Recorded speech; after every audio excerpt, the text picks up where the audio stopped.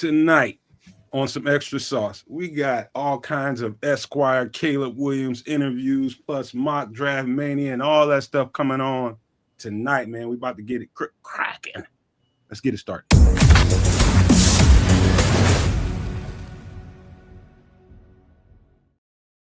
Yo, no maniacs, super no maniacs, and all in between. Welcome to some extra sauce, man. And tonight it's gonna be a pretty good show, man. We got exciting times ahead, man. This draft is coming, and I can sense the anticipation, the anxiety. Everything is coming. Now it's the fight that Triple R is always talking about. We need to chill on. Is really happening in earnest, man. It's a lot of couch experts out there, including myself. Some of those people out here that really feel like, you know, we need to get this player, we need to get that player, or we haven't done the right things. You know, I consider myself a pretty good scout. You know what I mean? I'm not going to call myself an expert. I don't know if there are experts out there. You know, I think sometimes, you know, you can get full of yourself, and sometimes that could be that's not so good all the time. And I'm not one of those people, man. I do the hard work. I do the research. And I stand on what I see. I believe what I see on film, and I'll stand on that. And we'll do a bunch of that tonight. But sometimes, you guys, I'm just trying to, I guess I'm trying to get in front of a big uproar that might happen. You know, if that first pick or two doesn't come off the way a lot of Chicago Bears think it should, I can just anticipate it's going to be a lot. It's going to be a lot. And I don't like it, man. I just don't like it. What I want to get across to people, and tonight is going to be a good example of that, man. We're going to get crazy with the mock draft stuff because we didn't get to it on Sunday night because we had a hell of a conversation with Foulmouth. See, it just went to a place that it carried on for what we do that about 2.5, 3 hours. And it was a good show, man. We had a really good conversation. We did. Hell of a show. It just didn't leave room to do mock drafts. And so we're in that area right now, fellas, that this is going to be the last couple of mock drafts that we have to do. And it's not that we have to do anything, but this will be, you know, for the next couple of shows, you'll get the last couple of mock drafts that we're able to do. So you guys enjoy yourselves tonight. We're going to have, you know, the chat participation, no maniacs, super no maniacs. Everybody will get involved, but we'll have some ancillary conversations around it just to set it up for that mock drafts and these several mock drafts I think we're going to end up doing. But I got to pass the rock to Canada, to my guy Kez, for some pleasantries before we get going. Hey, that's me. What it do, y'all? It's Wednesday night. I'm here with the dudes, and you know, big ups to all of you for being here. Shout out to my guy Jeff Wilson, who's in the building here tonight. Thank you, sir. By all means, like, share, subscribe. Keep us in your good wishes. And Mr. Dobbs at 34, who jumped in knowing he's got to jump out, but definitely he's already blessed us with a little bit of like, share, subscribe, love. So please do exactly that too. We'll keep shouting y'all out as y'all filter in slowly through the show. But again, it's Wednesday night. We're gonna chop it up on all levels of stuff. So don't be surprised if you hear some feet conversation. And that might happen. You know, I don't be the one that bring it up, but I will participate. Shout out to all the no maniacs out there watching live and everybody that will watch on demand. Make sure that you are subscribed and liking to the Nomad Network, to at Kids the Canuck and Sports Chicago Style. And as I'm splitting my attention, watching the Bulls get their ass kicked by 20 by the Heat right now in the play-in game, so the season's almost over for the Bulls. Not that anyone really cares. Wow. I forgot that game was coming on tonight, man. That's just to be honest with you. I knew early this morning, but I got so busy doing all kinds of other things. You know, the Bulls are good for giving somebody a good lead, and that team without Zach LaVine is pretty good at chopping into the body of a lead like that. And don't be surprised if they close the gap on these cats and make it a little close. They've been doing that since Zach LaVine left, and I'm telling you, man, don't be surprised. What quarter is it? Third. Yeah, don't be surprised if they chop into the body a little bit and break that down a little bit. They've been doing that. That's been a pattern for them, you know, probably since Zach LaVine left. Yeah, they have been that team that gets down by 20, then they scrap all the way back into it with the hustle and energy.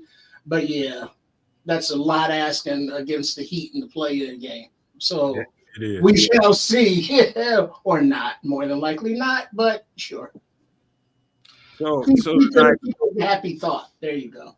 So tonight, before we get into any further conversation, before we get really started, I want to let you guys know that by the time we get here Sunday, by the time we get there for Nomad at Night Sunday, I'll have some kind of arrangement for us, and you guys will know exactly what's going to happen come draft coverage. I got a lot of questions. People are asking us all the time in the comment section, kids and tricks. Are you guys going to be live for the draft? And yes, we will be live. And what I'm going to do this week, the end of this week and starting early next week is I'm already starting to try to get some guests to come on, and we're going to try to get this thing arranged because it's a long slog, man. It's always long doing draft coverage shows, man, because these things last hours and hours. And so, it's a lot to ask of people other than myself. And so we'll get it together, man. We'll have something for you guys. We'll be live to break down whatever happens. So just get ahead of that. And also Feed the Bears, the podcast that we're trying to put together. We got some stuff cooking in behind the scenes with my guy Ethereal and KB. We're going to put something nice together for you guys in the daytime. I think you guys are going to like it. I think it's going to be a fun time to be a No Maniac, Super No Maniac. And also, we're getting very, very close to closing the deal on putting this website back up. Hedge and I got in the StreamYard, and we went over some stuff yesterday, and I feel good about what he presented to me. And it's you guys are going to like this website, man. It's going to be a lot more options than what we had beforehand. So it's not going to be exactly what you saw before, but I think it's going to be a whole lot better and a lot more options. I did some extra research on that, and I got some updates for you. So I'll let you know later on. Why you say you should have told me behind the stage, man? Well, I'm curious. I'm thinking about that the rest of the goddamn show now. Well, all right, no worries. I'll let you know, man. We'll chop it up. Yeah, but that's a little house cleaning, man. We're gonna get this draft coverage up and running for you guys. Y'all know exactly what's gonna happen come Sunday. But as of now, how's life, man? How you guys doing, man? What's going on in y'all's world? What you seeing? What's going on, man? Let's just be human for a minute before we get into this Bears coverage. I hate this human stuff, but I'll just tell the whole world I'm hurting. Life is kicking my ass right now, and I mean straight up health wise. I don't know what happened, but I recently stopped smoking, I guess in November, and since that, basically the world, my health just sort of said, hey, smoking's been masking a lot of stuff that you probably should have been dealing with over the course of the last few years. And just out of nowhere, I'm talking maybe last week of March, I just started feeling off and went to the doctor, and they're like, oh, we're not sure, we're gonna do some tests and blah, blah, blah, blah. So they gave me a little bit of meds. So I've been on meds these last couple of weeks. And then I'm still waiting for results, really. So I'll get some good results next week sometime. But I am hurting, y'all. I wish I could elaborate on how much and what and why, but it's not cool. The upsides is that I think I'll figure this all out, and I got to make a couple of lifestyle changes. I'm all for it. Already started I'm back on keto now. Nomad, back on it. Okay. So doing that hot and heavy and hardcore, just eating a whole lot of meat, man. You know what I mean? had a couple of steaks this week, and I have no problems with that. Steak works. I made the triple R. I made the craziest marinade this week. Crazy. Anyhow, a steak marinade. Yeah, baby. Oh boy, with applesauce in there. I was like, maybe some applesauce might be nice. So I just threw it in there. Oh man, it came out so good. Oh, hold on. You just throwing shit in there. Now. Bruh, I'm like that. Might put some organ beans juice in that. Like if you had let's say pineapple, you're on the island of Hawaii. Okay. You throw some of that pineapple in there with the steak, a little marinade that adds that natural sweetness, and then the apple adds that nice acidicness throughout the meat. So yeah, I mean, fruits are very complementary to meats in the marinades, especially fruits that are good grilled themselves. You know, like pineapple on an open flame on a grill is delicious. You know, roasted. So any fruit like that is only going to enhance that meat flavor. Bruh, That is true. Hold on, that is true. One of my guys. He talked me into like I'm a tang guy when it comes to steak. I'm a twang guy when it comes to Oh, steak. my bad. They said food. What? No. What'd you say, Trips? I thought you said poontang. Oh no. I like a little twang to my steak marinade. I like a little bite to it, and I ain't talking about a spice bite to it. I need a. I mean, like best way to describe it, it'll have a little bit of zesty and a little bit of vinegar twang to my steak marinade. And it goes gangbusters. No matter where I cook those steaks and use that marinade, no matter who, everybody wants to know what you put in that thing. But here's something one of my homies hooked me up with, and he was telling me to do it with. He likes to do it on chicken breast. He likes to marinate in a bag and get the Hawaiian marinade. I don't know if it's Hawaiian dressing or Hawaiian marinade, whatever it is. It's Hawaiian on the thing. So I bought some of that joint, and I set. I don't know what it was. I think it was some chicken legs in the bag, and I put that shit in the bag and I threw it on the grill. I was like, okay, it tastes okay, but then he was just like, dog, you put it in the bag. He's like, dude, you got to get it in the meat. How long did you leave it in the bag? And I said, probably overnight. And he said, dog, how big were the chicken legs? I said, it's pretty juicy legs. He's like, man, at that point, I think you gotta inject those babies, man, because it's some meat. And so I did that the second time around and fattened them joints up with the little marinade in the center of those legs. And I'm telling you, that shit went crazy. My girlfriend is a chicken leg nut, man. She loves them chicken legs. And I'm telling you, those shits went crazy. I smoked it on some cherry wood and coals, charcoal mix, and it was crazy. Or what you do with those? Try this.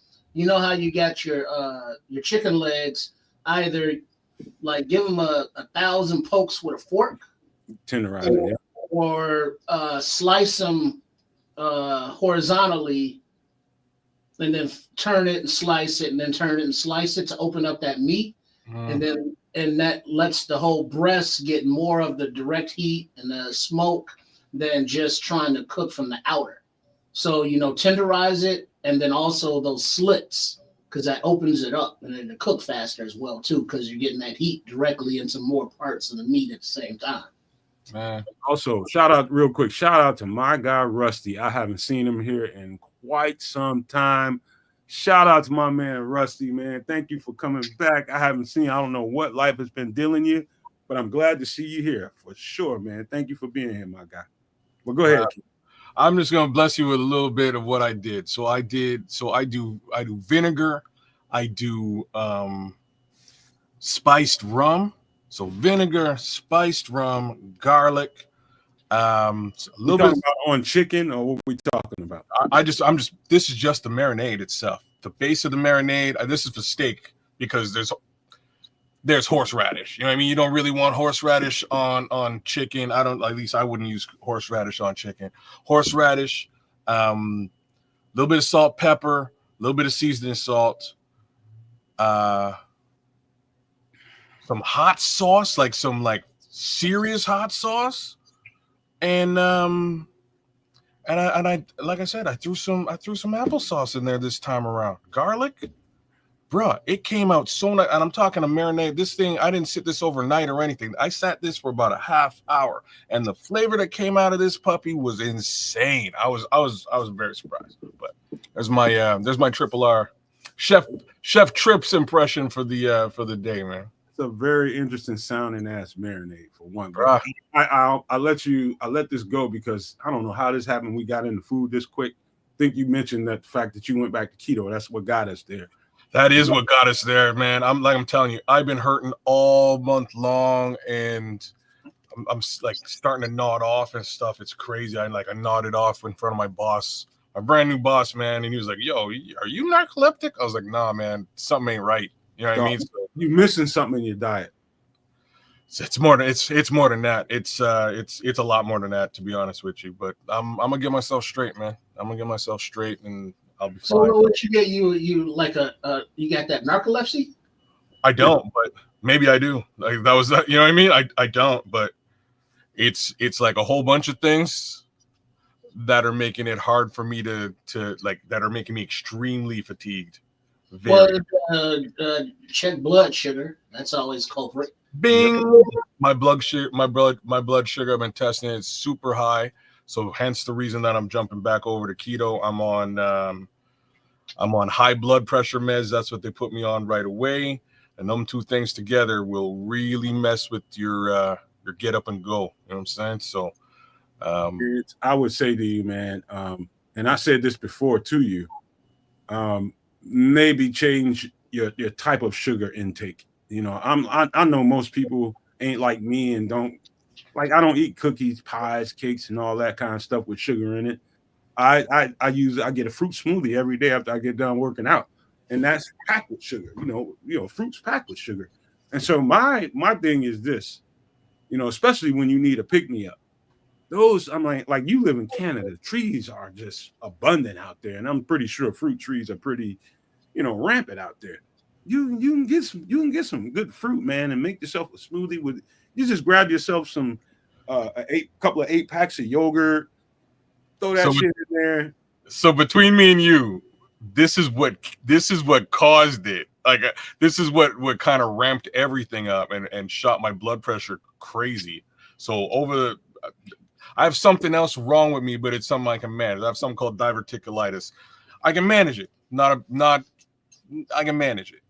Hurts when it flares up, but under normal pretenses, I'm fine.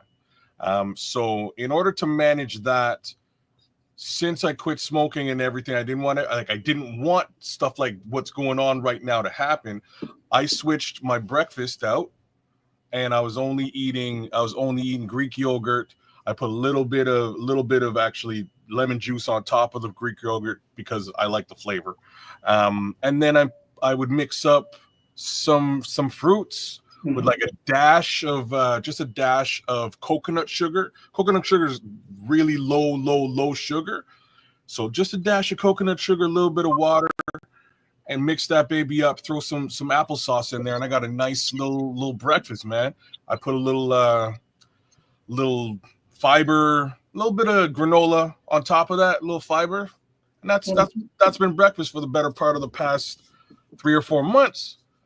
And I'm guaranteeing you, like, just my body was like, this is a little bit more sugar than you usually eat. Normally, you've been eating like, you know, eggs and bacon, but man, it came back to bust my ass. Look at what Ron C is saying. What Ron C is saying is probably the quickest way to get to where you need to be. You know what, Ron C? He's so right, man. He's not wrong, bro, at all. You know, that will, doing a fast and a cleanse will kind of basically shake the toxins out of you. Okay, so since nobody's going to read it for the people that are just listening, Ron C said, just do a water fast for a week. It will fix everything. He's probably right, man. So like why I'm saying he's probably right. When I did keto proper a few years back, I would do a water fast maybe once every 4 weeks. The upside is that you don't feel it when you're on keto. You just don't, like, when you're hungry like that, it just doesn't matter because you don't give it. At some point you just stop giving a damn about food. It's just sort of how it works out. So you can actually run these fasts. But what really kicked my keto into gear is I had a colonoscopy. Sorry. Yeah, colonoscopy. Yeah. Just when they check you, they didn't cut it out. Just making sure I have the right word. Anyway, so they were checking me out, and they're like, look, in order to do this, you need to drink like a 2-liter bottle of Pedialyte, but 2 of them, one time. I mean, you need to drink that the night before this thing. So you just flush you can't eat nothing, but you need to drink these 2 things. So I drink these 2-liter bottles of Pedialyte, just guzzling this nastiness. And by the time you're done, it's just water coming out. It's just liquid coming out of you. But such a cleanse and a flush that I felt great for weeks out, like I'm gonna say even months after. So if I flush myself out, Ron, I'm gonna take your advice, man. I'm gonna flush myself out maybe next week. Well, try what the scrolls is saying. After 48 hours of fasting, the body starts to eat away at the bad things like fat and diseases. He's right. And because I did look at Caleb at the Bulls game. Because I did I think a 72-hour fast, just water fast. And then after that, go to the 1 meal a day structure. Okay. Or then I switched to what is it? The hours, 18 off, 12 on, where you fast for 18 and then you can eat within that next 12. That kind of structure setup. But it is healthy and just down the water. And I know it's kind of cheating, but that's a lot of water that has no flavor, no taste. So if you get those little sugar-free packets with the flavors, the strawberry, or whatever flavors, Sunkist, but just to have those in the bottom of the fridge and take a swig every now and then just to give yourself a little. All I need is lemon juice, bro. That's all I need, man. A little lemon juice or lime juice, just so it doesn't taste like. I know it sounds nasty. It's awesome for me. I'm a sourpuss. I love sour stuff. So a little bit of that, a little bit of flavor in that water, and I'm straight, man. And that's, to be honest with you, I quit drinking pop like soda a long time ago, and that's for the most part what I drink. I just drink water with lemon or water with lime in it. And I'm good, man. And I found that I try to stick to the spring water. That's the kind of water I like to get. Not that purified bullshit. That shit is horrible. And so I do put those little flavor packets in, but also they have the sugar-free, calorie-free flavored waters. Like the watermelon or strawberry something or peach mango or whatever the fuck. But they're like little liter bottles and they got that flavor. So like a swig every now and then just to get that taste on the buds helps the regular water go down smooth. So if you're doing like any kind of fasting or watering diet, try to jazz up the water, whether it be with lemon or one of those flavors, but they don't have any calories. So it's not gonna hurt you. Last time I did a fast, I ain't gonna lie, I was in Georgia. I was in Atlanta. My guy Frankie, and we did it for 72 hours. And Frankie, he told me, man, he's like, man, he said you don't really have a serious eating problem. I said when I eat, I like pizza and all that old kind of shit. Chicken like everybody else, regular shit. He's like, man, the worst thing people do is they do a great fast and cleanse themselves really good, and then get off of the fast and start piling it on, man. Really start caking on the food and eating all the foul shit that we don't need. And that's when I kind of started keto, just to manage the shit. You know what I mean? So what it did for me is just basically gave me a platform on how to eat better. You know what I mean? I'm not going to tell you that I'm the most perfect keto diet guy. You know what I mean? It ain't 100 right now. You know what I'm saying? My girlfriend comes in on her off days and she wants to eat certain shit. And I'm like, God damn, can we wait till, because she has flexing off days. And so, best thing I could tell you, kids, is when you're done with the fasting, if you're done flushing, make sure you balance your shit from that point on. You know what I mean? And give yourself a hand that way. You know what I mean? Don't go back to smashing, man. Any hour of the day, night, man. And then also, both of you just being on like those keto, let's say, lifestyles or diets, because it's more like a diet, because you got to have a lifestyle.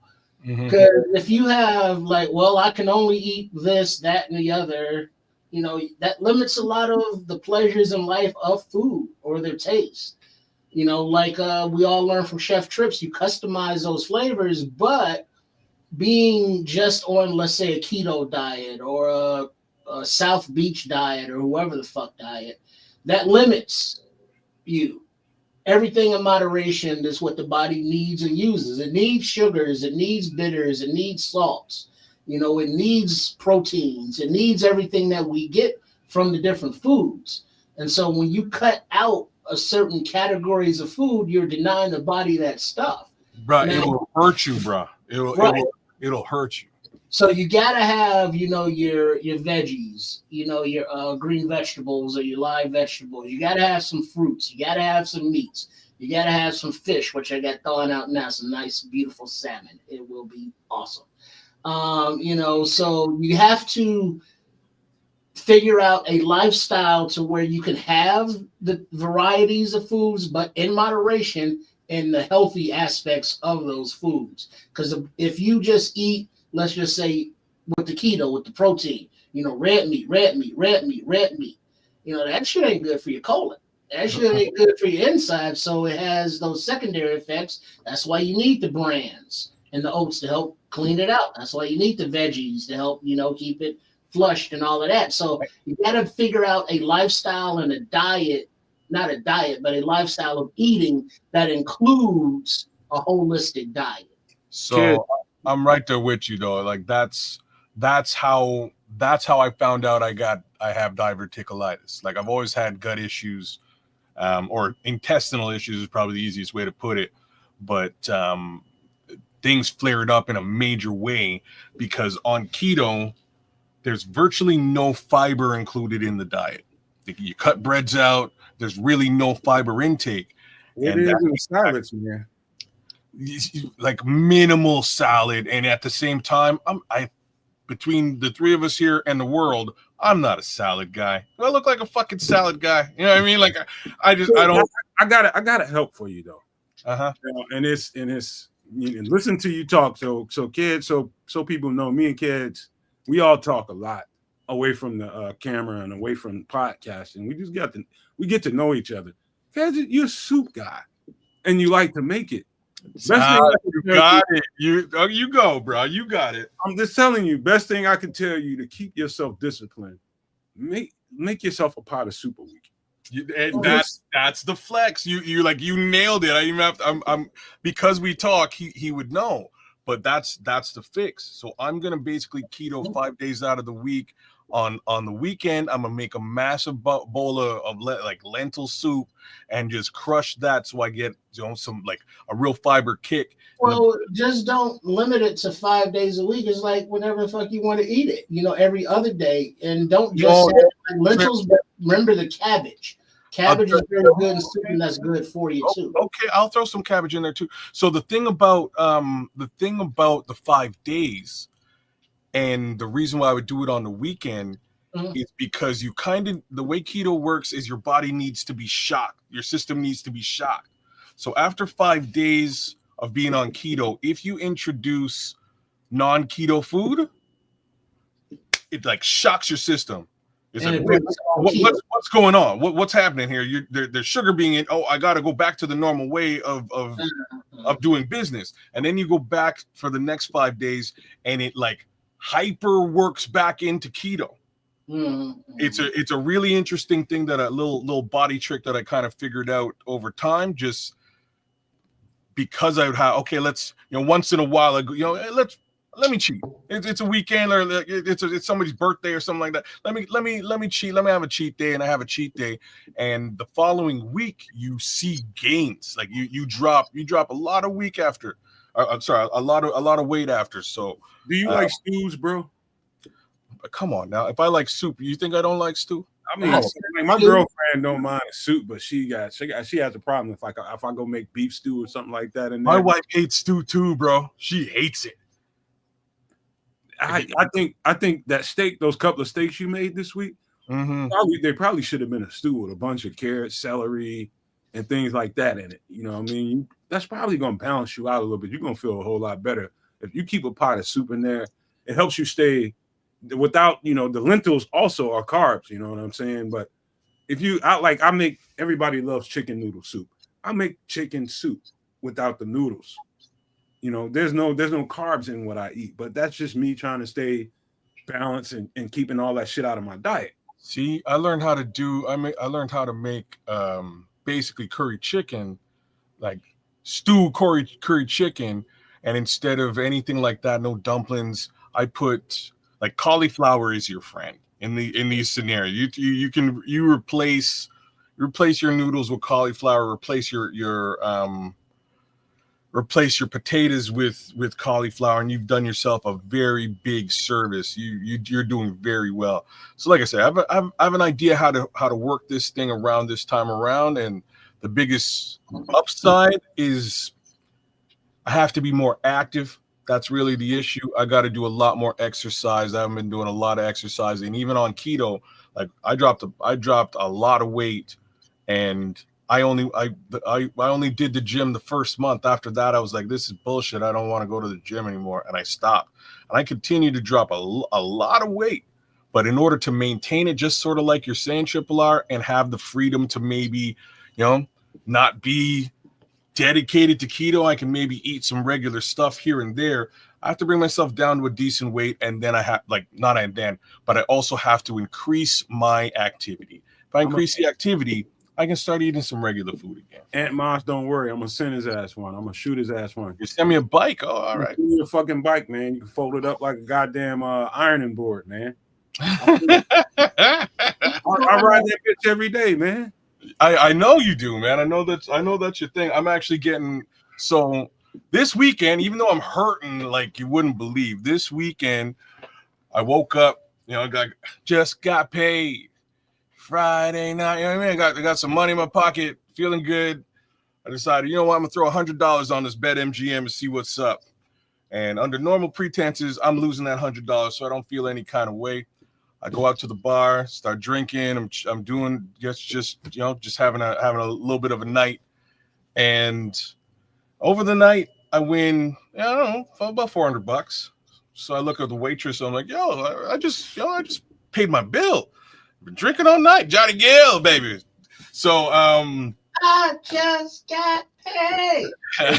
You guys hang tight, man. We're about to turn this thing into a Bears conversation in about couple of minutes. Trust me. Don't worry. We'll transition right into it, man. But I made about $400 on the night, and paid my bill, went home, went to sleep. It wasn't Johnny Gill. Johnny might Camp. be Johnny Camp. It's Johnny Camp. You're right. It is Johnny Camp. So the next morning I woke up. I got $400 on this BetMGM, and I'm like, you know what? I'll just play out this $400. See what happens. Boom. Long story short, I turn around. I win $4,000. I'm like, man, I had to cash this out. So I cashed this money out, and even though I'm feeling down and not healthy, I have a little bit of free money. So that's good. I'm gonna take the free money. Do I got to get the No Maniacs to rally around you so we can get your ass a bike like we got Brian? No, what I'm trying to tell you is I just got a bunch of money. Goddamn money, man. You're supposed to get the goddamn bike, man. Well, I'm getting a rowing machine instead. How about that? No, because that's see, here's the thing. Mm-hmm. The bike, you're just doing bike shit, so you're just pumping your knees. The rowing machine is a little more body inclusive. It's full body. And so you got the legs, you got the back, you got the shoulders going. But either you get the bike, you get the rowing machine, you can get them both on the deal because people don't use them after they buy them new. But the thing is, whatever you get to use it. Mm-hmm. So until it comes in the mail, whichever you order, Trip does his exercise vlog there on Sports Chicago Style. Oh, just do an hour a week. Just get your body moving, and you're not limited to just the body movements of those particular machines, but do the punches, do the kicks, do the stretches. So you work every body part. Loosen up those hips. Because the bike doesn't do much for your hips. Rowing machine doesn't do shit for your hips. I also got myself a punching bag. Like I've had one in the garage for forever, and I just haven't hung it up because it's a problem if you hang it up. It makes a lot of noise and it's shitty. So I just bought a stand. That's the problem with those. We're gonna get kids looking like this, man. Give us a little time. I don't know about all of that. That's not even feasible. Because look at big dudes that are in shape. Look at Grady Jerry. that dude does not have a six pack. I don't need a six pack other than to drink it. Right. So, but I mean, look at his size. He's athletic, but he's a big guy. Big guys with the heavy set builds and large bone structures, we're just going to carry weight, around our midsection. That's just what it is. And if you want to get to that sculpted body look, that's hella discipline, heating and in the gym hours a day, whereas ain't nobody got time for that. I don't. I'm not going to do all that. It's just facts, right? So I be healthy to a point that if you're walking downtown and all of a sudden you get pop, pop, pop, and you got to move your ass because somebody's shooting, you can move your ass and get to cover. If you're on a train or a bus or a plane and somebody get to jacking off, not like that. No, I like the previous example. Somebody the example was awesome. Somebody gets to trip it out. You know what I'm saying? You get exercises that are functional in the sense of the self-defense thing that we're doing with the trip kundo. So transition just your regular body movements. You got to get down on the floor. You got to do, work down there with stretching out your body parts that you don't normally stretch out, sitting at your desk or computer all damn day. You got to stand up and get moving. You got to be mobile. You got to move your arms equilaterally, be ambidextrous with all your moves. And then what we're transitioning to is putting those everyday moves into a self-defense routine program so that you practice these moves. It will work out your entire body while being functional in self-defense climate. And that's what gets the body going. And you do that, and you will not only lose weight, but it's not about losing weight. It's just about being healthy. And if you're healthy at a heavier weight, then so be it. But you have to be able to carry that, and the joints and all that shit, don't like it. So you got to be able to do all that. So it's a whole thing. It's a whole thing. Hey, Trip. So, Kid's a black dude, man. All we got to do is get him around a few black dudes and get in their ear a little bit. Tell them just break out running. All you got to do, you know how black people is. We see some motherfuckers running, we run it. We ain't waiting to stop to see. Ask no questions. Yeah, the main question. Goddamn, we hauling ass. As a black man, I don't do that. Man, that's what I know it's like, no, man, I'm different. I have to say that I'll give you a little quick story before we bounce into bear stuff. But I was at Caravan in 1997. Jay-Z's performing, everything's cool. They got a massive crowd. This is a free concert, massive crowd. Pop, pop, pop. The crowd goes nuts. Everybody's running. I see one brother running with his baby, and he just let go of that baby and kept running. And I'm looking. Fuck that baby. Oh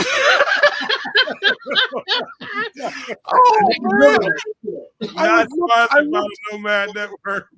I was looking at this. I was like, "Oh my god, you left your kid, bro!" So I gets to the rescue. I go running. I grab the baby. I stick him under my arm. I keep my eye on the homeboy. I run up to the homeboy. Nigga, brother, you forgot something, bro. You forgot something, man. He was like, "Oh man, bro. I didn't know what to do." Yeah, you didn't know what to do, bro.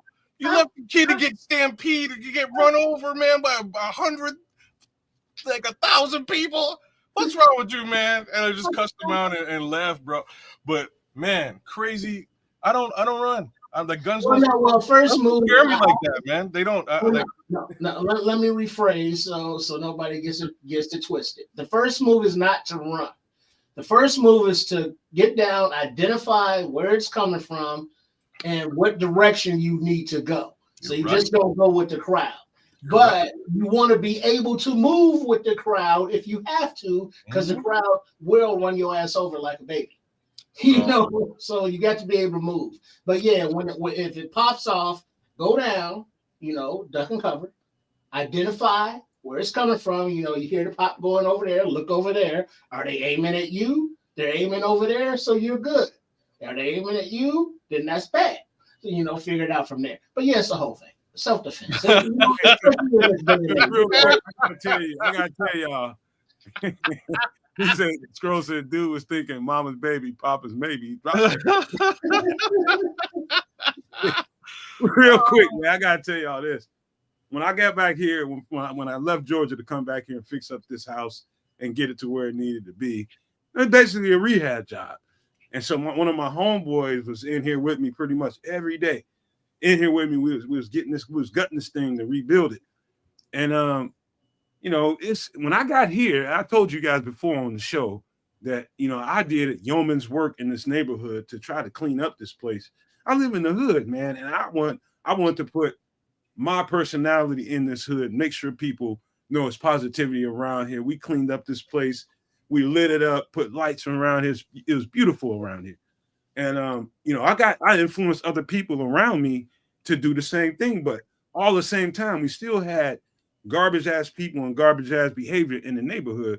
So one day we was in here in my living room working on the living room floor, and it got cracking out there, man. Motherfuckers started shooting, and I was just like, we was outside, and we ran in the house, and my homeboy was standing there trying to look over out the window, and I ran and grabbed him and snatched his ass down. I was like, what the fuck is wrong with you?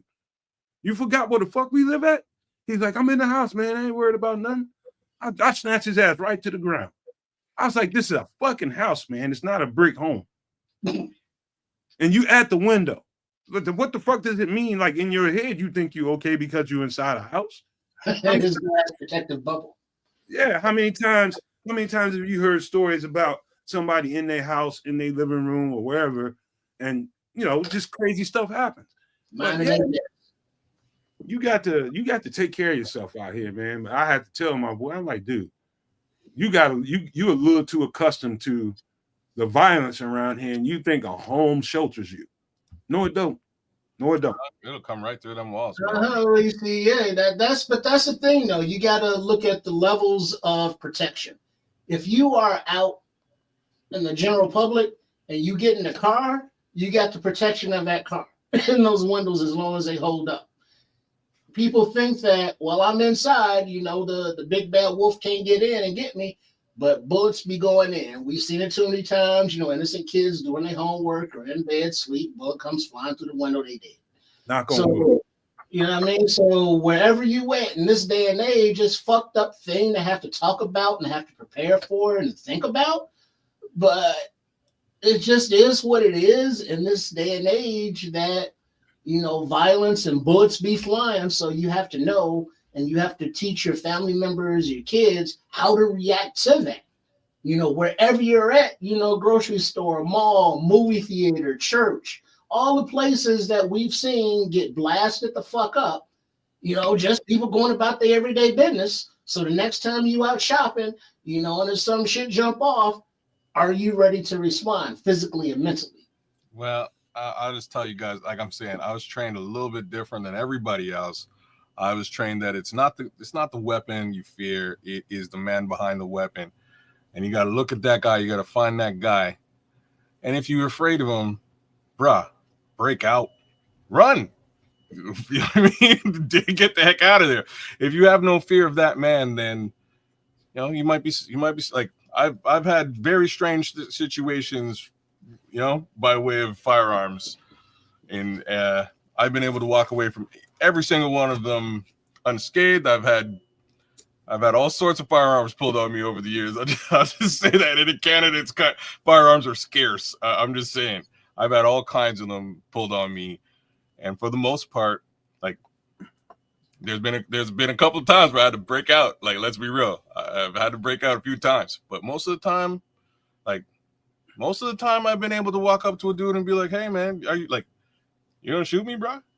You know what I'm saying? And he stopped. He's like, "Oh, well, nah, I guess I'm not gonna shoot you." Okay. Well, it's a little different because sometimes it ain't even about you. It's unbalanced people with easy access to guns here in the States. Crazy. They just out and they just DGAF about anything anymore, and it's all about FTW. Hey. So you are just not even a person. You're just somebody who's living their life who may be happy, and it's like, well, how dare you be happy? I'm not happy. Fuck you, and they shoot you. It's just so many unhinged thought processes and brains out here with just way too easy access to weapons. Mr. Shorty's out there. Big shout outs to you and the BCP crew, Hey, man. real quick, enjoy your Canadian habitation, man. You might have I totally do, man. Hey, you might have to 51st state. I don't know what we're gonna do over here, guys. Man, you might run around here, man. You might run up on a little motherfucker with a pamper on with a 9mm shit. Bang, bang. They don't know nothing about nothing, but know how to pull a trigger. Man, yep, that's it, man. So real quick, man, you know, take care of yourself, kids. You know I love you, man. We love you. And we want you to be around, man. I'm dead ass serious when I tell you this, man. Take to heart your diet, man. Yes, Just sir. take it to heart, change it, do it, shift the gears, man. It's that time in life where you got to shift the gears, man. I got no choice. I also have I got plenty of time on my hands, so I can do it. Got too much time on my hands. What, Johnny? I don't know what the fuck Kip talking about. Take it away. Too much time on my hands. Get too much time on my hands. That's the 80s right there, dog. That's the 80s right there. Too much time on my hands. Minister Charles said he's talking to you, Trips. He said, I used to be one of those idiots that you talking about, Trips. Thank God for deliverance. Yeah, you know what I mean? Bro. Yes, sir, bro. You know, because that's the thing when you get to be, you know, to the point where you got that gray hairs and shit, unless you're like prematurely gray, which is like not really a thing, but it is. Like Steve Martin? But when you get prematurely, when you get the gray, you've earned those years, those bags, those fat rolls, those scars, those stitches. You know what I mean? All the things that life has put you through and that you put yourself through when people told you, don't do that shit. And then you go do that shit. And then it's like, you walk away and it's hurt. Yeah, I want to hear you crying. I don't hear nothing about you being hurt because I told you not to do that shit.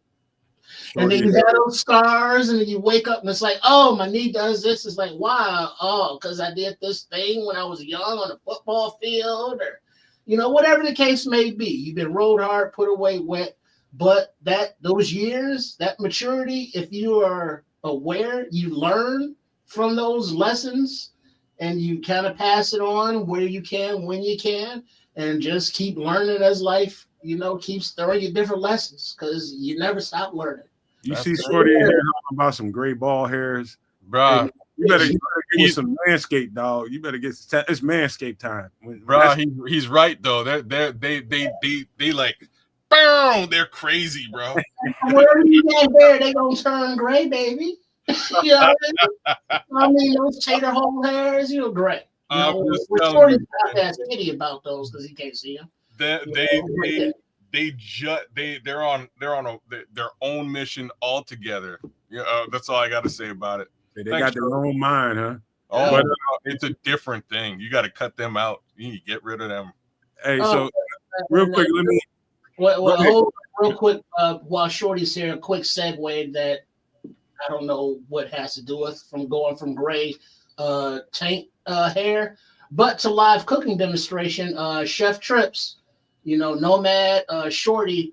Yeah, that was a terrible segue. But continue on. I'm just thinking like gray ball hairs in some water. And I was like, you know, but sometimes MFers in the kitchen got gray hairs too. As long as they keep them out the food, it's all good. But draft weekend, you know, I think Chef Trips, he wants to do like some kind of live thing going on. So between Nomad Network and BCP, maybe day 3 of the draft when it's slower, but who knows, this year it might be popping off because Ryan Poles, you know how he be doing. Yeah. So get at us at Sports Chicago style. I might have a request there because and it's in your wheelhouse, Trips. I never say, hey, can you make this? And I know you can't. I know you can make a lot of stuff. So you know we check with him. What kind of thing are you suggesting for the menu? I can't say it right now. I'll tell you behind the scenes, but okay. It'll be a surprise. But listen, man, to just do a complete goddamn 180 and talk about some football and talk about some Bears, we got to get to that conversation. Okay, before we do, all right, one last little thing. Just because Shorty's in the mix here today, I don't know if you've had the chance to see it, but they got a dope little intro that includes all three of us here. And I just want to let you know, Nomad, you should look at their little, you should look at the thing Shorty put together. You'll be shocked and surprised. It was a really dope montage of just about all of us. And when I say all of us, I'm talking the three of us here, Shorty, PJ, Samo, basically everybody who's been part of the Nomad Network, everybody who's been part of the BCP network.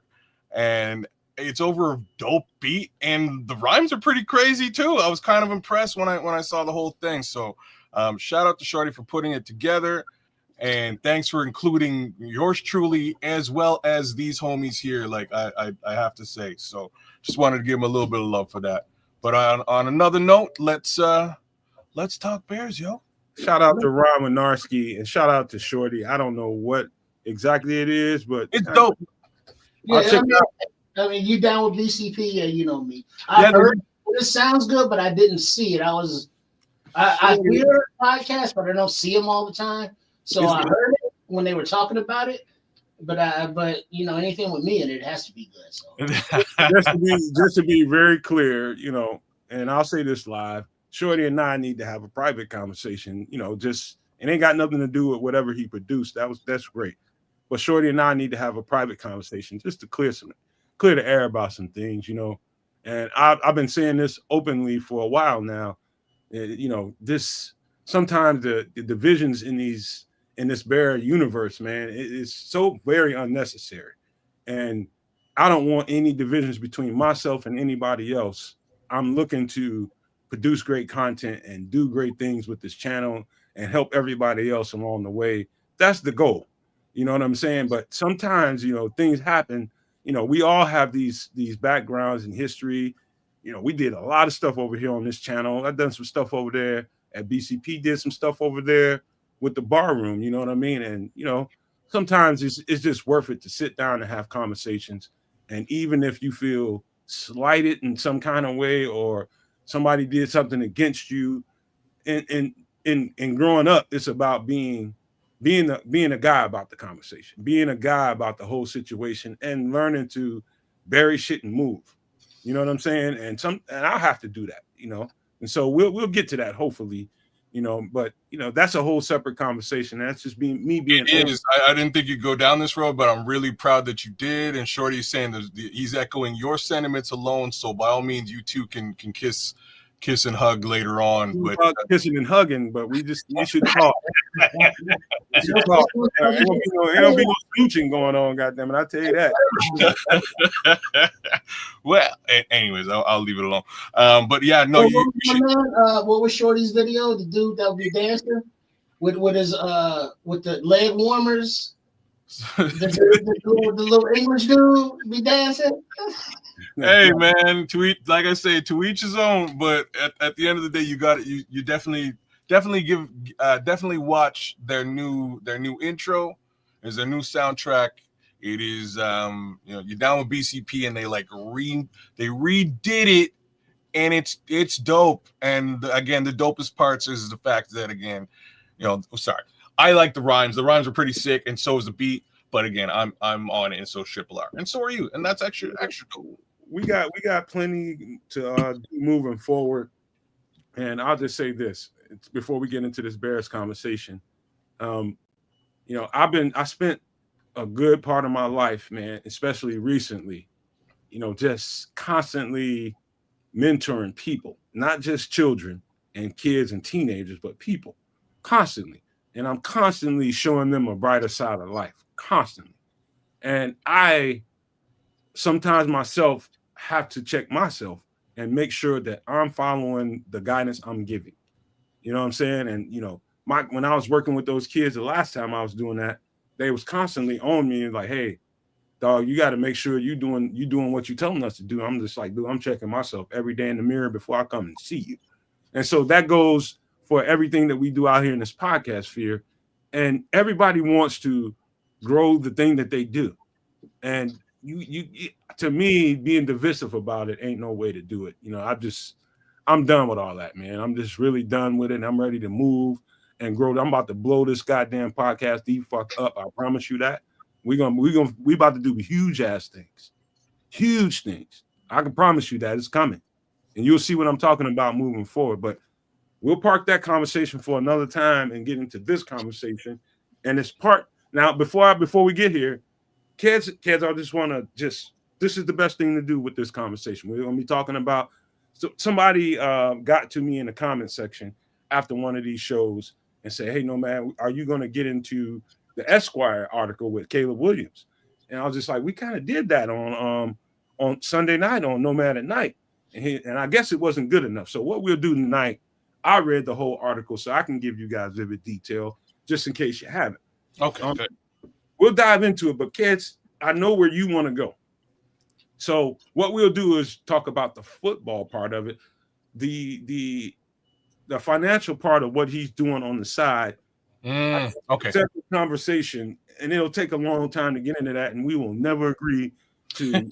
I know that just because we had a private conversation about it. So cool. Yeah. Okay.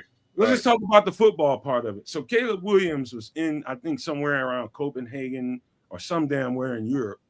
And he sat down for an Esquire interview. And, in the interview, he's kind of painting a picture of Caleb Williams in some kind of cafe where people drink lattes and all that kind of shit, espressos. And he's in there, and he invited the guy there for an interview. So the guy flew across seas to do the interview. And Caleb Williams is in there, sitting, and he's got an iPad or something, and he's looking at defensive coverages. And that, to me, just reading that part of it made me feel really good.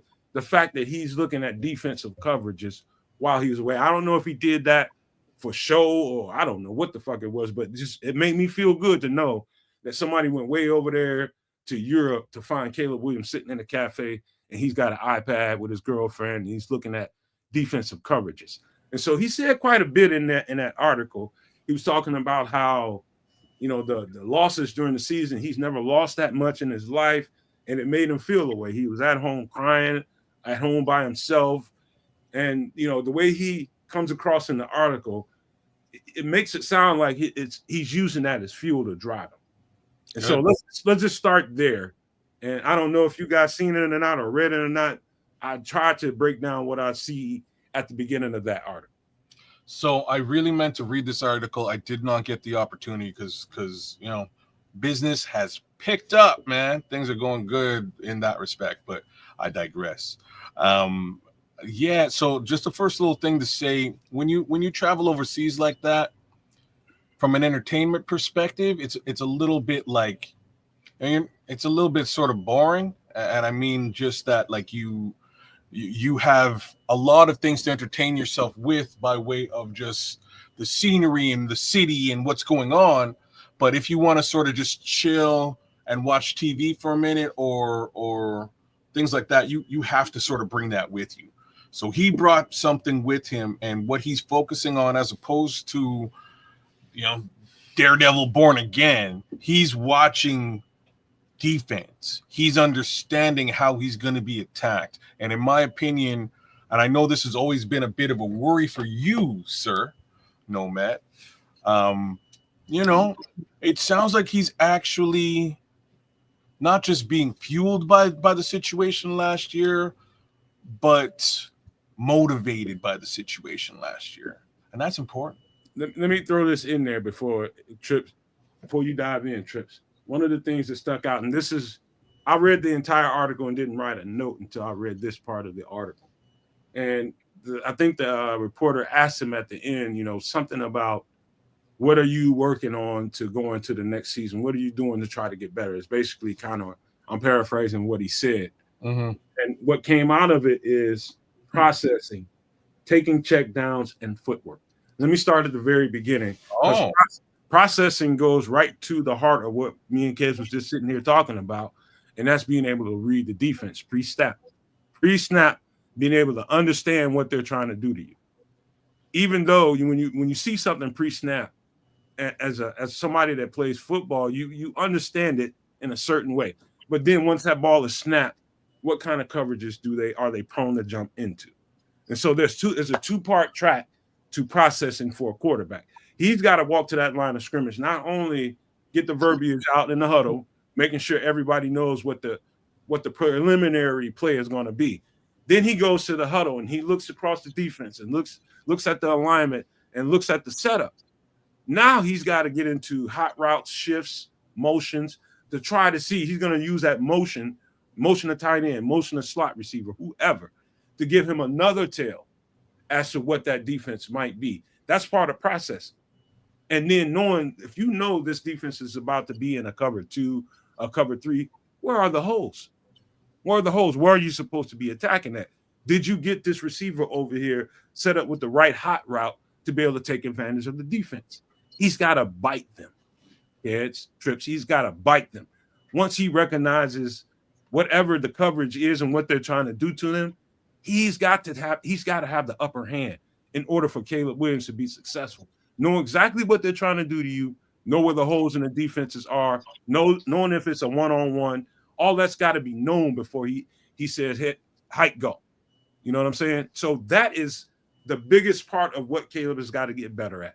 Taking the check downs, that's the second part of it. That's just processing one-on-one. You don't see what you want to see on the very first level of it. Take the check down. You can't go wrong there. Take the check down. And just working on his footwork. That's just part of the West Coast offense. Every quarterback needs to understand. And so it was very encouraging. The words were very encouraging as I read them, as far as that. All of those things are like those are exactly the things that would worry me or did worry me last year. There's just too many times where he just didn't get his feet set and balls tended to sail in those situations. Again, a lot of those times he was on the run, running for his life, and it's hard to get your feet set in those situations, but I've seen him do it as well. So it's just something you have to pay attention to and be specific about. And I guarantee you can do that.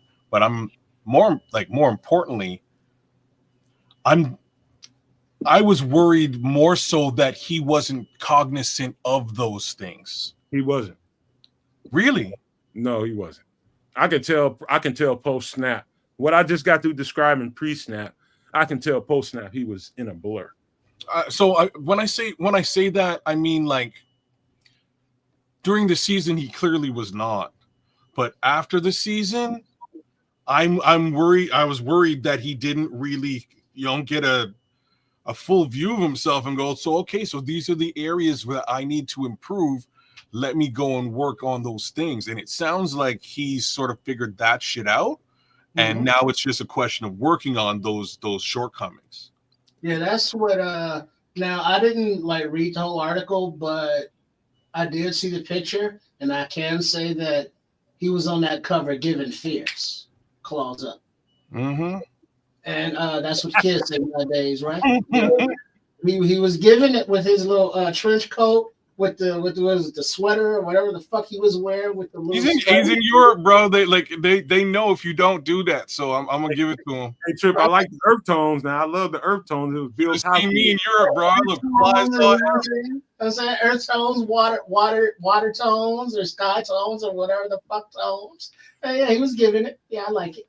But something that we I don't know if we really recognized it at the time, but look at Caleb's history. He's always been, the top dog, number one quarterback wherever he went. They catered the offense to, I guess, the offense was what it was. I don't know if it was catered to him or not. But he was, in Oklahoma, then he was at USC. Where along those lines did he ever really have to face conflict on the field? Yeah, getting his ass kicked, as he said, because they were winning programs for the most part. Maybe not like the bowl games, but they weren't the records that his rookie season was. You know what I mean? So he hasn't lost like that. And so now he's in the pros and the NFL and the league, baby. So he's got to realize, and it sounds like he has, that he has deficiencies. He's not Superman.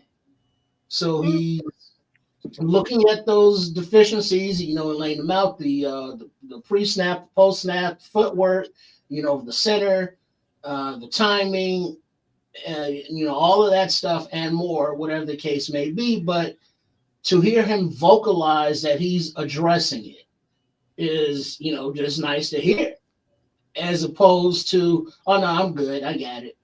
Oh yeah, that was Waldron's fault. That was Thomas Brown's fault. That wasn't none of me. But him owning up is like, hey, I got shit to learn. I got shit to improve on. Let me do my work. That's what I want to hear.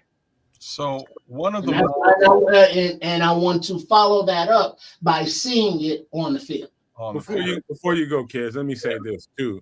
The last two, so the first thing was processing. You gotta understand what that means when he says that. I tried to give a good description of that. The other two things, we talking about taking check downs and dumping it off to the underneath guy, whether it be the running back, tight end, or whoever.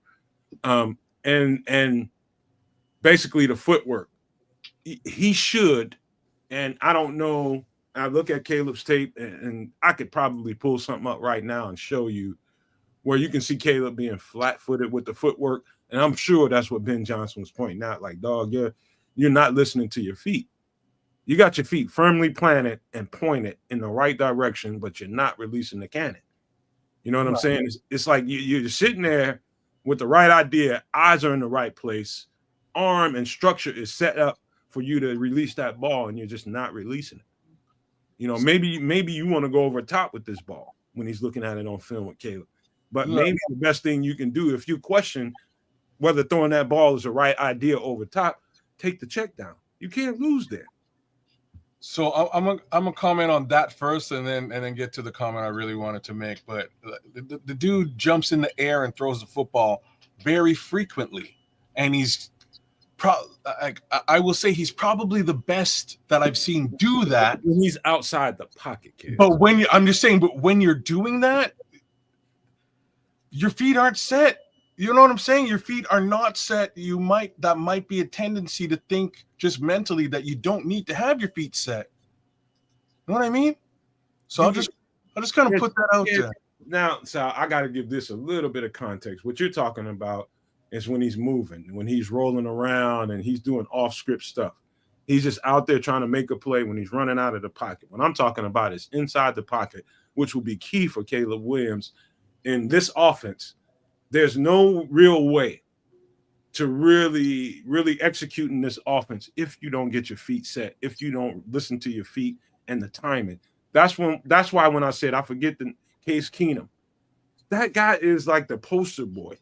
When you watch him play and watch his structure, his West Coast offensive structure from the quarterback position, playing in the pocket, it's like everything any coach that's coaching the West Coast offense wants the quarterback to do.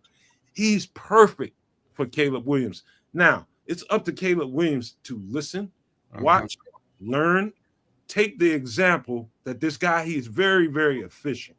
Case Keenum is probably the perfect, if there's a guy out there on the market to bring in to help Caleb Williams accelerate his growth process with his feet, with his timing. That was probably, I would have said that Grady Jarrett was probably the best move that we made in the offseason. But looking at the Case Keenum situation and knowing what Caleb has to deal with right now, which he's going to struggle, but knowing that he has Case Keenum there that can help him with his feet and timing and trust the rhythm of his feet, that is going to be a huge, when I say huge, it's going to be a huge pick-me-up for Caleb Williams. I can promise you that. If he takes it to heart what Case Keenum can bring to the table, I'm telling you, he's going to be a huge lift-up for Caleb. I'm telling you, that guy's going to be a treat for him. You're damn straight, man. And my real comment that I wanted to make before I say this, Rip Simpkins, what's up, fellas? I've been watching the show for over a year, enjoying it, but hardly ever able to view live. Welcome to the show. Like, share, subscribe, and give Atkez the Canuck. We are simulcasting. Give Atkez the Canuck a little bit of love over there too, please, on YouTube. Heck, I'll throw it in the chat soon enough. But where I was going was there's an Ultramagnetic MCs song from back in the day that caught me a little bit differently on the Four Horsemen LP. Not a lot of folks listen to Ultramagnetic. Cool Keith is a super weird guy. It's just saying stuff out loud. The song is called Check-In My Style, Return to Zero. And what it boils down to is this. At some point in all of our lives, really, we kind of have to take a look in the mirror and recognize who we are. And I just, we just had a big conversation about me checking myself by way of my health. We got to check our style, man, and return to zero and build again. And that's all the track is about. It's probably not the dopest track, but there's a lesson to be learned there, and I can see that lesson being learned by Caleb Williams.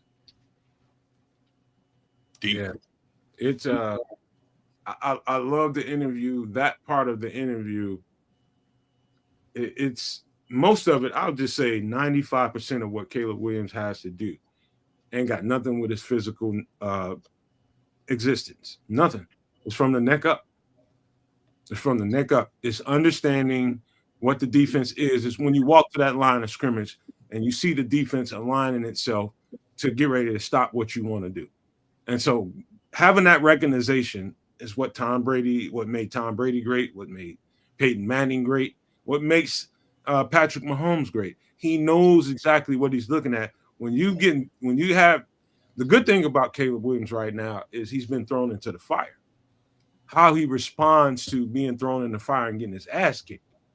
That's the question everybody has. Is that going to have a ripple effect on him?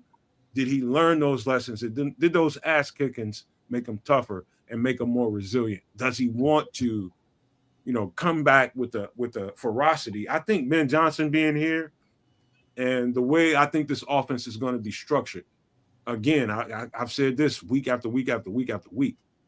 It's taking the ball out of his hands and not asking him to do a whole lot, and really depending on the guys around you, the playmakers, your running backs, your tight ends, the slot receivers, in short areas with that quick release. They can set up the blocking schemes to really exploit teams like they did in Detroit. That is going to come to Chicago. Will Caleb Williams is the question. Will Caleb Williams be okay with being a dink and dunk guy? Because that's what it's going to be until he gets it down what Ben Johnson wants him to do. Well, he's going to be sorry, I drifted out over here thinking about Cool Keith. What's the password, nerd? Caleb Williams. Yeah, he's the thing that about him, he wants to be great, right? He wants to have his name in the record books. He's, developed a relationship with Tom Brady enough that, they can FaceTime each other and shit like that. He was in Coach Johnson's ear or phone or DMs, however the fuck you say it, in contact with, early. And so they want to develop that relationship with his head coach, de facto offensive coordinator. So Caleb knows that it's not going to be given to him. Getting his ass kicked, is, I guess, good for teams and players to know what it's like. Like they say, getting into the playoffs is good for teams to know what it's like. Even though, like the Bulls got into the play-in, technically not the playoffs, and got their asses kicked. So they're not getting into the playoffs to know what it's like to get their asses kicked into the playoffs and grow. And that's how you're supposedly grow. It's like you get to the conference championship game, then you lose. Then you get to the divisional championship game, then you lose. Then you get to the Super Bowl, then you lose. Then you get to the Super Bowl, then you win. That's the quote-unquote path to victory, or you just win it all. Caleb is one of those kids that he wants to be good. He wants to win it all. And it seems like the talent that's coming around him is going to help him get there. So if he can make these improvements in his game and take those dink and ducks like Tom Brady, I'm sure, is like, dude, take the dink and ducks. You know how many yards I got because I dinked it and I dunked it? And then I let the athletes make a goddamn play. You know what I mean? Get the hands into your playmakers. So learn how to read and react better.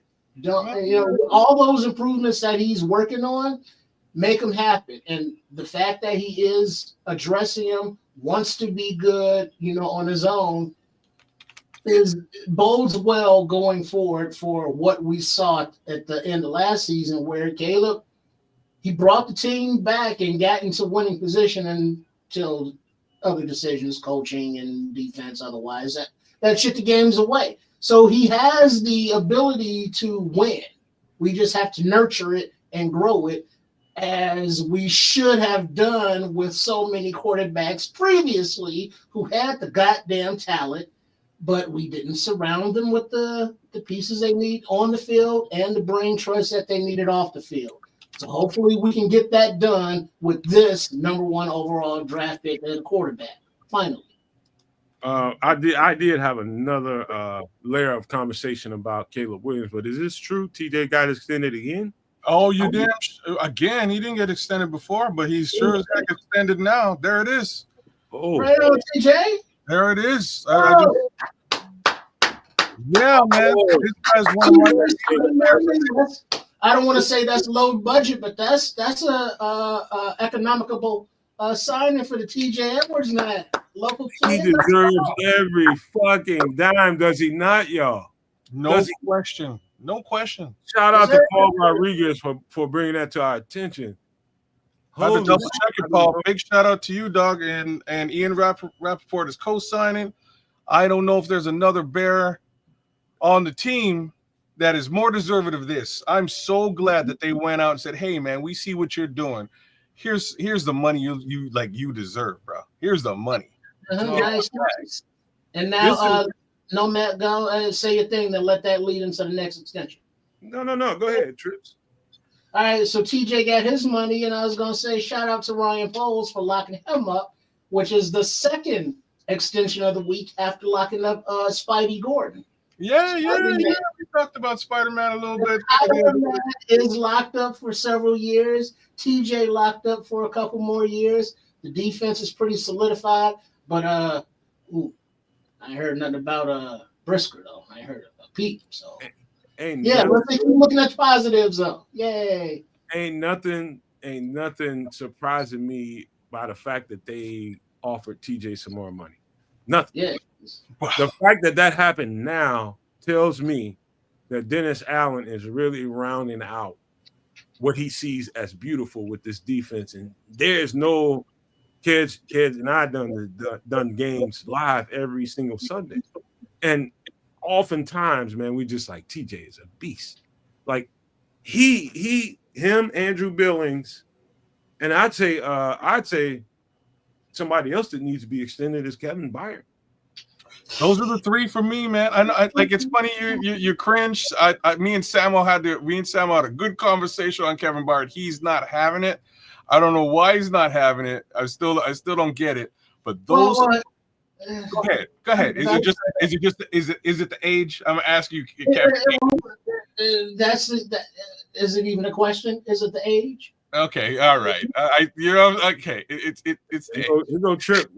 But looking at his, he would stick his nose in on run defense, which is not something we're used to. I'm looking at you, Bojack. Mm-hmm. He would get back in coverage, but his range looked a little bit limited, and his speed wise wasn't really, keeping up. Who we talking about? Byard. Oh, you tripping? Looking at he didn't lose out on angles because he was just too damn slow. No, not at all. Let me say one thing. We're talking about the same Kevin Byard. Because I remember him losing angles. I'm in agreement with Nomad. I thought Kevin Byard played fantastic. Okay, let me back up. Kevin Byard, TJ Edwards, Kyler Gordon. These three guys were all over the field last season, and 2 out of 3 of them just got extended. So big ups to those two. I don't expect, although Kevin Byard played fantastic football, I don't expect him to extend him. And the reason I say that is because he was on a 2-year deal for a real decent amount of money. So they're gonna let this year ride out. Decent amount of money. Yeah, no, he got paid well. Yeah. What is this contract, dude? What are you talking about, man? I think Kevin Byard is one of the top safeties in the NFL. Well, like Santilli's saying, Byard, younger and faster, yes, but dumber because Byard knows where to be. Byard is smart. That's his advantage. He's the crafty veteran because he knows where to be, but physically he got outmatched at times. And so it looks like the clock on, you know, Mr. Time, Father Time, Mr. Sandman is draining out of Byard's clock. So this year, let him play out his contract and let him hit free agency and let the market define what his price tag will be. And that's why I think that this draft 2025, you got to get a younger safety.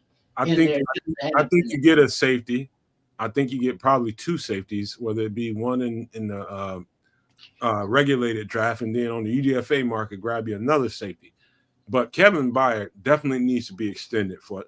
Kevin Byard, there's some rules to playing safety in different coverages, right? When you watch Kevin Byard on All 22, maybe I'll have to do a video on that just to show you how good this motherfucker is. But when you look at it in hindsight and you look at it from different angles, there's very I can't really think of very many times where I can see Kevin Byard on film and say Kevin Byard got this wrong, or he didn't do his job here, or he didn't do his job there. That motherfucker was like one of the highlights of this defense. Like he is. I've been saying this for a few years. Kevin Byard to me is at the top of the echelon, and people can argue about who the top safeties are, but that motherfucker is legit. Right, you know, I'm in full agreement with you. My little reservations about an extension have more to do with financials than talent or skill or ability, because he showed me all season that he knows what he's doing and he can do it at an elite level. Right? Like I wish I could say something worse than that, but the fact is he's getting a little bit up in age, and by way of investment, when you're investing in folks who are a little bit more up in age, it might come back to bite you in the butt. So kids, I think he's got a solid 3 years of high level football if he wants to play. He knows that, you know, in a couple of years, 2 or 3 years, he's going to have to start making some plans for his exit strategy. But for right now, Kevin Byard, and I listened to him talk, you know, he knows that he's one of the top safeties in football. He should. Like I don't know that people realize. I think because we sucked as a football team altogether, I think we tend to forget. That's why I did those all 22 exposures. I was starting to do that, but I'm so wrapped up in the draft that I haven't done enough of those all 22 exposures to show you guys exactly what some of these guys bring to the table, even though the team overall sucked because we lost. Well, hold on, no, man. Let me ask you this, though. Why does he need to be extended now? Why not let him play out the contract and then re-sign next year? Because you don't want to let him get away. But hold on. You might. And I hate to say stuff like this because I really love the way he plays. And the only reason I'm saying you might, A, age, B, what if there's another talent that's younger and available who can eat that money at the same clip, or maybe at a more elite level? So you don't want to pigeonhole yourself in that respect. So these are the little simple reasons why I wouldn't extend Kevin, but mostly it's because he's getting paid decently right now. How much is he making a year? I don't know. I'm pretty sure he's on the hook for about $8 million this season. I think he be getting 10 or better. Well, I think he got closer to 10 plus last year. So this is just the back end. You know what I mean? It's the back end of the contract. So he's still getting good money. He's still getting good money this season, right? Like you could extend him, but what if an elite safety is available on the market that you could pull into the team? Well, but the thing is, you extend players to keep them off the market per se at a good rate. You know, he's at the point in his career that he doesn't need to be kept off the market from anybody. Yeah. You know, if he has a good season and we want to sign him for another year next offseason, okay, fine. But there's no cause, there's no force, there's no need to extend him now. I mean, I don't see any pluses. I strongly disagree. And and you heard Ryan Poles, you heard Ben Johnson say these words. Like, I think it was the guys at the combine were asking the questions about, what's the hardest position to evaluate? And unanimously, it was safety. For me, being a defensive back, I have a different mind because I look at it from a different perspective. Being a defensive back, you will, right? And so, from a safety's perspective, I think when you look at Kevin Byard and watch him play and watch his tendencies, I've done it on film. It's what doesn't happen is probably the best thing. The best way to evaluate Kevin Byard is what didn't happen on certain plays. It's like the quarterback is going to get into. He knows what the linebacker is going to do because the center is going to tell him, he's the mic. He knows what the linebackers are trying to do. You're talking about in the short area. You're talking about 7-yard radius. But deep, when the safety is sitting high, whether it's a 2-high safety concept, whether it's a 1-high safety concept, he's got to recognize that free safety and where his leanings are. Kevin Byard, so many times on film, and I'm just telling you what I've looked at, so many times on film, there's a lot of damaging plays that didn't happen to the Chicago Bears this year. As bad as this season was, it could have been a whole lot fucking worse had it not been for the savvy that Kevin Byard brings to the table. He is stopping that quarterback from doing a whole lot of shit just because his alignment.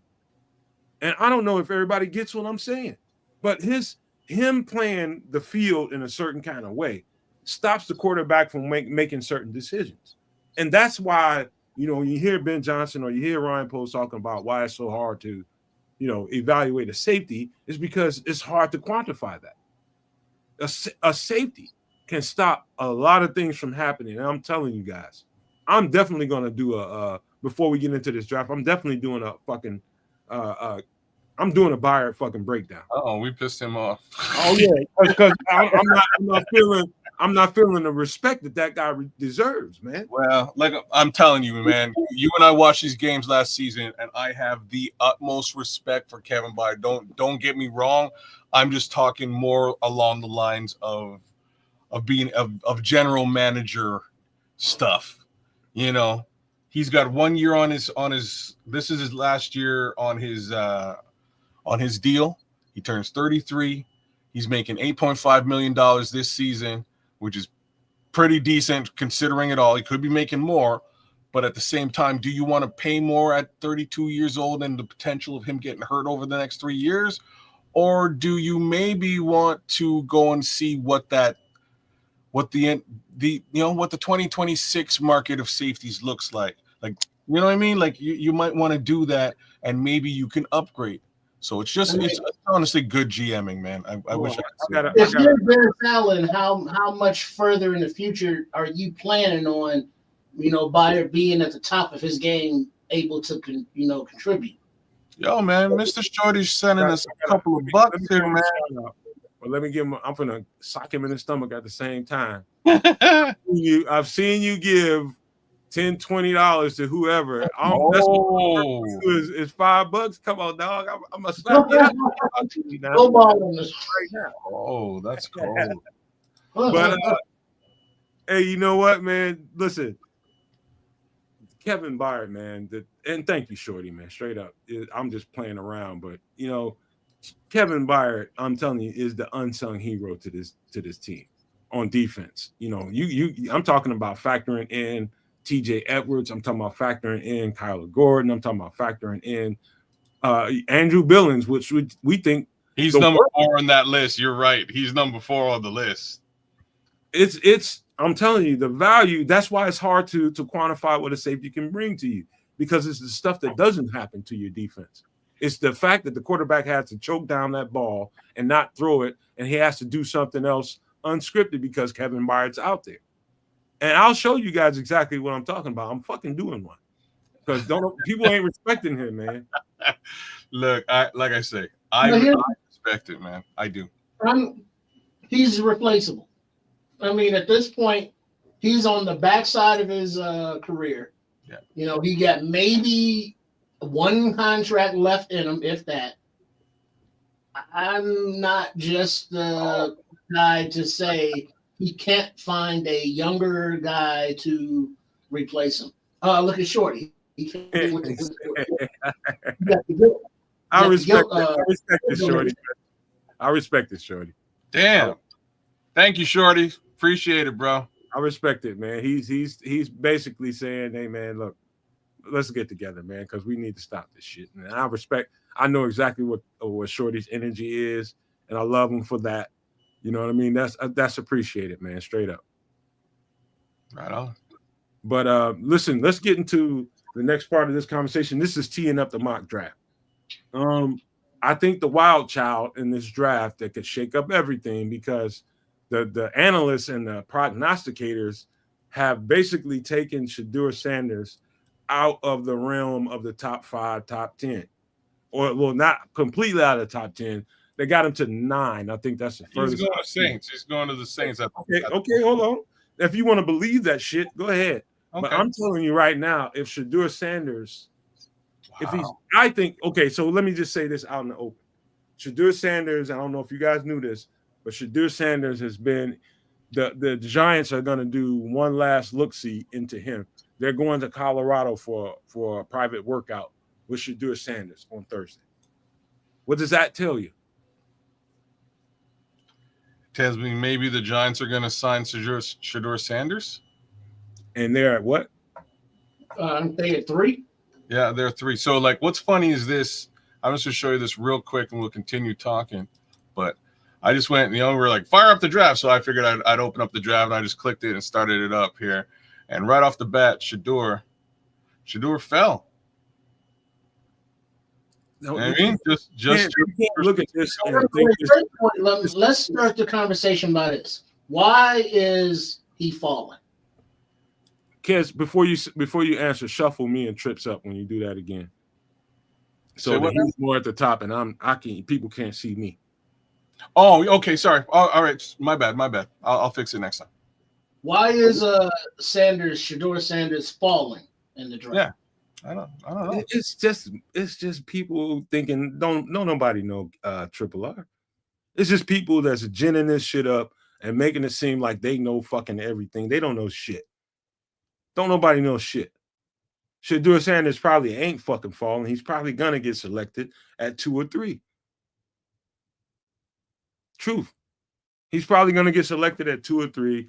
But if he doesn't, here's the conversation why I brought up Shedeur Sanders, why I brought up the fact that the Giants are going to do a private workout with him on Thursday, tomorrow, is if he doesn't get picked up early in the draft, that could shake up the whole scenario.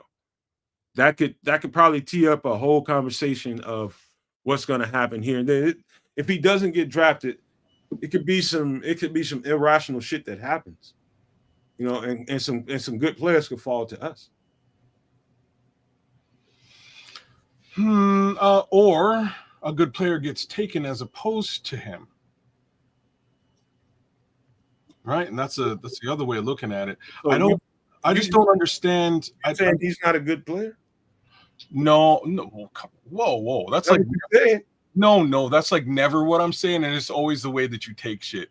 I'm just starting shit. That's what I'm trying to do. No, I'm saying that. So he's by no stretch of the imagination a target of ours. So if he's not in the top 10, like if he is in the top 10 before our pick, that means that somebody falls outside of the top 10 for us to pick. You know what I'm saying? If he's the one who's pushed out of the top 10, we weren't going to select him anyways. So that means one of the potential players that we might be selecting at 10 likely is selected. So I'm sorry. I thought you. No. Go ahead. I was just gonna just add to that real briefly that also opens up the opportunity for any team who wants to come up. They get them at 10 because of the limited quarterback availability or the top available quarterbacks. So if Sanders falls at 10, who knows what team may want to come up and be like, hey, Ryan Poles, holla. And then there's our trade back opportunity. You got it. My thoughts are this, man. I think Shedeur Sanders. I think to be honest with you, I think it's four. I think it's 3 to 4 players. I think Shedeur Sanders. I think on the lower end of that spectrum is Shamar Stewart, and I also think. And this next question I got is Travis Hunter. And talking about Travis Hunter, I'm talking about these are wild cards in this scenario that could probably alter how people think and expect this thing to play out. There's going to be the closer we get to the draft. I'm talking about in the last 24 hours, 48, 24 hours, even into draft day, some things could happen. And, but there's going to be GMs and scouts are going to get real definitive about what they think about what's going to happen at each one of those picks before us. It's going to get clear and obvious who's going to go where. I think it's going to be, unless Shedeur Sanders moves around, I think it's going to be obvious where people are going to go.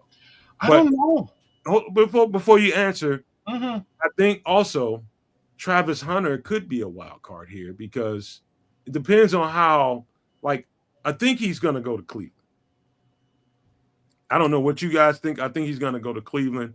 And just to have this conversation about playing both ways and thinking about what Deion Sanders did. Here's the difference between Deion Sanders and what Travis Hunter is bringing to the table. Deion Sanders did it in spots on offense. It would be, he'd go out there and he'll get some snaps in, get some reps in with the offense, and that'll be that. And he'll play defense for the rest of the game. Travis Hunter is portraying that he wants to do the exact same thing that he did at Colorado and play full-time on both sides. Doable? It's because we've seen no mold of anybody doing that full-time. And so we don't think it's possible. It's not. What I love about football and this sport and athletes is I'll never say what Kes just said. I'll never say that nobody can do it. I don't think. But I had the ability to do it. It's just, will a team accept me doing that? What is it going to make him? Is he going to get classified as a receiver? Is he going to get receiver money? Is he going to get classified as a DB? Is he going to get DB money? He's going to, if Travis Hunter pulls this off, he's going to restructure how every football prospect is considered and what kind of money he could be creating a whole new mold right in front of our eyes. Just because you haven't seen it doesn't mean it's not possible. That's what I would say about it. All right. It's work. And I appreciate everything that you just said. It is a very big boot. It's like a confidence boost for a guy like Travis Hunter and or anybody else who's thinking about playing Iron Man type football. Whether that is defensive end and tight end, whether that is cornerback, wide receiver. I'm just going to say this. So I've watched a bunch of kids try to do this. It's just facts. And I'm actually going to put it on Deion. So when Deion started to do it both ways, his play on both sides started to slip. And that's just a fact. You can go look up the stats. How about all that? It did. His wide receiver stats weren't great, and unfortunately his DB stats started to slip. And the fact is, he just needed you just need a little bit of rest is all. You need to be able to take a couple of reps off to catch your breath, and now you got some more speed and some more juice in what you're doing. And that's all. That's the only reason that I'm personally averse to it, because I've watched kids do it. I've watched defensive ends play tight end. And when they catch that ball and they make that turn, they're just not as fast and they don't have as much juice. The legs are too heavy. That's it, man. You can't play all those reps, offense and defense, and not have any physical fall off. As you would if you weren't running half of those reps. That's all. Yes, you can. And then factor in, as a offensive coordinator and a defensive coordinator, it's like, all right, how are we going to use it? Yeah, D's got it. D's got it. If he's playing corner, let him play corner and play wide receiver on third down. That's where I was going with that. You know, as offensive coordinator, it's like he can't play, you know, all of the offensive snaps and all of the defensive snaps. That is not physically sustainable. And so you have to figure out, how do we use him? Do we want him, you know, the majority on all of the defense with a few packages on offense, like maybe third down or, you know, third in this situational type thing where he goes in as a wide receiver? But you can't game plan him for, let's say, 30 snaps on offense and then 30 snaps on defense, and then they figure out those snaps. You know, I just don't see how he's going to take those hits, deliver those hits, do all of those reps, and still be physically productive. I would say this, Trips, and when I went to school, I was I had so many different teams, I mean, different colleges that was asking me, hey, what do you want to play? Because they seen me on both sides of the ball. And for every college that wanted me to come and play corner, there was other people that wanted me to play receiver. And no school at that time offered to say, you know what, I want to bring you in and we're going to offer you to play both sides of the ball, because they know it's almost impossible. Here's what happens. And this is going to sound like some weird shit, but I'm going to say it anyway. But you ask yourself, you know, what, you watch quarter horses run or something like that. You watch the Derby and you looking at horses and they all look the same. And you ask yourself, like, what makes this horse different than the next horse? Sometimes, you know, it's underneath the skin. It's the lungs. How big are your lungs? How much wind can you? Because that's what it's going to come down to, is how much cardio can you get in, and can you actually go out there and have the wind and go play both sides of the ball? That's all it comes down to. He's probably having a time of his life trying to convince coaches, trying to convince GMs that, hey, man, dude, I can do this shit. But nobody believes him, but nobody knows what's underneath his chest. That guy, if you look at Travis Hunter closely and you watch how he's not a big guy whatsoever, none whatsoever.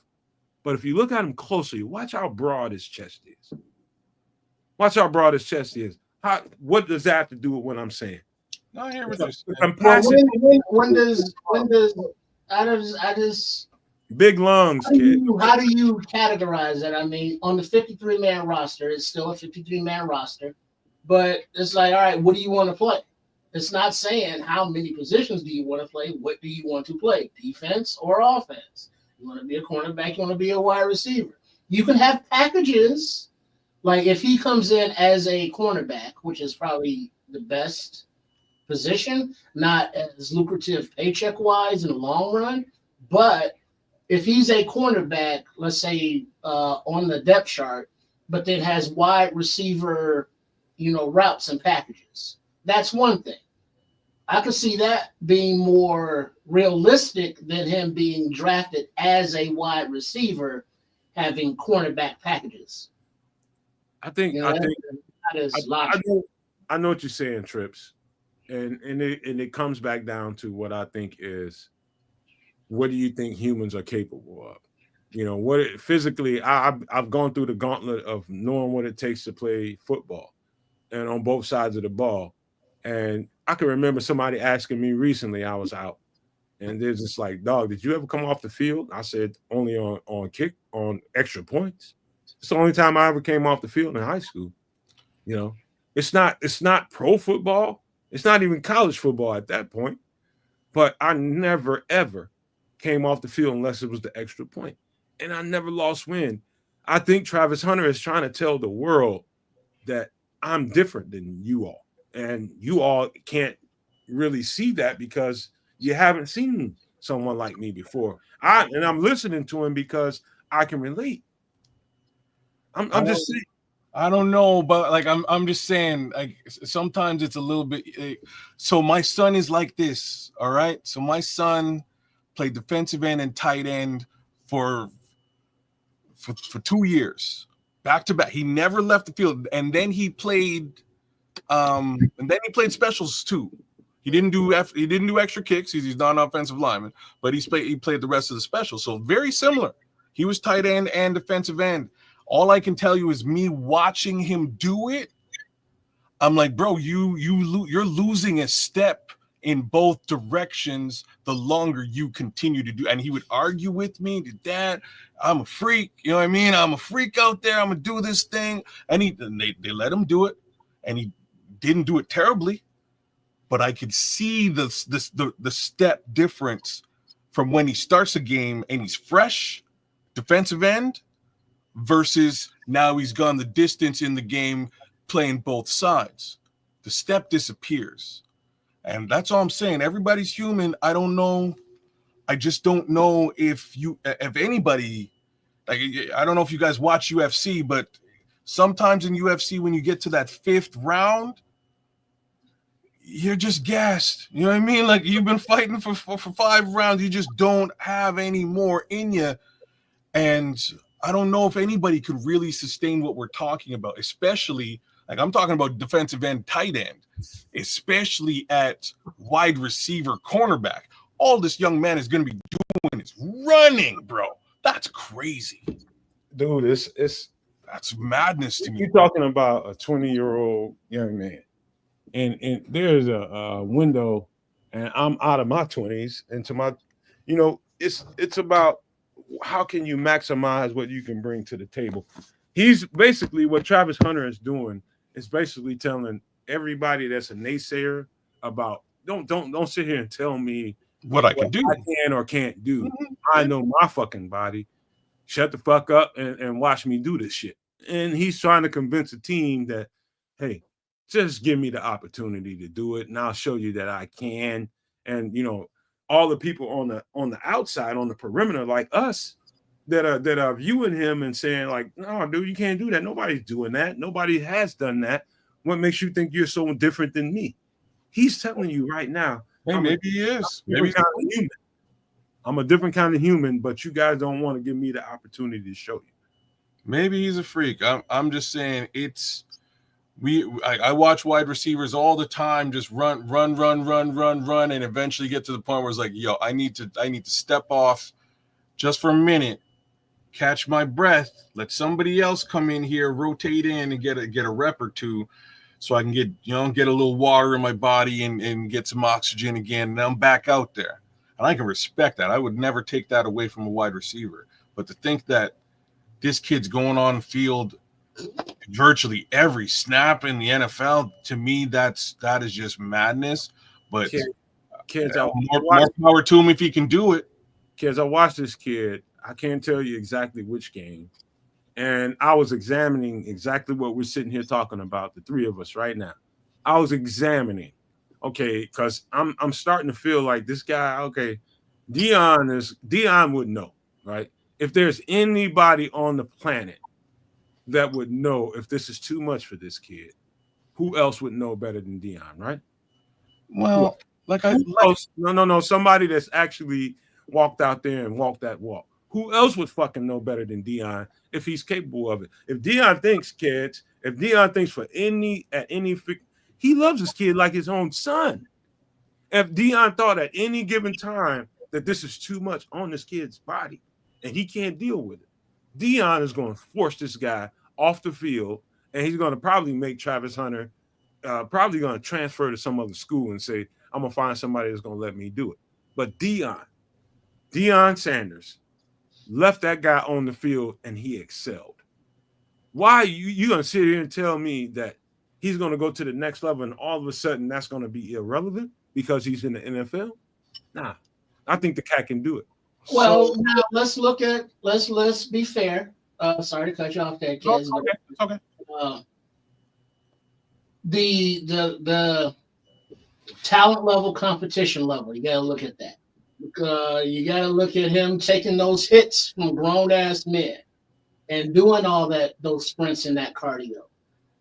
That is something that the human body just is not made for. You look at the players that play like Dion. How often did he, play those positions? He didn't start the game on offense and defense and play the full games on both.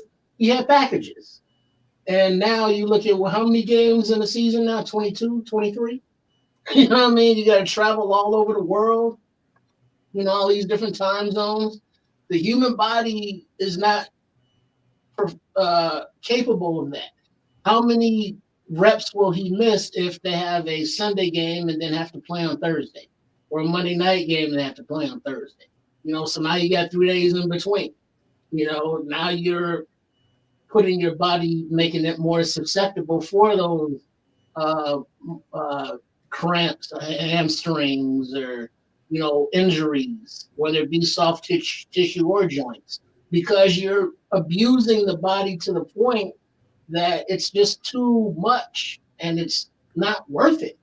I mean, it's not like there aren't a shitload of wide receivers that are better than him, that you can get out there on offense who can run at 100% while he's at 40%. That talent level gets lost in the wash with the physical aspects of it. So it's just not worth it in the long run. You know what, Trips? You're being rational from a man's point of view, sitting where you are. And I'm being a little defensive. I'll be honest with you, because I've walked that walk. And I know what it feels like. Mm-hmm. And I'm telling you, it was like, I can remember being a freshman in school, and I wasn't, I didn't sign to go play receiver, but I wouldn't let them stop me from going and play receiver. So when we were done, I'd go over there and be doing shit with the offense. And it'd be like, everybody be looking like, what is he doing? I'm like, put me in here, man. I'm finna run some routes, throw me the fucking ball. And showing them that, as gassed as I am, all that is in your mind.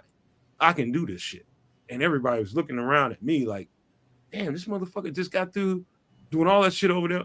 Dude, it's really, you limit yourself based on what you've seen. I guess your predecessors kind of tell you what can be done, right? And Travis Hunter is telling the world that fuck my predecessors. Don't pay no attention to that. I'm going to show you what Travis Hunter can do. And I respect the shit out of that. And I respect the dog shit out, because I think he's capable. He's clearly capable of it. He's done it. So again, I'm going to give the devil his due. I'm just saying that he's 100%ly a better cornerback if he's fresh. You know what I mean? Like, if he's fresh. And same token, if he's 100%ly a better wide receiver if he's fresh. Doing both every snap for 4 hours, to me, is a little bit crazy. You're eventually going to get a little bit gas, and you're not going to be as fresh as you could be at either side of the ball. And that's what I've seen. You know what I mean? That's what I've seen, defensive end, tight end, for 4 hours worth of football. Kids, I've watched this cat. And right when I thought, and I was like, all right, man, this motherfucker, I'm watching him during the game. He's playing defense. Now they get off the field and they start playing offense. And this motherfucker, whoever the offensive coordinator is, like on second down, ran him on a go route. And that's a long ass post route. And this motherfucker ran it, and the ball didn't come to him. He went right. I mean, he ran a full ass out sprint. Crazy. Like he ran it. And then came back to the huddle. I think it was people on the sidelines trying to get him to tap his helmet and say, come on, come out for this one. And then he ran a deep post after that, and Shedeur hit him on it. This is like, we sitting here talking to each other about what somebody can and can't do. I watched this guy actually, like, that deep post, that go route is going to get your average human being off the field. Like, yeah, I'm tapping my helmet. Give me some Gatorade. Well, let me rephrase. I'm not saying he can't do it. Maybe he can, but I'm not, as a general manager, as a coach, I am not relying on him at both positions to do it. Everything that I get, if I draft him as a cornerback, everything that I get from him as a wide receiver is gravy, and he better not get hurt as a wide receiver. I draft him as a I'd cornerback. be so mad. You know what I mean? I'd be so receiver, and he comes in on nickel and dime reps as cornerback, he better not get hurt as a cornerback. You know what I mean? Tell the 20-year-old great athlete Triple R that. Tell that to that motherfucker. You speaking from your grown ass perspective. But the 20-year-old Triple R didn't call no shots other than what I could do. I said if Triple R was a great no shots, teams will be like, yes, we will utilize you as a weapon, possibly on offense if he's drafted as a cornerback, but we don't even know what he's going to be drafted at yet. So, 20-year-old brash Triple R, Huevos just swinging. It's like, yeah, I can play both ways. Oh, you want me to make a tackle? No problem. You want me to get this interception? No problem. You want me to cover this dude? No problem. You want me to go out on a route? No problem. I got you. But yeah, when it got to the game time, it's like by fourth quarter, it's like the mind and the spirit may be willing, but the body's like, man, if you don't sit your ass down for a minute, you know what I mean? So it's just to a point where like, I want to, like those dudes that shit themselves and those women that shit themselves running the marathons. It's like, well, first of all, you're a human being. Why are you trying to run 26 miles? But whatever. But they get close to the finish line, and then their body was like, hey, man, I know you want to, but we can't control these bile muscles no more. So all that shit is coming out. Enjoy it. You know what I mean? Because the body just was like to a point where it's like can only do so much, no matter how much the mind and the soul want it. So he can be out there and he could possibly physically do it for a game or two, but those hits are gonna add up. Those reps are gonna add up. And the physical body is not made for that. He's gonna get cracked now. I can't relate to you regular humans, man, because y'all don't know, man. Y'all just don't know. Physicality, the physical part of what the human body can do, is I don't think has been stretched to like. Well, I watch him play, and I almost compare him to a meta-human. You know what I mean? It's like he's a mutant, huh? Said he's a mutant. He's like a meta-human, man. I'm telling you, dude. It's like he's different. Like if there's anybody in this draft that is absolutely different than everybody else in this draft class, it's fucking Travis Hunter, man. He's different. I watched the wind and I watched him. Like I watch him and I look for my breaking point. And I'm watching him play, and I'm just like, okay, this is when I'll be like, all right, let me go let me go to the side, give me some air, and I'll go back in. And he's going past my boundaries. And I think he's special. I'm just going to say. Let me ask you this: if he's there at 10 for some odd reason, do you draft him or do you trade back? We can have that conversation. I'm glad you said that because that segues us into my guy from Canada's time. Let's fire this motherfucker up and let's look at some possibilities. Let's see what happens in the first two mock drafts without us picking anything. Let's see what happens, man. Let's just see what the algorithm says is going to happen for the first couple of picks. And then we'll get into the actual mock draft case. So fire that. Wildcats is doing that. Put up Scrolls' comment there. What? Travis is talent, but he's not a top 10 pick in his opinion. He's not the best cornerback or the best wide receiver. He's good at both, but what are you drafting him to do? What does the team have? Scrolls, I love you, man, but golly, you tripping. I don't know if he's tripping. Like the second part of that, he definitely layered the icing on that thing. But he's trying to tell me that Travis Hunter ain't a top 10 pick. You tripping. Oh, okay. Well, I can't argue with him, though. So, jack of, master of none is really what he's saying. Master of none, jack of all trades. I get that part of it. That's the second part of it.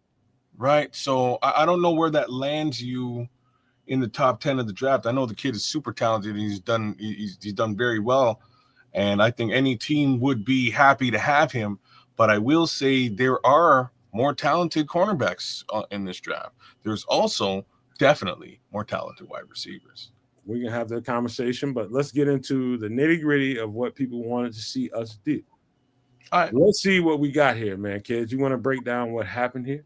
So I just started a quick draft. I'm probably going to reset it here in a second, but just I just started it up, and this is how it shook out. I'm just going to make some quick comments, and then I'm probably going to restart it. But obviously, you guys can comment too. The first one is this one. I know, we just finished talking about Travis Hunter, who fell to the Giants in this draft. I kind of find this selection, and it's becoming pretty regular. I find it completely strange. It's just a strange pick for a team with no quarterback. Wait, who's Who that? throws the football here? He's talking about Cleveland. That's what I'm talking about. Who did they take? They took Abdul Carter, and it's a pretty regular. Like, we'll run through this a couple more times and watch. Abdul Carter will go to the Cleveland Browns a couple of times. They've got Myles Garrett. They have nobody throwing the football. Who's throwing the football over there? I couldn't even tell you. Top of my head. They have Cleveland. Isn't that Watson? Or is he still hurt? So Watson just bust up his leg or something. He's done. He's done for the season, which is why Jimmy Irsay came out and he was like, He's out next season? Bro, he's out for 2025. Oh. You know what I'm saying? The owner came out and was like, man, we screwed up, man. This was the worst trade we could have. This is the worst deal we could have possibly ever made. We screwed up. So I'm not trying to. Yeah, no, man, you cuss me. Wait, so is this before? Does this injury happen like recently, or? Yeah, man, within like the last 4 weeks. Watson is out. Jimmy Santilli's putting the word out there too. Like, Watson's out. So Maybe the algorithms or the AI doesn't know that. No, I think the AI knows, but I think, like, I hate to say silly things, but Watson hurt himself in the end of somewhere in the middle towards the end of the season. There's been he hurt himself recently again. Oh, you're gonna have to show people that. Nobody's gonna hear that. Okay, you have to show people that. I've not seen anything like that. All I've seen is Deshaun Watson say he's gonna be good to go. When did you hear him say that? When did Deshaun Watson say he was good to go? I want to see what you got other than that. Let's see. Ron C says he ruptured an Achilles. That was during the season. I think he re-ruptured it. And Rocket Dream said he had a setback. He did. A setback could be a lot of things, but it doesn't mean he re-ruptured his Achilles. Well, but for the owner to say that he's out for the 2025 season. Yeah, somewhere around week 12, Ron. See, I think that's probably about right. So here we go, January 10th. Here, share this tab instead.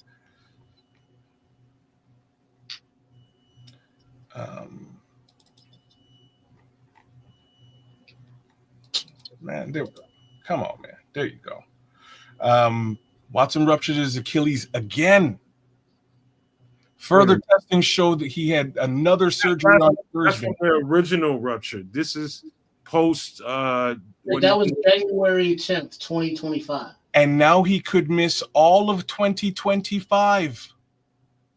Oh my God.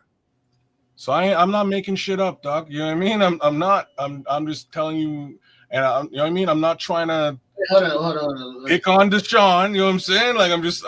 This is the word that's out there, and because of that word, the owner came out and he said, "Look, I think we might have made a bit of a boo boo here." In any event, I don't know how these guys don't select a quarterback in this position. You already have a linchpin. You have Thanos on the defensive end as it is. You have Thanos on the edge. What do you need Thanos for when nobody can throw the football? Just doesn't make any sense to me. Well, here's a IRL question. Mm-hmm. Has Cleveland had quarterbacks on their 30 visits? That's a good question. You ask me stuff like I follow the Cleveland Browns for real. You know what I mean? Like that's a You know what I mean? If they have, it's like, if they just look at the top 30 the Let me see if I can. Let me see if I can find They it. got it for all the teams. And if if the Browns have been interviewing and looking at a lot of quarterbacks, and now that means Carter is falling another spot. So wow, it could be all kind of drama going on at the top of the draft, which is only going to filter on down. Wow, ooh, exciting. Okay, so based on what I just saw, Deshaun Watson likely won't be available at all this year. Maybe. There's a that happened in week 12. There was another 5 to 6 weeks that played out, and everybody tells you that thing is going to take you about 12 weeks at least to get back to, and it sets up basically. I think Deshaun Watson is going to try to push to. I don't know if he even gets to camp off an injury like that. I don't know that he even makes it to camp, but he ain't gonna just. I know one thing: he ain't gonna just lay down and give that job to nobody. No, he's gonna lay down and ask for a massage. Oh, hey now. Yes. Ding.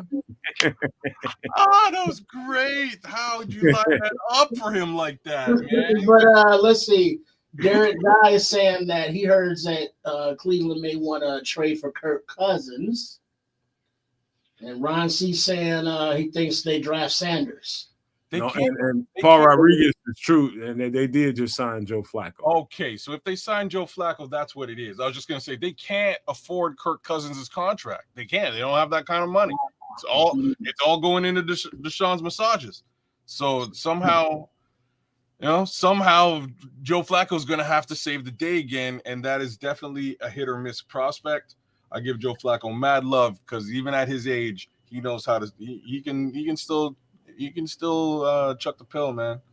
So all right, let's get back to it. Kid. All right, let me bring it back. Sorry to get derailed. I just find it a little bit fishy if a little bit fishy that these guys don't seem to be checking for a quarterback at that position. It's crazy to me. Travis Hunter to New York is it makes sense. Will Campbell at number 4 is probably a lock at this point. That's my thoughts. Let me switch up Triple R. There we go. This one's a wild card, right? Number 5. I really have no idea who they're selecting and or why. I think people are being very generous at where Armand Membo might go. He's good, but he's not like top 10 good. He's jumped quite a bit in everybody's eyes, and it has everything to do with the combine. If you watch the kid on the combine, he was combine ain't football to me. That's fair. I'm not. Here's all I'm saying to you. There were certain players who showed a level at the offensive tackle position. There were certain players who showed a level of athleticism that was much higher than the rest. Those players, in my opinion, were Armand Membu,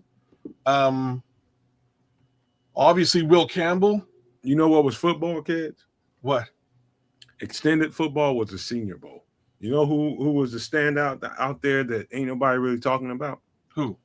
Anthony Belton, who's also coming. He's either been here or will be coming here for a 30 visit. I told you on tape. It was clear to me that was the guy in between those two guys, Anthony Belton and Armand Membo. That guy had the better tape. And who came here for the 30 visit? He looked good as well at the combine. Don't get me wrong. Jonas Savaiinaea, he looked great at the combine by way of lateral movement and athleticism. There was like 5 to 7 tackles that really kind of jumped out. And I have to Marcus Bowe jumped out. They're just certain guys who looked a little bit more athletic than everybody else. So I'm not surprised Armand Membu has jumped up quite as high as he has. Makes sense to me. Is he a top 10 talent? I don't know, but somebody who really needs an offensive tackle especially on the right side, might be happy with him. All right. So let's just don't make a draft pick. Let's restart it and let's see what happens again. Oh, so this time around, I'm just gonna let the AI do it.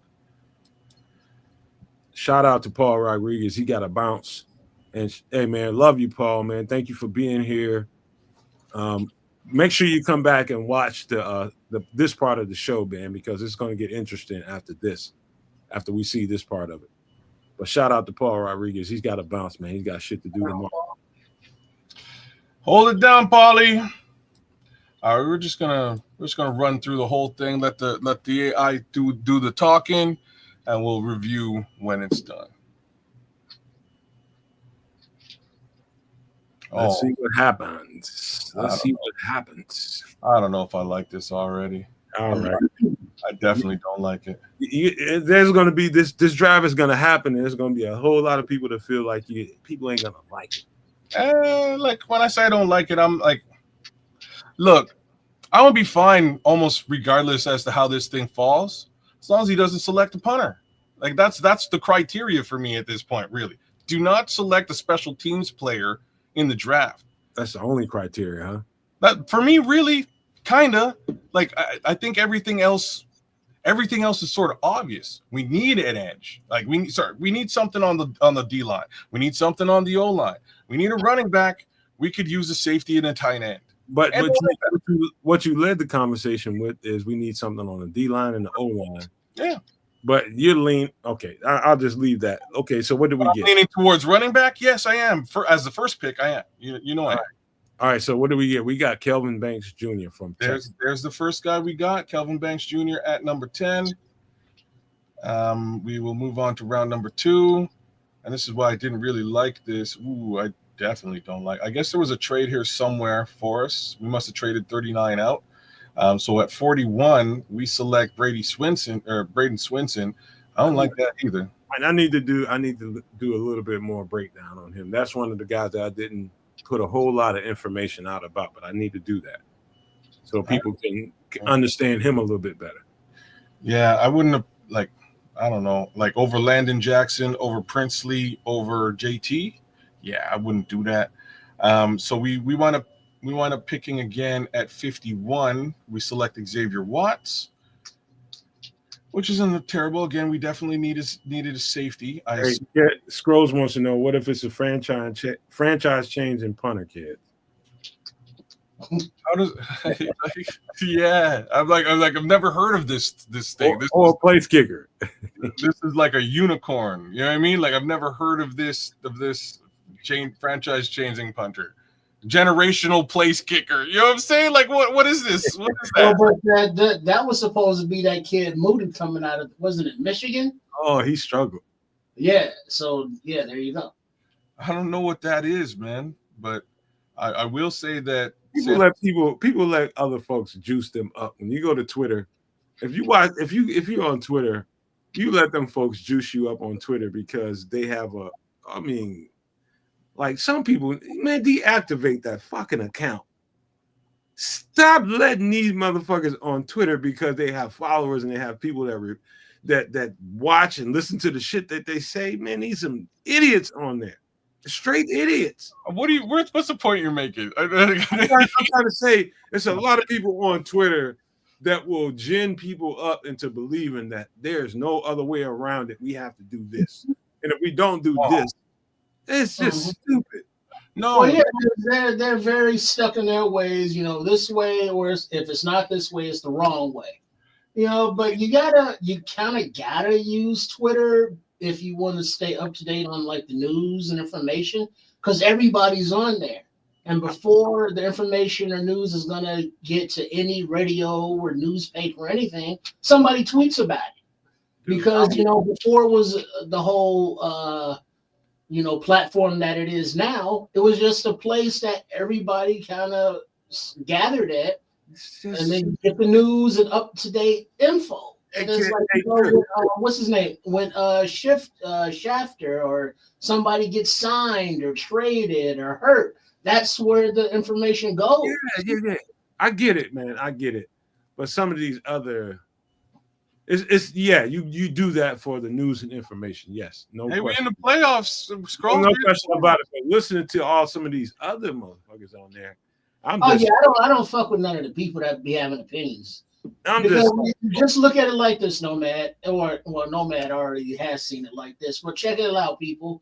When you see somebody that has just a horrible opinion or take or comment, AI. Just remember you're arguing with AI, just to get the algorithm and keep the numbers of the platform going up. So even if they're real people, AI. I'm looking at that app and I'm just like, dog, I can't. And shout out to Shorty, man. Good night, Have a man. good night, Shorty. Thanks for the supers, man. We appreciate it, brother. Yes, Yeah, sir. did Shorty, did you sign up for Sports Chicago Style? Are you a sub to my channel? Are all of you Nomaniacs that are watching right now, all of you that will watch on demand, have you subscribed to Sports Chicago Style? Subscribe to all 3 channels, knuckle. Yeah, oh yeah, I just had to get that in there. Shameless self-promotion. Shameless Self-promotion. Kansas Canuck, what's going on up there north of the border where they make the maple syrup right out of the trees and shit. Man, we're just draining it from the trees, man. That's it. Right on. But now also as we continue with these mocks, do you all agree that Cam Ward is the number 1 quarterback? Oh well, yeah, I do. Nomad? Absolutely. All right, now second part, would you have preferred Caleb or Cam? Between Caleb and Cam, give me. This is gonna get crazy, but give me Cam. Okay, kids. Because he's played high level football and won. I'm good with what we have. I'm good with Cam.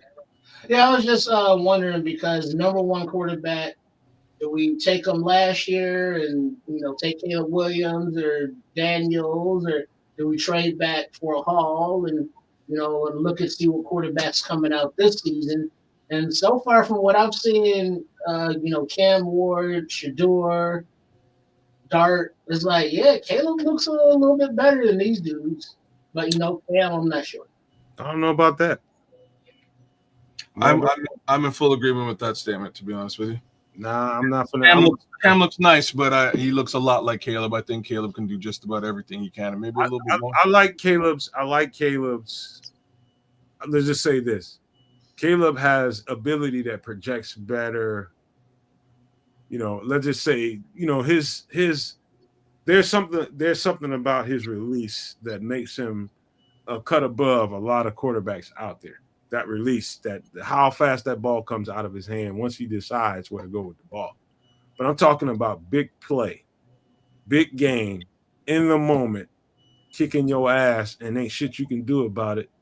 I'm telling you right now, those 2 guys. I'm talking about the kid from Miami and Shedeur Sanders have more on the resume. Yes, sir. You think Shedor's better than Caleb?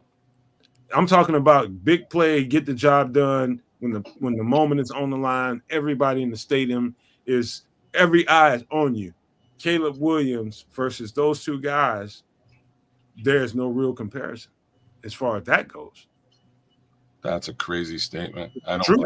Look at saying a lot of experts said. Wait, put up that comment from the scrolls there. Got you. I ain't trying to put the guy down. I'm just telling you.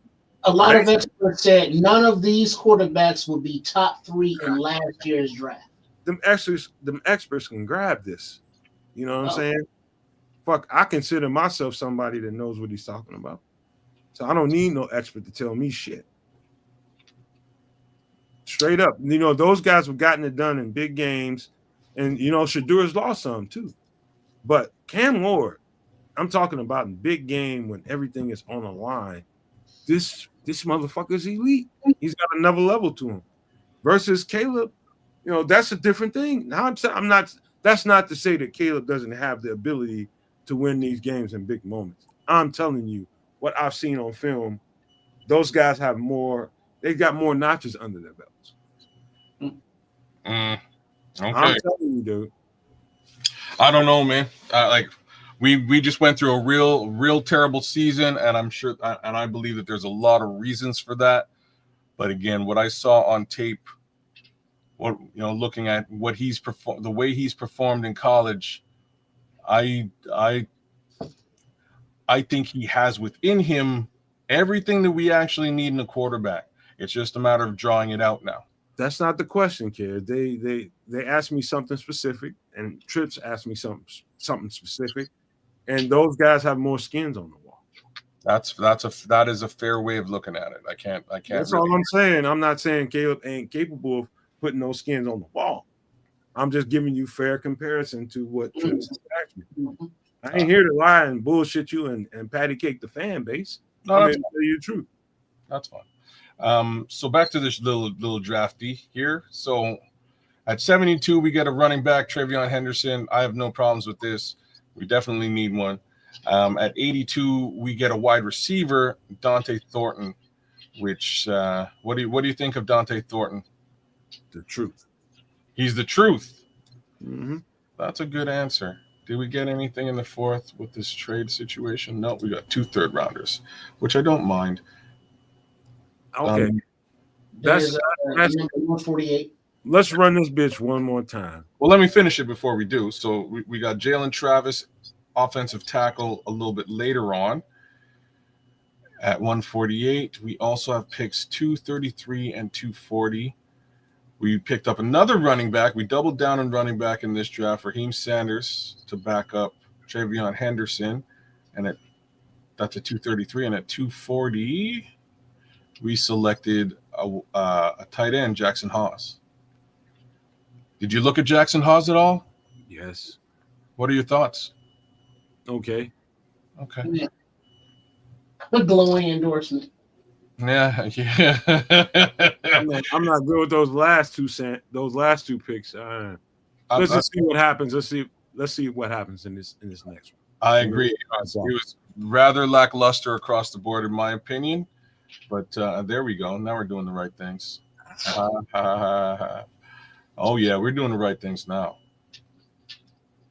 See, Traffic says no way Cam is a better prospect than Caleb. He don't give a fuck. Hey, you know what, man?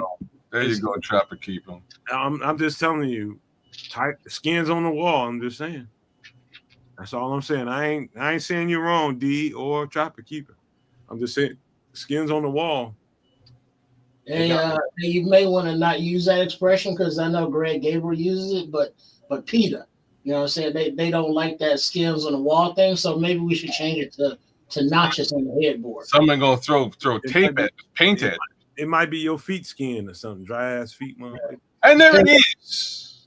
So here's Not the draft. on the headboard. Here's the draft I'm looking for. So at selection number 10, running back Ashton Genty. See how I put it down this time around. It's round 2. Ariante Ursary at 39. There's your offensive tackle. I like Carson Schwesinger, to be honest with you, at linebacker at 41. I still would go defensive trenches here, but that's a real lift. If we didn't just pay TJ, that's a real lift at the linebacker position. Let's go. Hold on, slow down. What did we get first? What do you think we got first? Get us again, and let me look at it one more time. Running back Ashton Genty at selection number 10. That's what we got. That's what we got first. Now we're at the second round. We got some protection in Ariante Ursary. I love this. I love both of these first two picks. That's the pick you like, yes. Those are my two. I love these two picks. Carson Schwesinger at 41. Looks like there's virtually no trades here, so we move on to third round. This is a. I like this draft a lot. Jonas Sanker. I like Jonas Sanker quite a bit. Safety at 72. We got nothing in the fourth. Just looking to see if we traded back up in here or something. Round 5 at 148, we selected another running back, Devin Neal. That's pretty crazy. I wouldn't have done that. Huh? It's a good draft so far. I wouldn't have done Devin Neal, but hey, I ain't complaining about it. What else we got here? Oh, we go right to round 7. We don't have a 6th rounder. We got 2 7s. Holy smokes. A third running back. Now y'all just crazy now. Jaquindon Jackson and a 4th running back. Jarquez Hunter. So I love this draft up until like the fourth round now. We need that running back, man. You got four. All of them? Yes. Yes. The two we got inside the building won't be here long. That's fair, but we don't need to replace them 2 times over. And we just re-signed Travis Homer. Wow. I'm like this. I'm like D. Somebody getting cut. Well, that's for sure.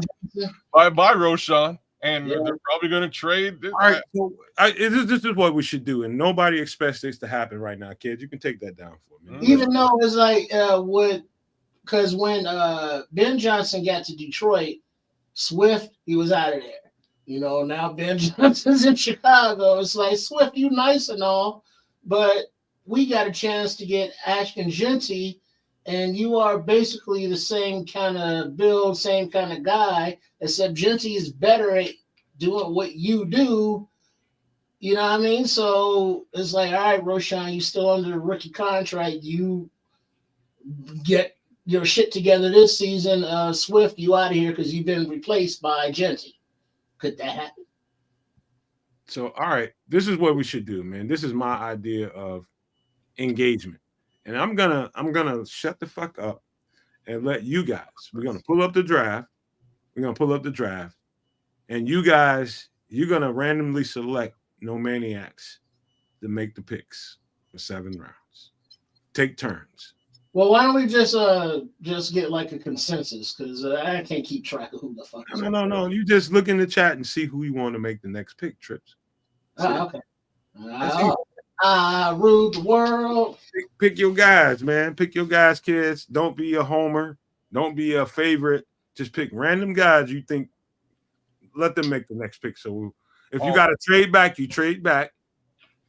Do whatever you got to do, but let the No Maniacs pick this draft, and you two guys are going to randomly select who's doing it. All right, so I'll go ahead and fire it up, kids. So for the first pick, whether we trade back or make the selection, Rocket Dreams, D Burns. First what pick. Are we doing, D Burns? Are we making that first selection or are we trading back? D Burns, you making the first pick. You get to decide whether you're going to make that pick at 10 or you're going to trade back. Yo, I just ran one and it's crazy. Get it out of there, man. Let's get that shit out of here. All right, so 7 rounds. Boom. D Burns, you ready? What are we doing, D? Let's get you get to make the autonomous choice whether we make that pick or you trade back. Oh yeah, right. Trade back scenarios. Oh, I'm gonna read you the trades right now. No need. He said if Genty's there, he's grabbing. Genty is there. I'll read you the trades anyways, but it sounds like we're going Genty. 26, 90, 101, a second and a third from the Rams. Cleveland offers pick 33, a first and a second. Oh, a Cleveland first is a good first. 12 and a second for 10 and 240. 34th, 65, a first and a third, and again, a first from the Giants is good too. But yo, Ashton Genty, D Burns. He called it. Pick is in. Wait. Whoa. I got it. I can read that too. I saw it. He said, wait, let him hey, D, when you're ready, say the pick is in. Oh, you said garbage. Okay. Yup, Genty. It is. Boom. Chance, who's making our next selection? Hey, you know what? I did about my bad. So just give me a second here. Let's get this. Wait, what happened? Let's get this. This is what happened.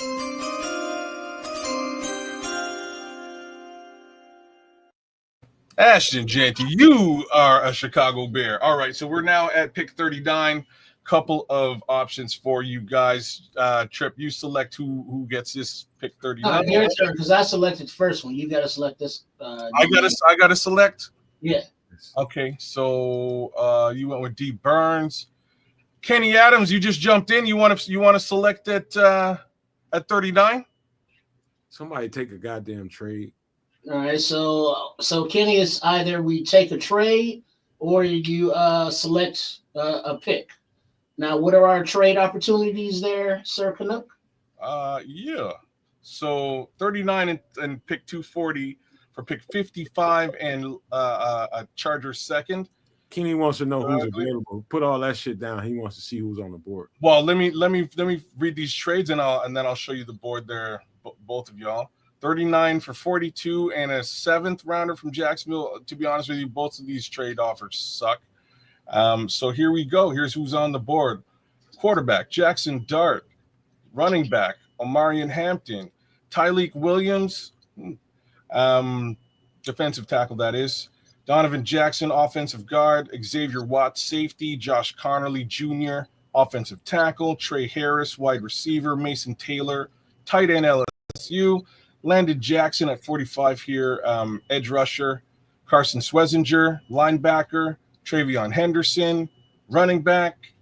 Jonas Savaianea, offensive guard. Wyatt Millam, offensive guard. Caleb Johnson, running back. JT Tuimoloau, man, I just can't get that last name. What he said. Ariante Ursary, offensive tackle. Azariah Thomas, Quinshawn. Say no, what? Kenny Adams, not Henderson, because we drafted Genty at 10. Hey, Rip says he want one. Give him one. Give him one. Somebody give him one. Okay, don't worry. We'll give Scrolls wants one too, and so does. Oh yeah, we got you. We got you guys. But yeah, so Kenny, the first pick, D Burns selected Genty at 10. Yeah. So you're on the clock, and the running back is already covered. Yeah. So you're looking at the board as Ted's just read. Landon Jackson per Trapper Keeper. He wants Landon Jackson. Kenny Adams is saying a defensive tackle. Okay. So Tyleek. This would be my guy. I don't see. Did Kenneth Grant go already? Yeah, Kenneth Grant went to New York Giants. Don't give him your thoughts. Just show him who's there. Yeah, just show him all the D tackles, because it seems like a few are off the board already. I'm just giving you the top available tackle. So Tyleek. Following up on Tyleek is T.J. Sanders, Darius Alexander, Alfred Collins, Omar Norman Lott, Shamar Turner, and Deion Walker. 2 more, Joshua Farmer and C.J. West. Like, for the most part, all of them are good, but I have my clear, obvious favorite out of all of these guys, and that's Tyleek. It's on you, Kenny. Pull the trigger. Williams is there. Who do you want, Kenny Adams? Let him give him some time. When people are on the clock, Oh no, he said he at work. He'll be right back. That is still gonna be on the clock. And you at work, bro? He can't be on the clock. Though. Right, he can't be on the clock and on the clock. He's on the clock for real. Oh man, I picked the one homie who's actually doing the darn thing, man. He said pick for me. Ain't that some all shit? right, we'll flip it. You can pick somebody else, and we'll get back to him later. All right, look. Tyreek Williams is there. You said Scrolls, and somebody else said Scrolls. It's on you, Scrolls. Who do you want? Do you say you can take Birch late? Pass rushers, wins titles. Let's try to make sure we get Jimmy Santilli in there. It's so many people, man. Y'all, we gonna run another one because everybody ain't gonna get a pick. Real deal. People realize when you're on the clock and try to make that decision. It's come on, Kenny, you shit the bed, cuz. Man, I was trying to give it to somebody who's you know what I mean. I was trying to give it to somebody who's not always here, and that was my bad. Realistically, Watts, he says. That's your pick. Make the pick, goddamn it, Strolls. Strolls don't be bullshitting. Make the pick. Say the pick is in, Scrolls. Oh, Scrolls is picking it. All right. Wait, now we got Landon Johnson. Wait, who's making the pick? Scrolls is making the pick. Okay, Scrolls is making the pick. So realistically, that the pick is in. You got to say it, motherfucker. You got to say it. I said the pick is in, Scrolls. Take Watts, damn it. All right, I'm taking Watts for you, bro. Here we go.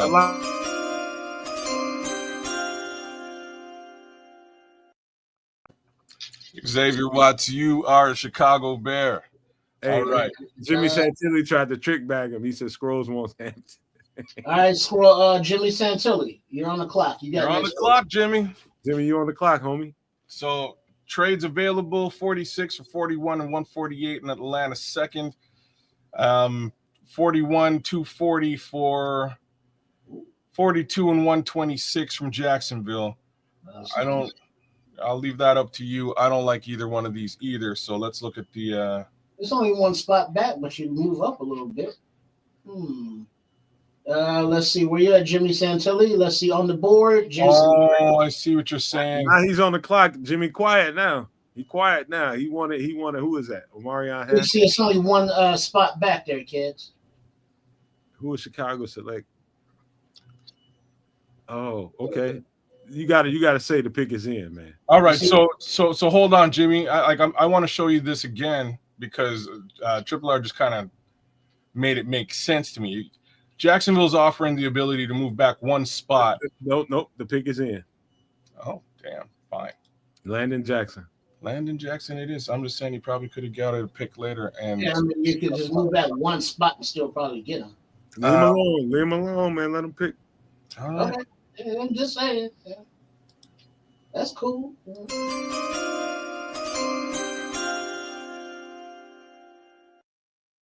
Landon, you are. All right. Kids, who's picking next? All right. Rip need to get one in.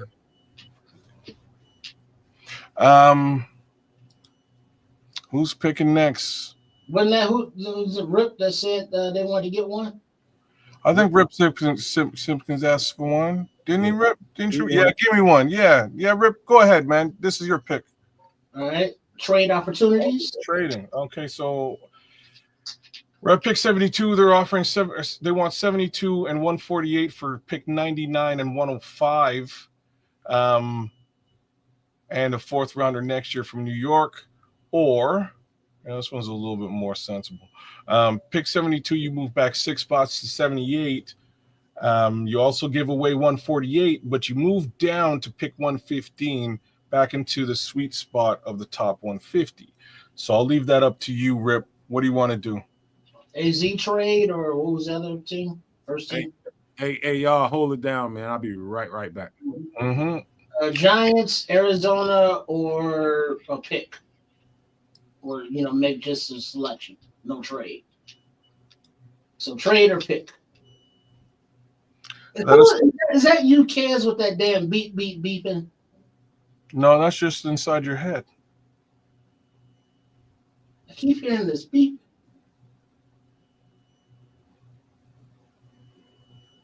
You don't hear that? No. Okay, all right. Oh, man. Who's available? Oh, trade. There it is. All right. Boom. So went back a couple of picks. You didn't really lose out on anybody. Let's just see who disappeared here. Barrett Carter, Gunnar Helm. Jared Wilson is a good selection. Dorian Strong, Billy Bowman is also a good selection. Josiah Stewart. So still a fair amount of good talent on the board right now, and I think you made the right pick. Now, who do we select so far? Do we also want to look at these possible trades? Yeah, that kind of sucked. Yeah, they both kind of suck, actually. All right, who do we pick so far? What positions? So what's been selected thus far? Running back, Ashton Genty at pick 10. Safety, Xavier Watts at pick 39. Edge rusher, Landon Jackson at pick 41. So maybe, I don't know, safety, offensive tackle, offensive guard, something along those lines. Yeah, you get to pick who's picking next. And you see Jimmy Santilli. Here's the goddamn B, not fast like a reverse beeping, and not as obnoxious as like when your smoke detector needs a battery, but definitely a B. This is there someplace. I don't hear nothing. So if it's over here, I would probably hear it. So I'm gonna assume it's likely either at Nomad's place or maybe yours, but probably Nomad's. I don't think No man, because it's not here. Because that's what I've been. It's like it's driving me nuts. Oh snap! But he's on mute, so maybe not. Maybe it is my place. Or it's just something electronic. I don't know. But whatever it is, whatever. So who's I'm at my ass? I ain't nothing come from this side. I ain't had shit going on. Okay. It's All right. beeping a lot, he says. It's Mr. Charles says him. It's my PS8. Hey, all right. So what did we just do, man? What did I miss? Trapper Keeper say he hear it. Did you mute Kaz? Because it went silent. Kaz is. I muted. It stopped. Is it back? It stopped when you muted. Is it back? Yeah. You got a low jack on your ass, man. Okay, hold on. See, because right now there's no beefing. That's your girl got that low jack on your ass. Yeah, there's no beefing. I'm just in the basement. You know what I mean? She can find me real easy.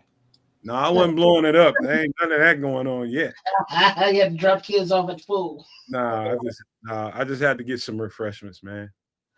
All right, yeah, but who's out there? Who'd you pick to make the next pick there, kid? Because even trying to hear it. Okay, so many things going on at the same time. We got to get this one popping, man. Who's next? Who's next to pick a guy? That's me. I'm next to pick a guy. So Jimmy's gone. D's gone. Let's go. Wait, whoa. Just so for the record, Kenny says he's there. Sorry about that loading truck. So you know how that works at FedEx. Oh, right. Give him his pick. Kenny, does Kenny want it? Kenny, can you go right now? Kenny, you can have it if it's yours if you want it. All right. What? Any trade opportunities? As a matter of fact, there are. Mr. Charles, hang around. I'm sure you're gonna get one here soon. So nothing great. 78 and 240 for picks 99 and 105. If you want to move back a little bit more and also move up a little bit more with the 240 pick. It's not terrible. This one isn't good. 78 for pick 109. You give up a 7th rounder next year. They give you a 3rd rounder next year. It's great if we're drafting for next year, but I'll leave that up to you guys. Pick for me. Damn it. So Kenny, you ain't helping me out, Kenny. I'm trying to give you a shot. Oh, wait a minute. I'm looking way back. I got you, Derek guy. We got you. It's coming. Well, since Kenny's working, why don't we go to Minister Charles? All right. The good minister goes. Minister, it's on you. So what you going to do? You want to trade back or make a selection? I know, Minister. See, Minister Charles already knows what's up, though. He knows offensive tackle is the way to go. Emory Jones is probably the guy that he has selected. I'm gonna go with the offensive tackle for the man because I know what's up with Minister Charles. There's Anthony Belton a little bit further back. Emory Jones. Emory Jones is the pick. Well, he put that in the chat before I even say he could pick. He knew what he wanted. Oh, he's back saying it again. Yeah, all right. It again, All right. Okay. All right.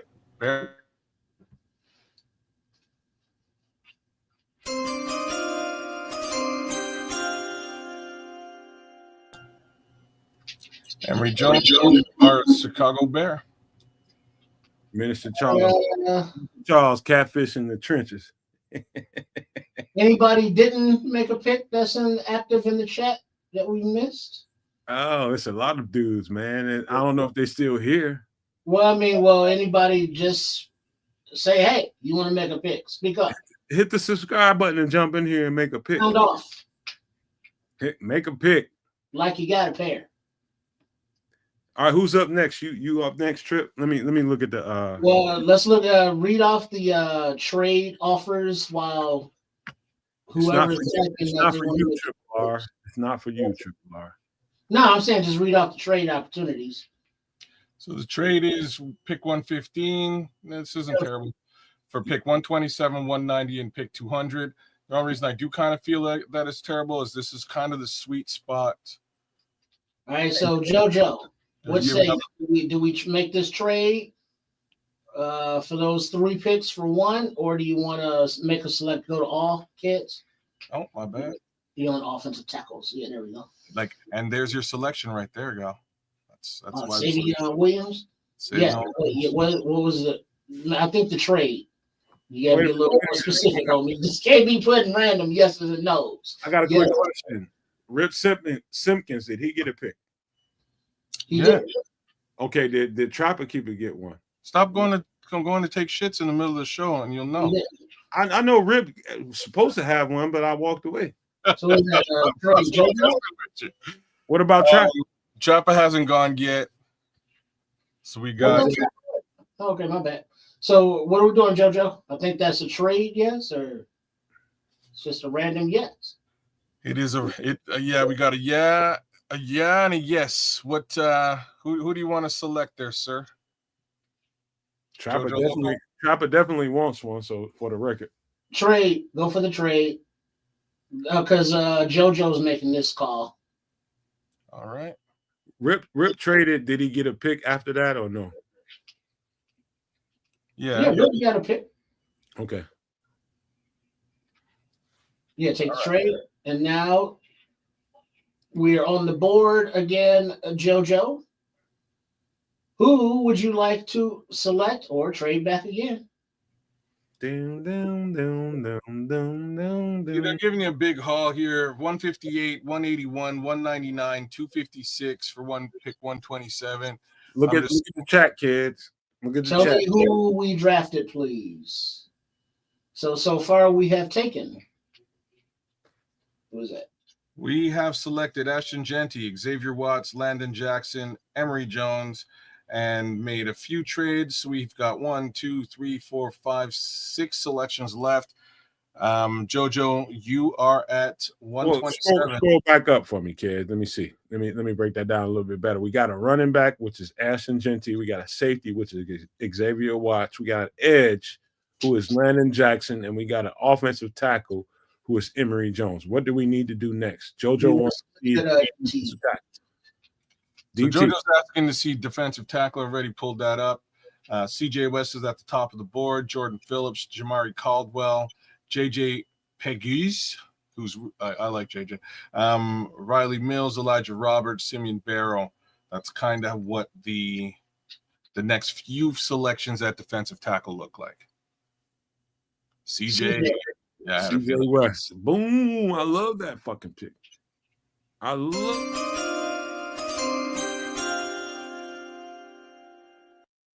CJ West. You are a Chicago Bear. Great ass pick, JoJo. There you go. Nice. Great fucking pick. All right, who's picking next? Did you say Minister needs a pick, or who is that? I thought the Minister got a pick, and somebody was Trapper didn't get one yet. Trapper Keeper is looking for a selection, so you can go at 190 here, Trapper. It's up to you, dude. Let us know what you want to do. Trips, is the beeping still going on or what? Oh yeah, it's just kind of in the background now. Ambient. It is still going on. I'm gonna have to figure out what the hell it is. Trapper ready to go on. You ready to roll, Trap? Show all. Who's available? He says. Rashad Smith, Aeneas Peebles, Jamon Dumas Johnson, Keaton Crawford. What have we selected here? Running back, safety, edge, offensive tackle, defensive tackle. Jay Higgins, Camp Jackson, Ricky White, Jordan James, Tim Smith, Tonka Hemingway, Cody Lindbergh, Jaden Blue. What you want to look at, Trapper? Yeah, Trapper, what are you thinking of? I like let's look at all. Let me give him a hand. That's what we're looking at. Okay, go back to the top. I love Rashard Smith right here. Get that second running back because you got a little trade back. You got an extra pick. The Thunder, we got a running back already, didn't we? Look at a wide receiver. No, we did not get a running back. Yes, we did. Okay. So get your lightning, man. Is Ashton Genty not lightning? He is. I'm just gonna say he's somewhere in between both. All right, what do we got at wide receiver? He wants to see receiver. And that's what we're looking at. So Ricky White's on the take right now. Ricky White's a decent wide receiver, I have to admit. One of the few that I've taken a bit of a look at. Kobe Hudson, haven't looked at him. Antoine Wells Jr., Jimmy Horn Jr., Ja'Cory Brooks, LeJohn Tate Wester. Some good players right there. Yeah. Brew McCoy, Elijah. Rip says we need a linebacker. Wells Jr. Oh, there it is. He wants Juice Wells. Antoine Wells. Okie dokie.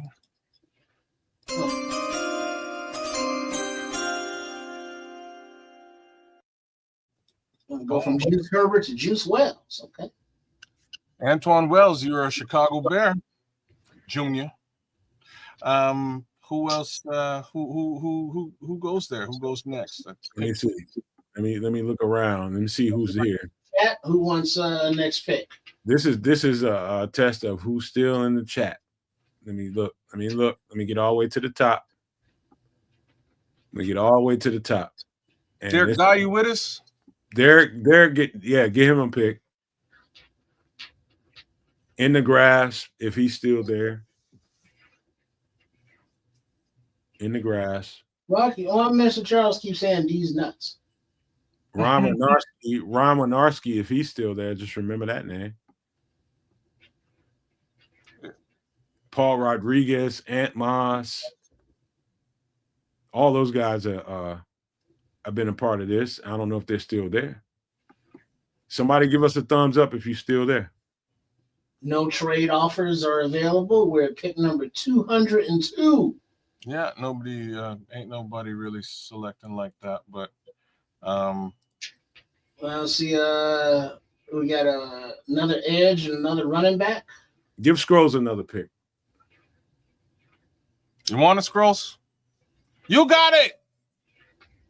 That's my Call it, Scrolls. My Frank Costanza. Call it, big dog. You got it. Jimmy Santilli still rolling with us, Mr. Charles. So Scrolls, you make the call, then Jimmy, you make the next one, and then Minister, you close us out. Who's got what? Out of here. So on the clock is Scrolls. Pick is in. Trevor Etienne. Okay. Oui. All right. So Derek Guy's still here. You sure, Scrolls, man? Hey, man, give him his pick. No, he's not there. I'm gonna give Scrolls his pick. I'm just saying, there's some dudes here, man. Dude, with Trevor Etienne. Give him Trevor. If you're looking at running backs. Oh, you just don't like him, or no? I like him, but I definitely like Rashad Smith, Jaden Blue. Yeah. All right, we'll pick him on your own time. Fair enough.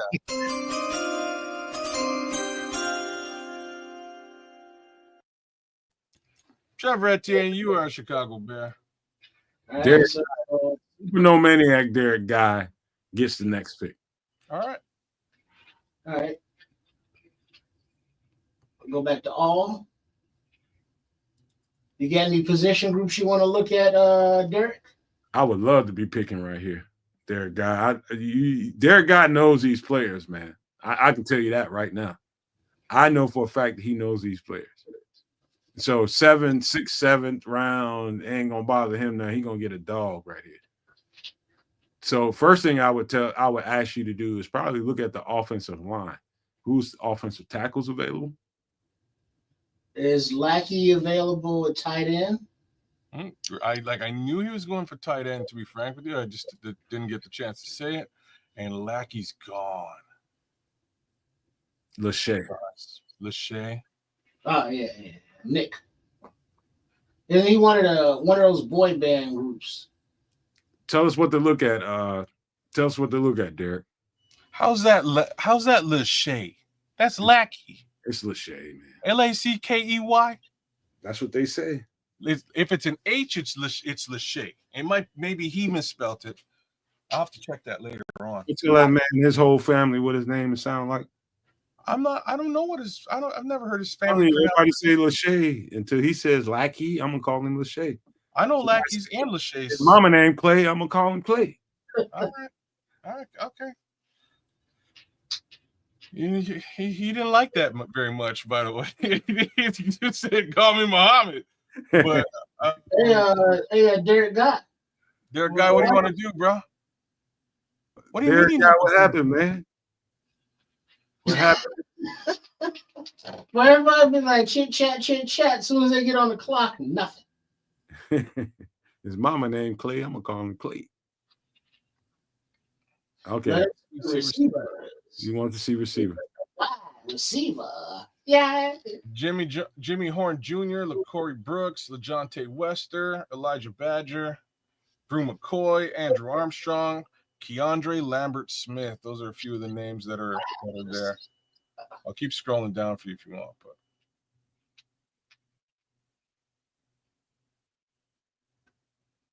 yeah, the tight end. You gotta talk it out. You gotta talk it out a little bit, kids. Tight end situation didn't look very good. Jackson Haas, Tim Fedone, Gavin Bartholomew, Caden Priesthorn. Yeah, from a weapons perspective, I think we're a little bit. Hey, Trip. Rocket Marciano. Rocket Marciano. Xavier Truss. He beat Joe Lewis's ass. Gotta get that stretch. Excuse me. He beat Joe Lewis's ass. I don't know what you want to do here, brother. Come on, Derek. What do you think, Derek? Top center available, in my opinion. Eli Cox. We're gonna have to. Somebody else gonna have to make the pick because Derek is taking too long right about now. Somebody else step up. Need a guard and linebacker. I didn't look at linebacker. Oh, snap. Yeah, Nick Martin's probably the best selection in this particular situation. We did not get a linebacker at all. Mr. Charles says Nick Martin. Yeah, I think Nick Martin's the best selection. Because the center wise, did you we looked at center. Who's center wise? I looked at center. Your top few picks are Torricelli Simpkins 3, Gus Hartwig. Derek Guy woke up. He said there is a receiver from Illinois. Said he's probably talking about what's his name, number 13. Can't think of his name right now. Talking about last name Brian, I think. Zachary Franklin? No. Zachary Franklin is a dog too. He's a dog too, but I think the receiver you're looking for is gone. Go back up, kid. You gonna give somebody fucking. Well, I'm looking for Illinois is what I'm doing, and the only Illinois wide receiver that I see here is Zachary Franklin. He's talking about another receiver. I think he's gone. I think he's gone there. Zachary Franklin is the only one there. Pat Bryant, there you go, Rip Simpkins. Pat Bryant's gone. Okay. He's gone. I don't know when, but he's gone. Come on, Derek. Get your shit in. There's a lot of good receivers still up here. Corey Brooks, Elijah Badger, LaJohntay Webster, Jimmy Horn, KLS. There's some dogs there. What you trying to get? You trying to get a possession receiver? You trying to get a slot receiver? What you trying to get at? I still think the best move is Nick Martin. Yes, AC Adams says Zachary Franklin is nice and so underrated. Absolutely. I got a player card for him that I never got around to, but Zachary Franklin is probably going to end up being a UDFA, and he's going to be a bright light on somebody's team. Ain't life or death, Derek. Come on. He got that 5600 K modem connection. All right. Linebacker. Kobe King, Nick Martin, Kareem Reed, Jackson Woodard, Aaron Smith, Tamarion Wilson, Carson Bruner, Tyreen Powell, Slept Jalen on. Walker. Tyreen Powell slept on. Honestly, there's some good linebacker talent here. Jalen Walker's good too. Jackson Woodard's good too, but out of them all, I lean towards Nick Martin. Oh, I know one thing. We did yeoman's work on Nick Martin over here on this channel. I think everybody knows about Nick Martin if they watch the Nomad Network by now. Everybody. Kobe King. Rep Simpkins is in. Derek, you don't like being on the clock, do you, Holmes? Considering it's really only a 2 or 3 minute situation. Derek is my guy. You know, when you put him on the clock, everybody gets a little different. Everybody gets a little different. Mm-hmm. All right, you got to make a choice here, man. I'm gonna give you about a 20-second window here, man. We got to make a choice.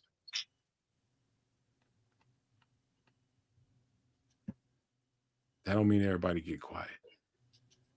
Now I'm sending stuff to kids that we can close out on real quick, just real quick comments or such, you know, that we have going on in the world of sports.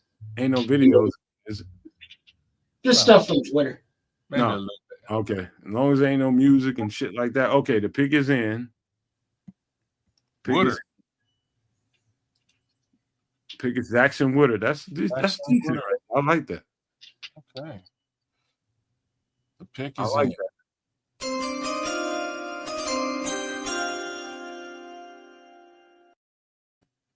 Tough. All right. Selection. Everybody. He went against everybody. Everybody had a thought. As soon as he decided that he wanted to go linebacker, everybody had a thought. And he said, "Fuck all y'all. I'm taking Jackson Woodard." Well, I'm with it. We got our pick, and Jackson Woodard is that guy.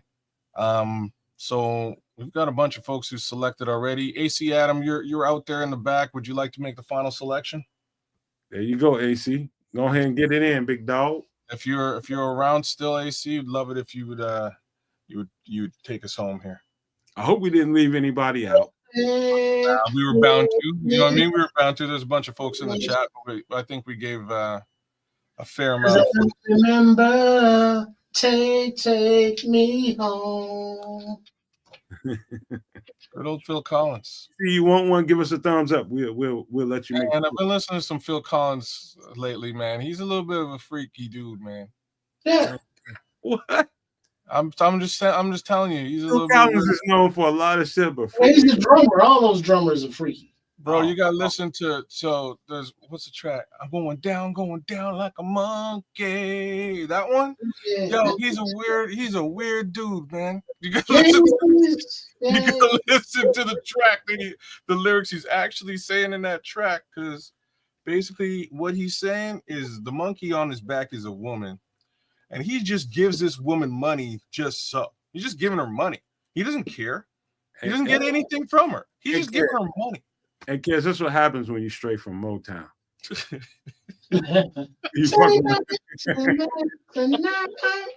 He said, not as freaky as Boy George or Diddy. Well, they're freaky in a different way. They're freaky in a different way. I'm a chameleon. You come and go. You come and go. Don't front. Loving was easy. That was a jam back in the day. Shit. Now, hey, you know what? I was asking my girlfriend. Well, tonight, Jimmy. Sorry. Keep going. So my girl, real quick, man, before we get into the next pick, my girlfriend was just like, because I'm always back here looking at the 80s and shit. Like I love that era. I love the 80s and the 20s. For whatever reason, I just like those eras. The 20s, like the Depression era when people were selling bootleg alcohol. What do you like the Depression for? And I like because we'll have a conversation on the other stuff. You like the zoot suits, don't you? No, I like custom made, custom. You had something going on. No, dog, if you had something going on for yourself, you had custom cut tailor-made suit. Your shit was right. Yeah, that Zoot, In them that Zoot era, suits, man. I told you. I mean, this shit, those motherfuckers was clean. But you talking about fast forward to the 80s, I asked my girlfriend, she was just like, I was like, get out of your comfort zone. Because she be back here watching me looking at 80s stuff, videos and shit like that. I was like, what do you like about the 80s? She's like, it's that bitch Cyndi Lauper. Yo, she's dope. Girls just want to have fun. No, there's another one. There's another one that has a slower tone to it, Trick. I'll tell you which one it is. It's Time After Time. It's Time Time after time. That's If you lost and you look and you will find me. Dope track. Time after time. Yes. That's I will be waiting. She said that bitch Cyndi Lauper. I said, what Cyndi Lauper?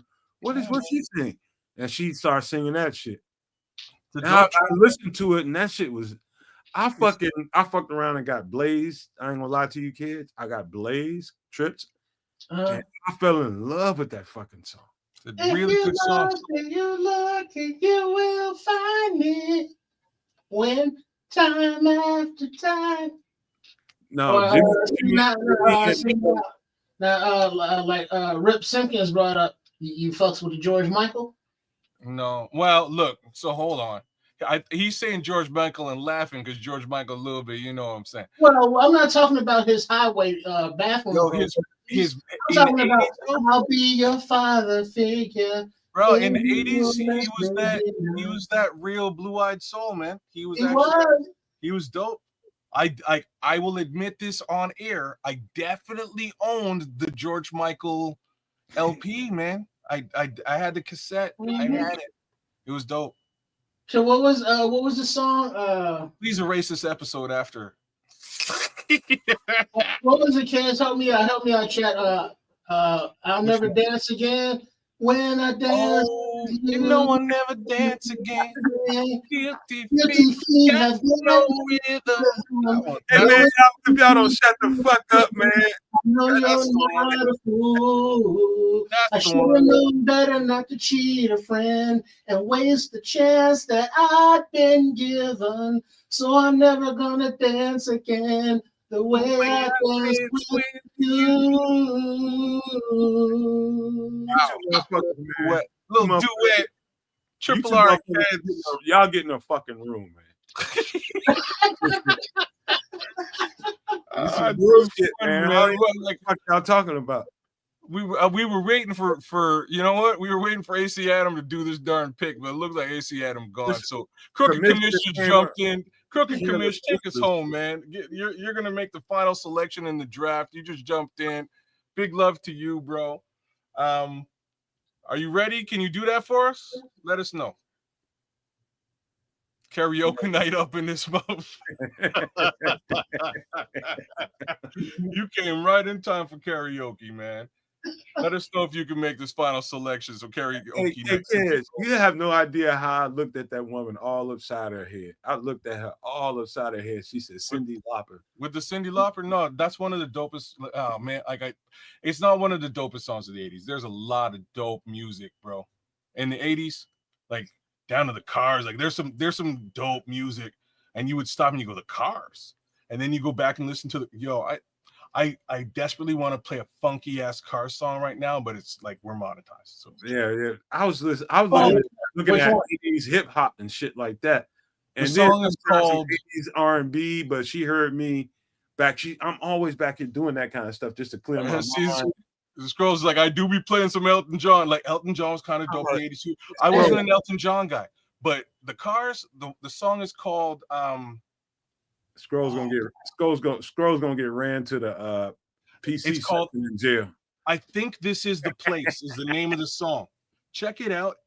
It's funky as hell, dope ass beat. You'll be surprised. Hey, real quick, show Commish what we done so far. All right. So here we go. Ashton Genty at selection number 10. Pick number 30, running back. Pick number 39, Xavier Watts, safety. Pick 41, Landon Jackson on the edge. Emory Jones, offensive tackle at 78. 127, CJ West, defensive tackle. 190, Wide receiver Antoine Wells Jr. 202, we selected Trevor Etienne. 233, we selected Jackson Woodard, linebacker. So we've got a couple of running backs, an offensive lineman, a defensive tackle, a safety, an edge rusher, and now a linebacker. They got all on you. They got a safety. Yeah, we got a safety. We got a safety. Watts from Notre Dame, I believe. Yes, sir. Hey, I got to tell y'all real quick before Commish makes this pick. I hear a story from my uncle all the time. He's living down in Fort Myers, and he was living in, I guess, a little, fucking Section 8 apartments. He said it's the motherfucker next to him that was playing this song every single day, all day. He had it on repeat, and he was bumping the shit too. And it said, "Only you can make me happy."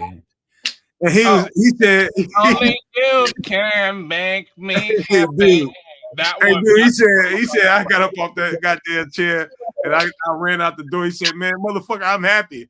I'm happy to." That was dope too, man. I love that track too. He said, "Motherfucker, I'm happy than a motherfucker, man. Turn that motherfucker off." Like that's like 85 on that R&B shit kind of kicked in. You know what I mean? That real R&B, like Rick James R&B. Only you can make me happy. I swear to God, if you hear that motherfucker tell that story, you're gonna be dying. He said, "I'm happy than a motherfucker, man. Turn that bitch off." Another song that you might have heard your girl singing was "I See Your True Colors." That's a good one too. Through. Cindy Lauper, that's a good one too, man. You're right. I see your true, that colors. Who's saying that? Only you can make me happy. Oh man. Only you can make me happy. Like Cool G Rap he flipped it into "Only you can get this money." Yeah. Yeah. He flipped it up. I can't remember who the OG singer was right now, man. It'll come back to me later. Who the hell was it? Oh, I can't remember, man. That's funny. So Papa Don't Preach, you went Madonna with it. I'm in trouble. Papa Don't Preach. Got offense, Xavier Truss on the guard wouldn't be a bad move. A lot of good players left. Commission. Look at the offensive line. Always falter to the trench. So I'm there looking for him. We looked at corner for a second. I didn't really see any. Josh Preby's all right too. That's kind of like, ooh, that's where the money is at. John Williams, yeah. John Williams is incoming for a 30 visit, by the way, from Cincinnati. I did a profile on him. Those would be the three I would look at. Offensive guard, we still have the same gentleman available at offensive guard. Torselli Simpkins, Gus Hartwig. Hey, Rip Simpkins, I think is right. I think the name of that group, Only You Can Make. Surface? You're probably right. I think that's the name of it. Yeah. It's a dope track too, man. I like that track. He said, "I'm happy in the motherfucker, man." You gotta hear this motherfucker tell the story, man. That motherfucker had you gassed out. Oh, that's funny. What do you think there, Kamish? All right, Kamish, we need a pick.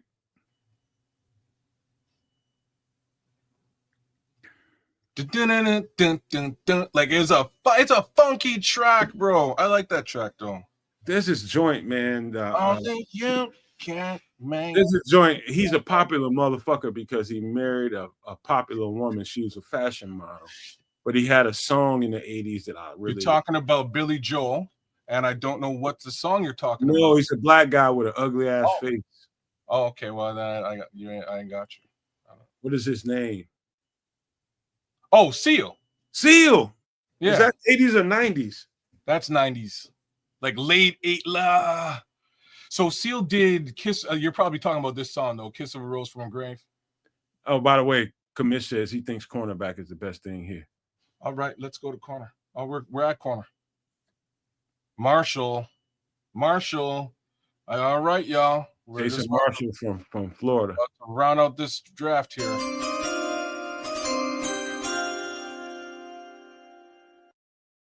Thanks for taking us home, Crooked Commish. And the pick is finally in. Jason Marshall Jr., you are a Chicago Bear. Shout out to Vizzo Joe. I don't know where you subscribe. Hopefully you subscribe. Joe Vizzo subscribe, bro. Joe Vizzo subscribe, bro. Hope you subscribe to all three of us, man. Make sure you subscribe. Sweet, Joe. Hey, I got a little something for Mr. Santelli. Now, Oh, here we go. There used to be a green tower alone on the sea. Let's hear this now. And you became the light to the dark side of me. Love remained a drug that's high, not on the pill. But did you know that when it snows, my eyes become large and the light can sing it, kids. The light that be I don't know. Baby, I compare you to. He said I just unsubscribed. Oh, the more I get of you, but straight. Hey man, the 80s. That's it, Jimmy. Jimmy just hit it. Kiss from a Rose. Yeah, that's the joint. That's the name of the song. That's what I was telling you. That's from the Batman soundtrack. I think Batman actually came out in 1988. If I'm right, I think it's 88. So it's like just before 90s. But the rest of his stuff. Prince did that. Shout out to him. That soundtrack. Hey, one more. That was a dirty soundtrack, though. How you know all the words per Jimmy, man? How the fuck you know? And then I've had enough of danger and people on the streets. I'm looking out for angels, just trying to find some peace. Now I think it's time that you let me know. So if you love me, say you love me. But if you don't, just let me go. Because teacher, there are things that I don't want to learn. Oh, you went George Michael? And the last one I had made me cry. Hey. So I don't, come on. Hey, don't fuck around. Don't let me fuck around. Mr. Charles talking about Thunder Rolls by Meatloaf. What the fuck? I don't know what that one is. That was George Michael. One more try. I knew exactly what he was talking about. Sorry, what Triple R was saying. Thunder Rolls by Meatloaf. Meatloaf is a little bit outside of my personal 80s purview. Girl's killing y'all, motherfucker. He was the original rock opera dude. Because those Meatloaf songs, it's like, you go like the and then you start rocking out, then it slows down and he sings a little ballad, and then he rocks out some more, and then it's like hold on a minute. That genre that he was in was just his own. Hey, cut it out, Trish, man. Per Rip Simpsons. Cut it out. But listen, Minister Charles. He says, hey, I can't have a man singing to me. My dog, my brother in Christ, let me tell you something. There's several men that speak the story of my life. And you're a minister? Like a motherfucker. I can start way back. Now, it's just too many motherfuckers to think about. And I be thinking about all the time who is the best pure soul singer. I was having this argument with my family. I was like, who's the best crooner of all time that speaks to you? And I got everything from Rick James. I got everything to, what's the dude's name from The Temptation got kicked out the group? I got him. I got Teddy P. I got the cat from the OJs. What is his name? Eddie Levert or what's his name? Okay. Oh man. Yeah. Okay. So like fist fight Eddie Levert versus Al Green. That's it for me. Mm.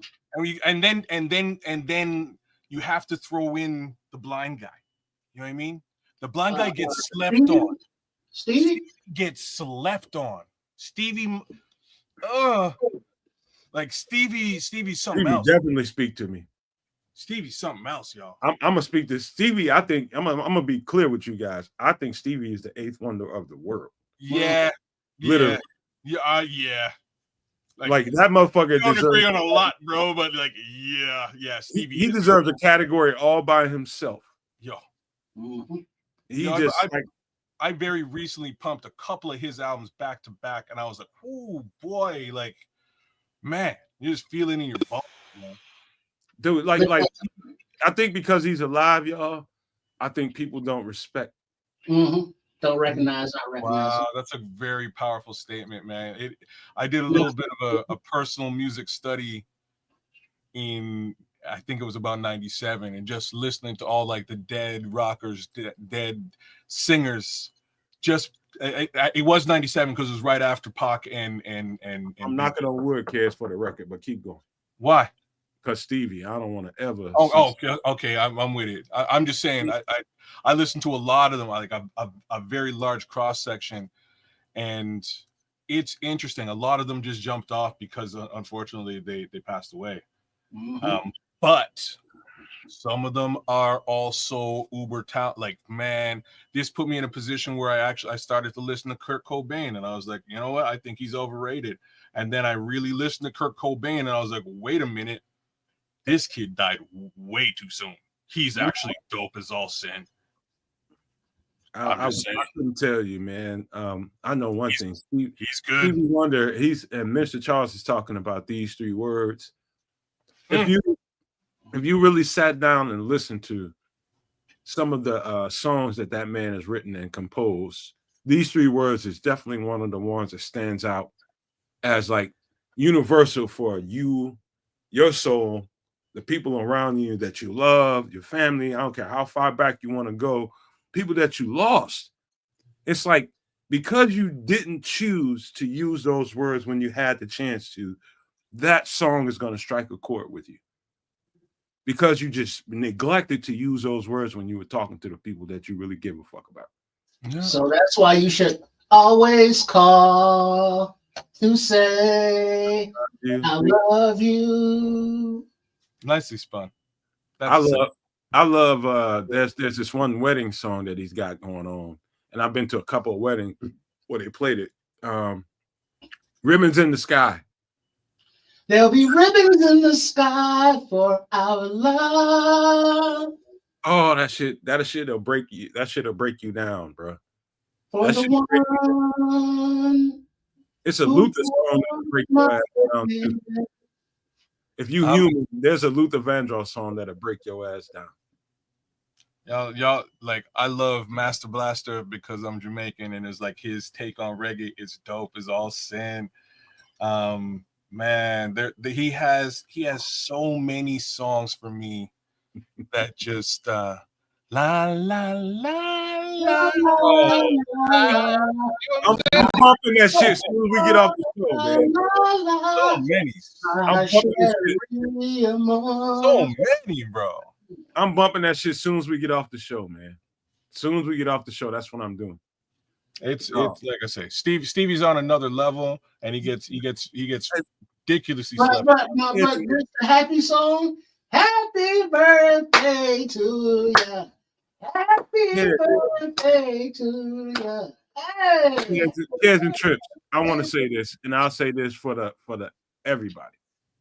There's something about soul music, and especially that era, especially when Stevie was creating all those great songs.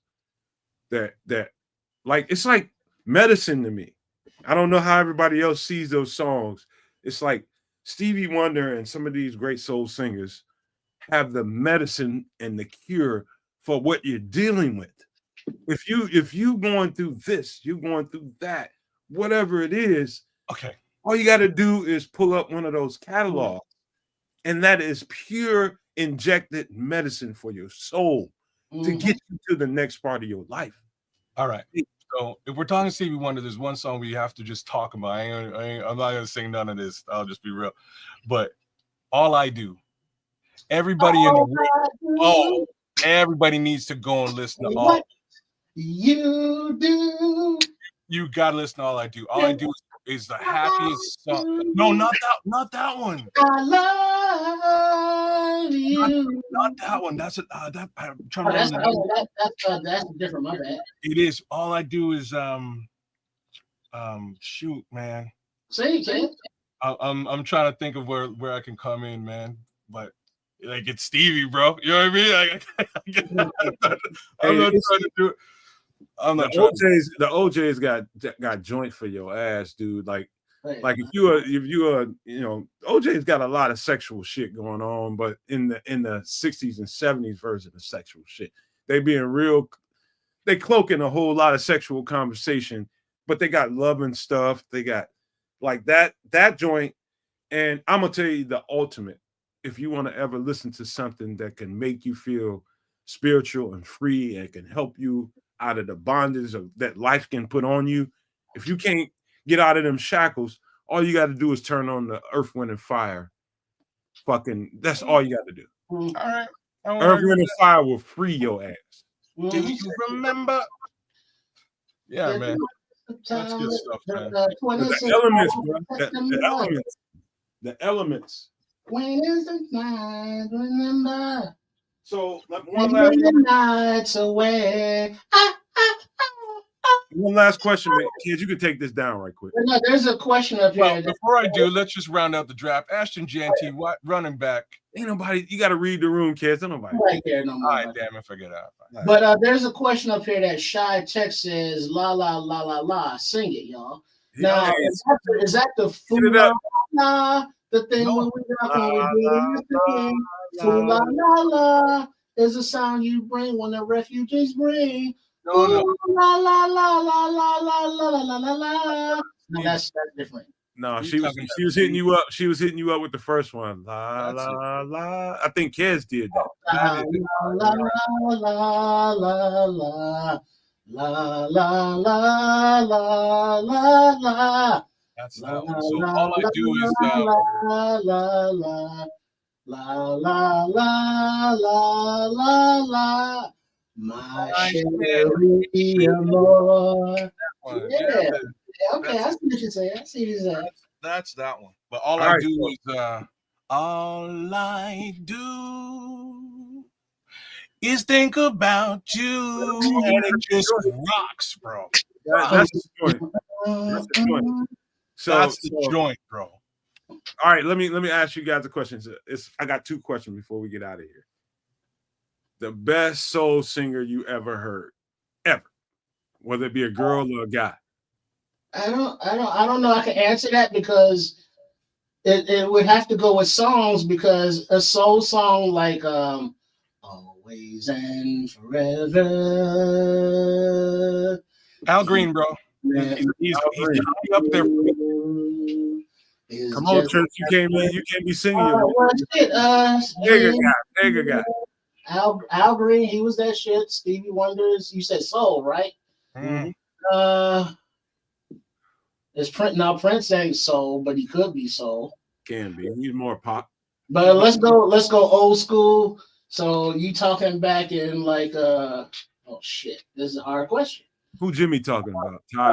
So he's like what's my man not golden showers, but golden pipes. Smokey Robinson.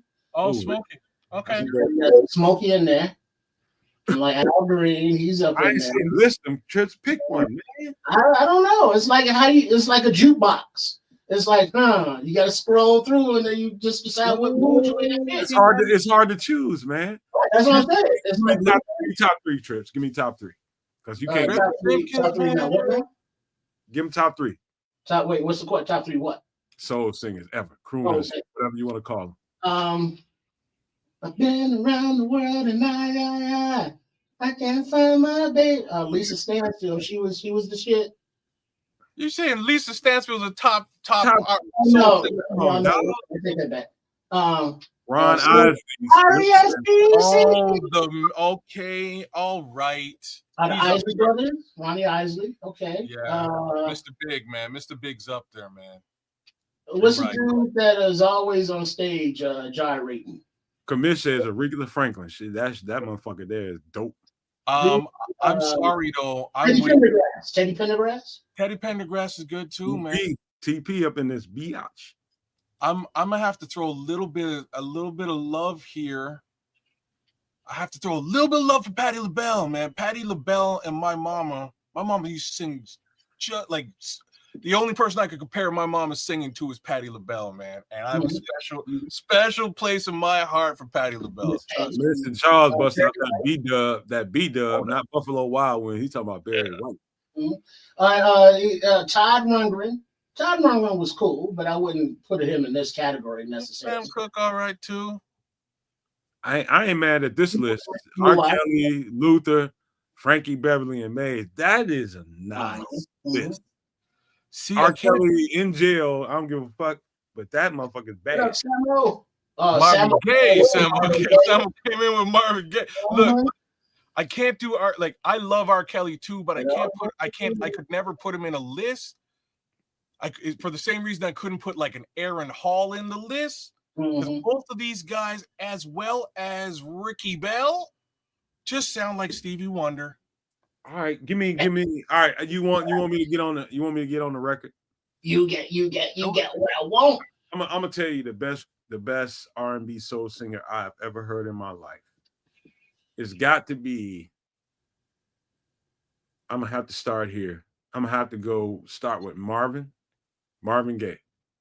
Speaks to your soul. You got to give Marvin number one. Number two, I'm going to have to go with Luther Vandross. I'm going to have to go with Luther. Luther is like the tone and tenor. This motherfucker will, I'm a grown-ass, tough-ass man, and that motherfucker will break me down. A house is not a home. Break your ass down. No one living there. And then I'm going to go with what Rip Simpkins said. Shaka Khan coming in at close third, the female. Shaka Khan, let me rock a Shaka Khan. Rock a Shaka Khan, let me feel it. Hey, Samo said, Big Luther is that dude. Skinny Luther ain't quite as good as Big Luther. Yeah, Kentucky Fried Chicken eating Luther. I need some of that. Funny, man. Trust me, though. Hey, all right. Last one. All right. The best R&B group / band ever. R&B group / band. R&B group. This is a tough one too, but I think it's an easy. I think it's an easy. Like Morris Day at a time. Man, we talking about Earth, Wind and Fire. We talking about the Commodores. We talking about New Edition. We talking about fucking Sly and the Family Stone. We talking about some dope ass bands. You just named a band that New Edition Parliament singing group. Parliament, bro. Isley Brothers. So you're talking about actual bands with instruments, then? Okay. All that shit. I said R&B group / band. Well, that's a hell of a category. Holy. Give me a Mount Rushmore of groups you ever heard in your life. Give me a 5 group Mount Rushmore trips. All right, well, you gotta have the Commodores up there because Lionel Richie, he could write his ass off. Exactly. Well, you okay? All right. Yep. I'm not even really a Commodores fan. I'm more of a Lionel Richie fan, but you can't really, you can't discount the rest of them boys. The rest of them boys were dope too. Now, Earth, Wind, and Fire, because they get slow with it, they get fast with it. With they bell bottoms and tight ass seersuckers pants. How many you got so far, Trips? I think that was 3. What you got? That was Earth, Wind, and Fire, Commodores. And there's the Isley Brothers. Did we say Isley Brothers? Probably should have, but that wouldn't be in my top 3. Isley Brothers, Commodores, and Earth, Wind, and Fire. And then go ahead, kid. Somebody else help me out. Shit, I can't remember names right now. This is just some random ass topic. You could throw New Edition in there. I don't see why not. Group. Yeah, they sing. I think they should be in. Well, shit. If you throw New Edition, what about Boys to Men? Because they've been around forever, singing their ass off. You could have put them in that little category as well. I would not argue. Temptations. I'm gonna just throw out the Temptations. That's not a bad look either. They're funky as hell. For me, One Way. That was nice. For me, my answers are a little bit different. Give me what is it? Top 4 trips was top 4 or 5? Yeah, I was just naming groups at the time. I don't know. All right, so you got 2 more. Which ones? Give me a 4-piece, kid. So I would probably so definitely New Edition is in that mix for me. Definitely the Isley Brothers is in that mix for me. I'm gonna have to say Toots and the Metals on some Jamaican stuff. All right, Toots. Toots was jamming. Yo, Toots is on one of my favorite tracks of all time called Pressure Drop. Banging track. Outside of that, one more group who is just the damn Jackson 5. Why wouldn't I? Oh, I'm feeling you, kid. Come on. You can't skip over that one. So there's 4. Oh, okay. Give me one more, kids, because I think we might have gave Trip 5. Well, what about like if you want to come more new school? How about Jodeci? Okay. You can't compare them to live bands, man. Like them live bands. Sorry, Rip Simpkins nailed it for me though. The players, bro. The players. Well, no, but if we got New Edition and Boys to Men, we can say Jodeci. Definitely. Then you gotta go. Now you gotta get into Guy and all that shit. Oh, Guy was dope too, man. Yeah, they dope. It's like, all right, we're talking about eras here. I think we fucked around and blended eras. We talking about R&B in the 60s, 70s, 80s versus R&B in the 90s and beyond. Right. Because R&B in the 70s, you had that Blue Eye Soul, like your Steely Dan's, your Tina Marie's. All them groups are dope, man. So wait, you said Rick James and the Stone City Band, dude. Who? Yeah, those are 70s. Rick James and the Stone City Band. Well, Rick James goes without saying, but I consider Rick James, not James. You know what I'm saying? I wouldn't consider him a band because like Cold Blooded and all that's the Blooded, baby. That's stuff I consider Rick James standalone, man. I love Rick James music, bro. So he made some dope tracks, bro. What was girl's name that sang with Prince on Diamonds and Pearls? What was her name? I don't know. But here's my top 5, and I'm gonna start with 5. I gotta go. Probably, I'm gonna go with Parliament because they were so. Parliament's only not in my list because I've met George Clinton. Like he's cool as all hell. He probably punched you in your face. He's a little bit something else that we'll leave off because I respect him, man. He's out. I'm gonna go Parliament. I'm gonna go Commodores. Okay. I'm gonna go. Now we finna get into the business. Yeah, the Eagles, they rock. I'm gonna go. What was it? Parliament, Commodores, and now I gotta go with whoever was producing Marvin Gaye's joints, and I think that was him most of the time. And then I'm going OJ's. I'm going OJ's now. And then number 1, I'm giving the Earth, Wind, and Fire. That was absolutely magic. I think Earth, Wind, and Fire and the OJ's. And we're talking about bands now. I would have loved to stick Stevie Wonder in there, but he played all his shit, right? And then the Ohio Players. Ohio Players in there. Samo. So basically, these are all the bands that would come on and lip sync live on Soul Train with Don Cornelius on Saturday morning. Stylistics, you know what? I made a mistake. I probably would put in there before Marvin Gaye's group. I'll probably put in there Sly and the Family Stone. Oh, Sly and the Family Stone is dope too, man. Yeah, okay. Sly and the Family Stone, that motherfucker is crackhead ass Sly. He is dope. He's a genius. Hey, I got to give a shout out to these girls because I grew up across the street from them. Inglewood represent the Eurythmics. I'm sorry, not the Eurythmics, the Emotions. Okay. The Eurythmics are from England. I thought you were going to talk about what's her name? Annie Lennox. Right. What's her name? Mavis Staples. I thought you were going to talk about Staples. Yeah. The Staple Family. What is Staple Family? Staple Singers. Yeah. New Edition deserved to be in there, but that's a whole other. The Spinners. Kool and the Gang. We miss Kool and the Gang. Girl is too hot. Hey fellas, we're gonna have to do Gotta run for cover. on Gotta some run for shade. hey Trip, on some extra sauce really, really soon. We're gonna have to do a thorough breakdown. Maybe we do top 10 because I think that's where this is going. That's the best thing that we can do is go top 10 groups, soul, funk, whatever you want to categorize it as, crooners or soul singers, whether it be female or male. Maybe we do two separate categories. Kind of have to. Yeah, maybe we should just do that.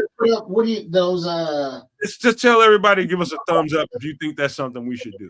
Yeah, you do a final four bracket, but you separate the brackets into groups, whether they be live instrument groups or vocal groups, Boys and Men, Shy, Jodeci, just singers, acapellas. And then you do male, female, and go from there. Give us a thumbs up if you think we should break down the top, soul singers individually and groups. Because I think like as soon as we get done off this thing and I talk to these two fellas, I'm getting into my shit, man.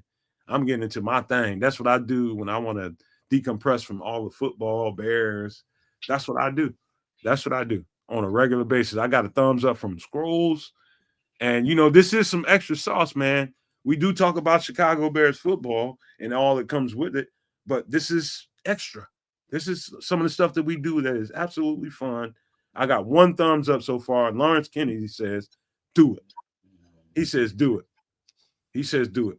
And, speaking of soul singers, while we get those responses from the Nomads, I had the opportunity one time. I had a job as a telephone operator in a hotel.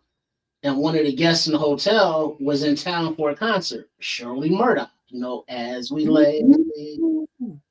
And we had a conversation, for like an hour. She was just like on tour. She just wanted to talk to somebody. And I was like, oh shit. And she like sang me a new song, a cappella over the phone. It was pretty cool. So I got to give a shout out to Shirley Murdoch. Shout out to Shirley Murdoch. Wow. Derek guy says, do it, fam. Do it. Okay. Well, it looks like we're getting a little bit of consensus. Dog. You know what it is. See, that consensus came from Derek guy faster than his pick in the draft. Hey, you know what it is, fellas? It's like that kind of music sings to our parents. You know what I mean? It's like the kind of soundtrack. Like my mother, I think about all that kind of stuff. My mother, my grandmother, Smitty Q, and Samuel with the thumbs up. Let's do that shit. Let's do that shit. That's how you get into don't sleep on what's my Simon and Garfunkel though. Yo, there's like look, there has to be there's like a rock business thing we should do too in that respect, but the rock thing is it's different. Like you have to go by era. You know what I mean? The Simon and Garfunkel, I don't think was rock though. No, they're actually folk. So like if we really want to break it down, they're folk music, and there's some dope like that. That's more like Bob Dylan, Tom Petty, like those more folky guys. Like folk, like Tom Petty's rock folk, but like I consider Eagles is like rock folk. Eagles is rock more than folk. Dog, I'm down with the idea of doing that. Maybe it's some extra content with some extra sauce, but really soon, you guys are but just thinking about music and going back in the day that Nomad has sparked these memories. The horn section of Chicago, get the fuck out of here. I mean, you remember the horns? He's talking about Chicago, the band. I know what he's talking about, but Peter Cetera as a vocalist, I've never heard anybody sound like that before or since. My guy gets mad respect for me. I'm just putting it out there. I love the Chicago Bears, but I also love Chicago too. You know what I mean? I'm literally yesterday I was just in a vibe because I had to be. I had no other choice. And I was banging out some real old school rock yesterday, man. I was banging out some Chicago. I was banging out some Elton John, like the Scrolls are saying a little bit of the Cars, some what's my guy? Sting. Police. The Police, yo. The Police is dope. If you're sleeping. Hold on. Time out. The Police are associated with Sting. He's a lead singer. Sting's the lead singer, and he's also the lead bassist. If you So there are two different categories. Wait a minute. Wait, no, Sting was in the Police as a lead singer. I didn't know that until just now. I never knew that until just now. Bro, if you listen, so their first album is called Regatta du Blanc, which basically just means white reggae. And if you listen to it, my guy Sting on the bass is one of the baddest MFs on the planet. Like, there's certain bass players out there that are just disgusting. Flea from the Red Hot Chili Peppers, Sting. These are two bassists in my mind that slay the bass. Like, there's others out there, but these two guys, man, just listen to the bass in some of the Police jams. It's nasty. But at the same time, listen to I've been to see the Chili Peppers at least 3 times, man. They played so many times here in Chicago, kids. I'm pissed off that I never got a chance to watch. What? You haven't seen them? No, never. I saw them at Sandstone at the same time as George Clinton. P-Funk All-Stars was Lollapalooza in like the late 90s, early 2000s down there in Sandstone, Kansas. And Flea, he rocks on the bass, and and Anthony, all the heroin and all the drugs, and they still rocking out. So the Red Hot Chili Peppers would be a band, that's been funky over the years. All the notes back in the 70s, 80s for them. When the Blue Eyed Soul was kicking it. METHOD. How about this, fellas? And I'm listening to the chat. I'm watching the chat. And I think they want some extra content before the draft. And maybe we'll centralize the content around that kind of thing. And I'm telling you, dude, it's like there's so many options for soul singers, female or male, groups, bands, pop, and all those kind of categories. We can break them all down if you guys want to. Let's give it to them, man. Let's give it to them. She's a man eater. I've never man, when I was in grade 2, bro, I broke into that track because we were all quiet. Our teacher left. She closed the door, and we were all messing around, man. All of us in the class are messing around, where we could hear her coming, man. You know what I mean? Oh, here she comes. Now she'll chew you out. Hey, y'all help me out. One of the main, I can't think of his name right now. I want to say Roy Ayers. Is it Roy Ayers? Roy Ayers is some shit. Yeah, man. Did he just? Somebody just passed away. I want to say, I don't think it's Roy Ayers. It's somebody else. Oh, somebody just passed away, and this motherfucker, dude. Like I didn't respect it until he was gone. That's why I mentioned the shit, what I was saying about Stevie Wonder, how great his music is. I think it might have been Roy Ayers. Somebody help me out. Somebody, a great R&B singer. I don't know if it's Roy Ayers or somebody else. I don't know. Roy Ayers. It is Roy Ayers. It is Roy Ayers. This this cat right here, I'm telling you, if you haven't done the deep dive into Roy Ayers, you have missed the bus. And I don't give a shit what color you are. You don't have to be a black person. You can be fucking green, plaid. I don't give a shit what color you are. Listen to his catalog. And there is some shit in there. Roy Ayers, I'm telling you, that dude was a musical genius that doesn't get the respect that he deserves. Roy Ayers is dope. Bro, absolutely. Another guy yeah, definitely. But another guy that just passed, one of the founding members from Tony. Which Tony was? Oh, you talking about what's his name? Wasn't Raphael Sadiq, was it? No, the other one. No, the more production guy, I think. Okay.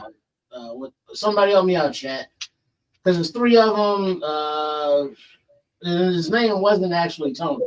Yeah, it's neither was Raphael Sadiq. So I guess maybe there's only one actual Tony in the band. No bad luck, baby. Don't wish you no strain. Thank you, Samo. Dwayne Williams.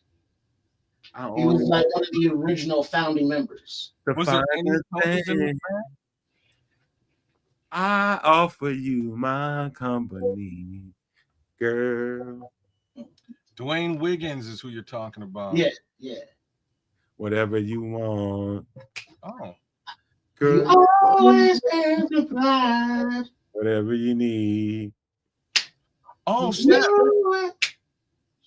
Yeah, So you they're know, brothers. What you know. happened? I didn't realize Dwayne that. Wiggins Samuel hit us up. Oh snap! You just now hearing about that? That's No, like, no. Check this out. This is what I didn't know before. So Dwayne Wiggins and Raphael Sadiq are brothers. I never yes, realized that because because Raphael's real name is Charlie Ray Wiggins. Raphael kind of broke away from the group after immediate success. He's next thing you know, he's doing shit with Tribe Called Quest and all the native tongue people, and then Lucy he broke Pearl. out He did the Lucy Pearl Lucy thing. Pearl, all that shit. He started doing all that. He saw the light, and he was just like, "Let me get away from my brothers and do something that make me stand out." And that shit was dope too. That shit was dope too. He's one of I love. My pillow. Hey, say I love Listen, Charles, I feel you like a motherfucker. Sade is my oldest uncle's. Yeah, that's his shit, dude. That is his shit. Like, I go over there right now, and if he's awake, that motherfucker's bumping some Sade. Say right now. Right now. He's bumping some Sade. If his ass is woke, he's bumping some Sade. This is no ordinary love. No ordinary love. That shit. It's like hey, kids. Behind her was so smoking. Kids, if you get to thinking about Sade and you get to thinking about singers or whatever category she's got, she's in her own space. That's like her, Anita Baker. Like Anita Baker. I don't know if anybody mentioned her tonight, but God. Oh, Joe, I was literally just thinking about her, man. To be frank, I'm not like she's a great singer. I'm not a fan though. That's just Toni Braxton. Less of a fan, but I think she's gorgeous. You know what I mean? Like I'll look at her. Anita Baker's got 2 records in a row that will fucking change your life, your lifestyle, and make you think about your future. It's like it make you slow down, man. Anita Baker, them joints, man. Oh my God. Anita Baker, Sade. There's some other guys that, other records that came out and just absolutely unique. And you just put them in their own category. There's a Maxwell record or 2. You know what I mean? There's that category for those people that just slows you down. His album was dope, but I can't he like when you're cheating on Halle Berry, you really think you're doing it big, bro. You know what I mean? Like your ego is like.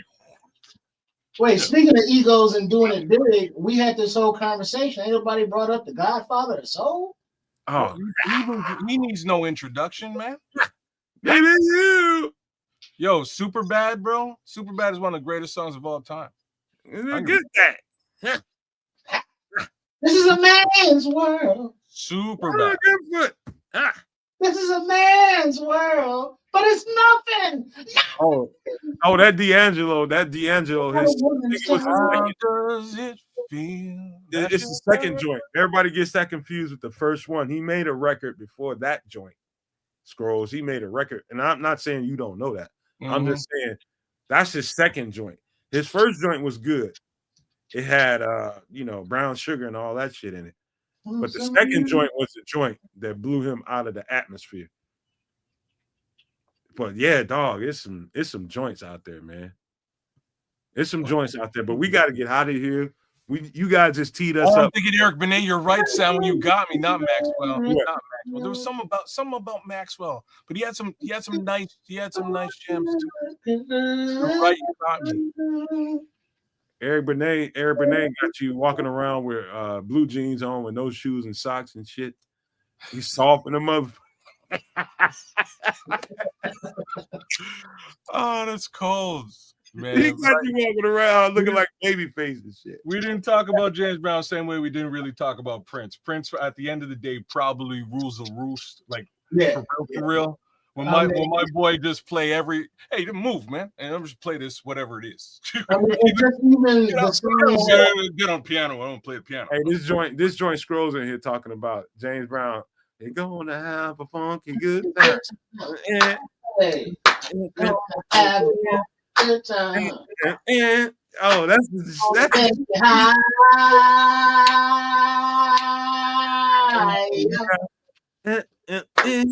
oh shit! Get the fuck out of here.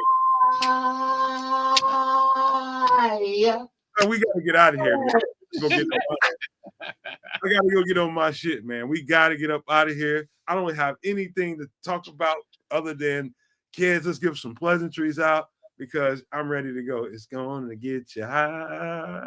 We're gonna keep it slightly short and sweet tonight, man. Minister Charles, big ups to you. Samo, our brother, thanks for coming through. Mr. Shorty, thank you as well. Rip Simpkins, thanks for joining the crew. And by all means, like, share, subscribe across the board with Sports Chicago Style, the Nomad Network, at Keza Connect, the channel.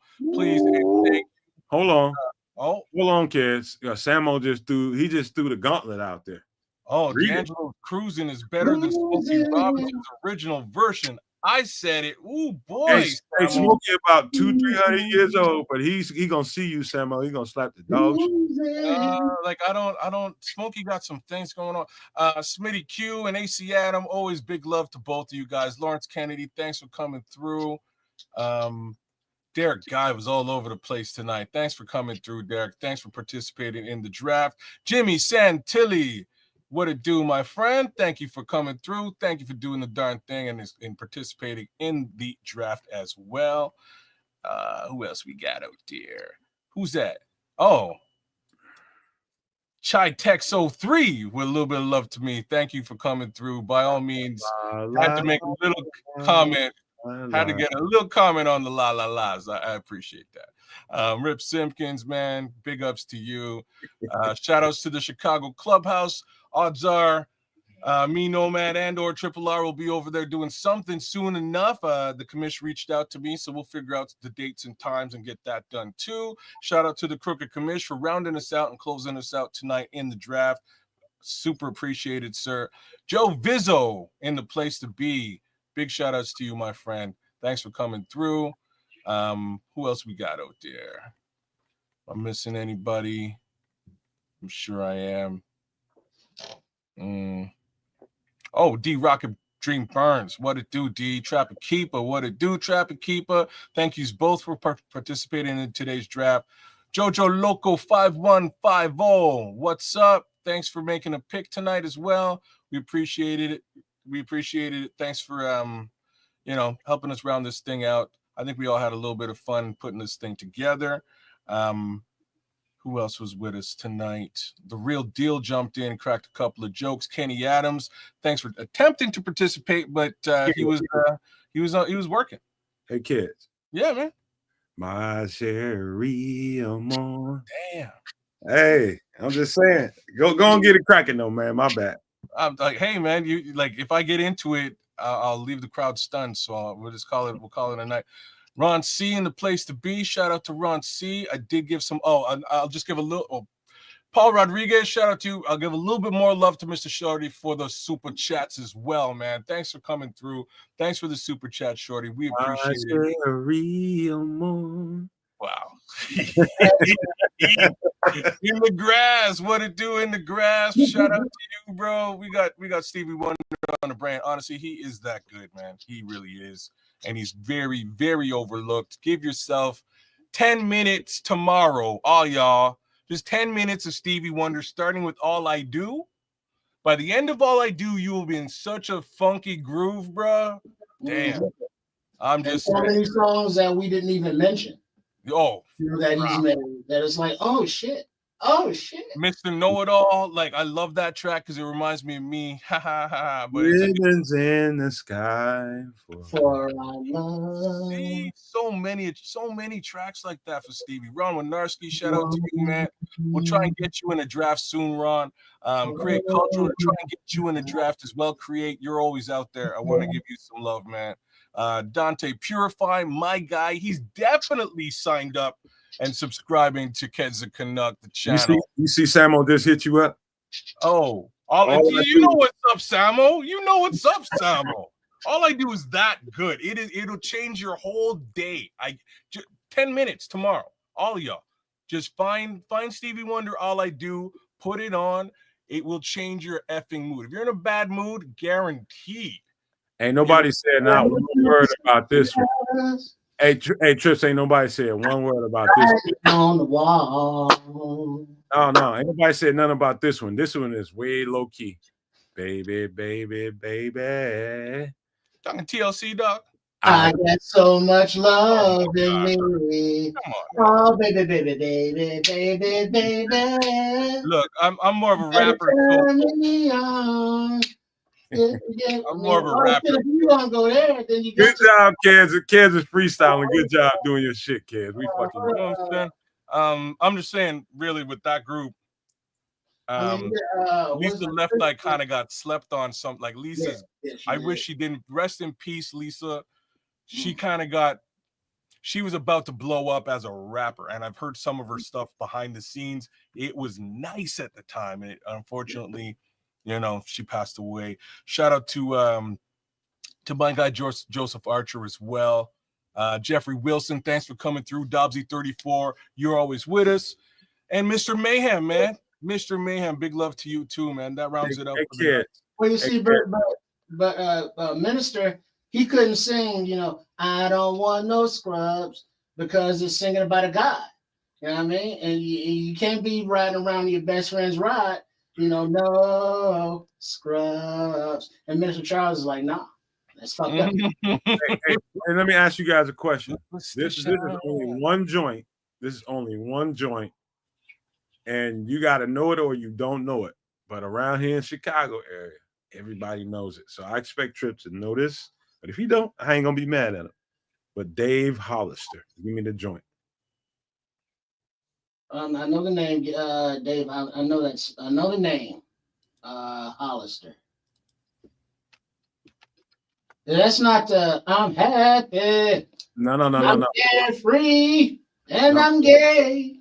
I will. It's got a man in the name of the song. Come on, somebody gonna get it up before you get it up. You talking my favorite girl? Girl, I gotta go. Girl, I gotta go. Dave Hollister. Come on. There it is. AC that AC is that motherfucker. AC is that motherfucker. Shout out to AC Adam. He's that motherfucker. How does that go? Yeah, you had to Google that when you get off here. That's the dope shit right there. If you ever went through a lifestyle that when you went from a certain kind of man to a more mature, more refined man, if there was ever an anthem for I changed, I'm not the same guy as I used to be, I'm a better person than that. That is your joint right there. One woman man. How exciting it would be. That's the joint right there. That is the joint. All I know. I can't. I hate it when I can't think of the harmony or the melody or the rhythm. It's like, damn it. All right, I'm finna do this just a quick second. I ain't gonna give you the whole thing. Give me a second. Just for you, Trips. I'm just gonna give you the melody. All right, go ahead. Because as soon as I hear it, I know it. I'm like name that tune, dude. Yeah, you're gonna love this. All right. When a man loves a woman. This is just a goodbye for the night, and you guys are gonna enjoy this. Let me share my screen. I'm just gonna give you the quick melody, and I'm getting it off the screen. Watch the latest shows all in one place and get up to 6 accounts per household. Yep. Oh yeah, this one. I remember this one. Yeah. Yeah, I know. Yeah. That not really my flavor, but I know the song. All right, now you know. Now you know that is that reminds me of my brother who passed away a few years ago. Now that is his joint. That's like this motherfucker is riding around in a drop top Cutlass, a classic Cutlass with dope candy paint on it, nice ass rims. And I'm like, out of all the things you're gonna come pull up and come pick me up to ride around with your ass, you're gonna be riding around listening to Dave Hollister. Man, I'm not listening to that shit while I'm riding around with your ass. Bump some other shit. But that's his joint, man. I'm not riding around with my brother listening to slow music. But that was his shit, man. It's so funny. I forget Kels is from Chicago too, because like end of the day, I kind of love Kels too. So like it's on all that is unfortunate, you know what I mean? But musically, Kels, man, Kels is dope as all sins. Like he's so good. I'm gonna put you guys up on something before we hold on. Before you do that, listen to what Samo says. This is the joint. This is the joint of the song. And Samo, I should karate chop the shit out you for even saying this. And it says it at this point. Seeing you reminds me of all the nights I used to beat it up. I would do it again, but I can't. That's the joint out of the whole song. Seeing you reminds me of all the nights I used to beat it up. Okay, yeah. But I can't. That's growing up, man. You see them broads that you used to fuck around with, and they want you to smash out, but you cannot because you involved now. You can't do it. Samo, thank you for that, dog. Hey, speaking of kids, go to your DMs on Twitter real quick.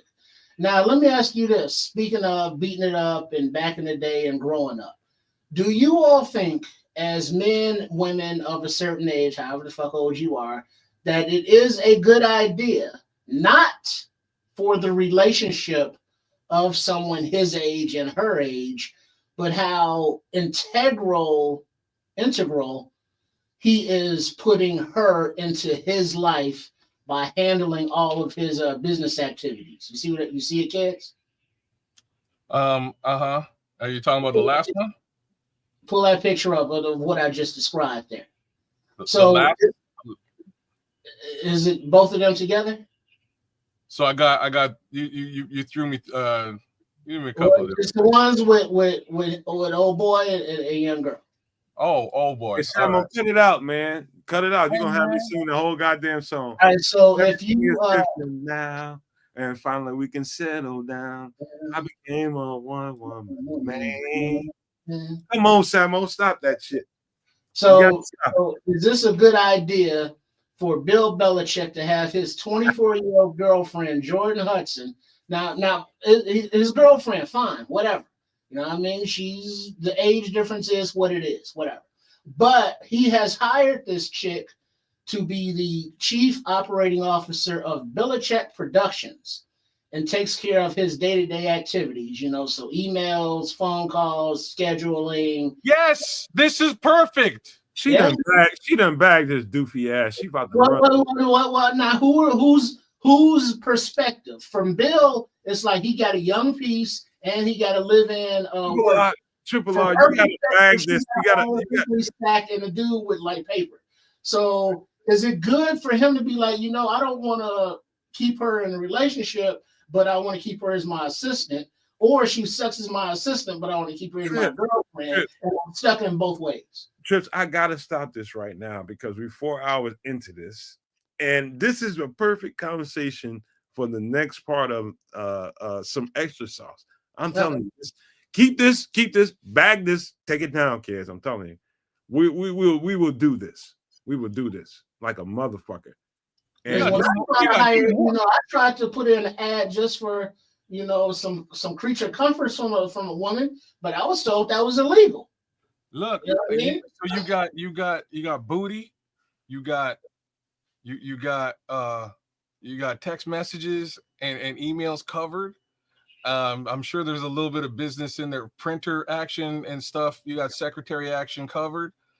I think this is like the winningest of wins when you're at 70 odd years old. No, dog. At 70 years old, bro. At that age, Aiming, bro. There's a song called from I think, who is his name? He's one from the Dungeon family. I think his name is Cool C or something. Cool Breeze. Oh, Cool Breeze. It's called Watch for the Hook. Yeah, it's a good track. And that is exactly what Bill Belichick should be understanding right now. 70 something. Man, you guys, you're looking at it all wrong. You're looking, oh, she's gonna steal all his money and stuff. Watch for the hook.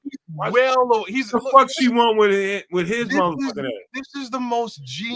You know how pale and pasty that motherfucking old ass man look like. He knows, but this is my point. He knows how old and pasty he is. He knows. Come on, dog. We gotta go. Any shout out, man. Good for you, bro. It's gonna turn into another 2-hour conversation. We gotta give you a thumbs up. Y'all gonna marinate on that young piece. Hey, man. You go, Bill. And so get up to all of the No Maniacs who hang out with us and discuss bears amongst other things of interest. Glad you all are subscribed to the Nomad Network, to at Cans of Canuck and to Sports Chicago Style. And we only got another week and a half until the draft. Or not even a week and a half. Another week to the draft because it starts next Thursday, right? Next Thursday night, draft the first round. Yep. So we got one more week until we can start welcoming in our new players and see what the fuck's going on and how we gonna take this north and never get that shit back. Power Pulse Compulsion. Hey, you know what? Shout out to everybody at Kids Canuck, his channel. You want to shout it out one more time, kids? Tell everybody to subscribe to your channel. Okay. And before I do that, you ain't got to put up your image, man, because that looks like I'm gonna post the link in the chat. By all means, like, share, subscribe, give me a little bit of love, and that's the channel at Kids Canuck. Someone said Bill likes to sit behind the one-way mirror, the two-way mirror. Why somebody break their ass off? Right, while her back is blown out by the football team. He likes to. You gotta keep the football team, virile. Watch that third leg break her ass off. Shit. That's part of the NIL deals. Yeah, hey man, dude, look, I feel sorry for Bill Belichick. Kids wants to congratulate him. I ain't like. I can pay somebody to get on my arm and go take a picture with me, but I ain't getting in no relationship and no business situation with one of them motherfuckers. You know what I mean? It's just like, dog, you a sucker. That we call that a simp around here. You know what I mean? He's 70. Of course he's a simp. And he's a simp. Prime candidate. 70-year-olds you know that aren't simps. It's just but like as a 70-year-old dude, it's like, do you get a 70-year-old woman to put on your arm? Or do you get like a little 24-year-old? You gotta go find one of them busting ass 70-year-olds and try to ride out the rest of your life instead of bullshitting around with a 24-year-old. And then he put her ass to work, right? Yeah, living the dream at 70. I ain't gonna go out like that. When I get to that age, I'm gonna find me a busting ass 70, 60, 70. Because somebody got to keep track of all his medical appointments. Hey, that's some bullshit, though. Now I'm starting to feel like a sucker, man. He a sucker, man. That's all it is to it. And don't nobody want to say that about him. That's why his ass ain't got no job right now. Because he on some sucker shit. He out there running around with a 24-year-old woman, and he like 300 years old. Come on, cuz. Get it right. Get it right. Enjoy being an elder statesman in the world. And get somebody your own age and relax. I think he's trying to fade the black. If you want to do some sneaky shit and you want to be on a college campus sneaking around with some, like, I don't understand that, man. Like, I like worth millions of dollars, and you're saying he should go and deal with a 70-odd-year-old woman. I met a 61-year-old woman. Was she banging? No. I'm trying to explain something to you. I'm trying to explain something to you, dog. That motherfucker was busting all the 20-year-olds' ass in the club. She was busting their ass. I'm just telling you, dog. Like don't give me that bullshit. Don't give me that bullshit about I need to go find me. 24 years old, she ain't thinking about nothing but some bullshit. Bro. Period. You got money to burn, man. Scrolls is saying You nobody can't want get no that money 70-year-old when you die. snapper. Yeah, because it loses all its strength, its elasticity. Man, No more cables work on down there. Like sometimes I think, and I would say this before we get ready to get out of here. I would say this as a man who's starting to mature to an age where you have to start making some decisions. Are you gonna go chase that little ass girl that's constantly dragging the carrot down the road, making you chase it? Or are you gonna meet your fucking error and understand who you are as a human being and get with what's in your age bracket? Oh, he ain't chasing her though. He caught her. Because he a goofy motherfucker. Because he goofy. He goofy. You're acting like this guy wasn't married and had kids and been doing that with a woman in his own age bracket for decades. He's now 70. He's worth millions of dollars. And you're saying he's wasted most of his life being a football coach, being inside that building, becoming the greatest. Now he's trying to catch up. And it's too late. There's no catching up. He's just trying to he dedicated what he was gonna. He dedicated himself to what he was gonna be, kids. He decided a long time ago, I'm gonna dedicate my life to football. I'm gonna let my 20s, my 30s, my 40s, and my 50s and 60s go. I'm getting these championships. I'm making a legacy. Now that I'm out the league and nobody wants to hire me because I'm a little too old and my era is gone, I'm gonna try to go backwards and try to find me that busting ass that I was thinking about in college that I never could get because I was a buster in college. Now I wanna go backtrack and go find that girl. I'm gonna go bust down the quarterback on the coach on the teams. I'm gonna get that girl. And he's a buster for that. He's a buster. Why do that? You going backwards, man. You playing the game backwards. Yeah, we're gonna agree to disagree on this one, man. Because I'm just saying, if I'm 70 odd years old, I've got millions of dollars to my disposal, and there's a gold digger around that's 24, and she wants my money. I'm in. You know what I mean? Like, take my money. I'm gonna die anyway. He's like, you think what American Express travelers checks? What you need, girl? Freaking PayPal, Cash App. What is it? Because it could be a much worse situation for me at 70 odd years old than this. I can afford it. Perfectly set up to get robbed. I'm saying any trips. The only way that because it's so public that the only way that she could really get him would be a marriage. And at his age, does he really want a prenup? You know what I mean? So it's like, yeah, you get all of my shit when I'm gone. So you with me now, you know, how long does he have left? So she might be, you know, a single woman at 30 worth millions. So, I mean, it's not a bad situation for her, you know, until it comes to, you know, those coital activities. And then, you know, if I was him coming out of one of those girls' cribs or, you know, dormitory or fucking off-campus fucking apartments, which there's a video out there of seeing that.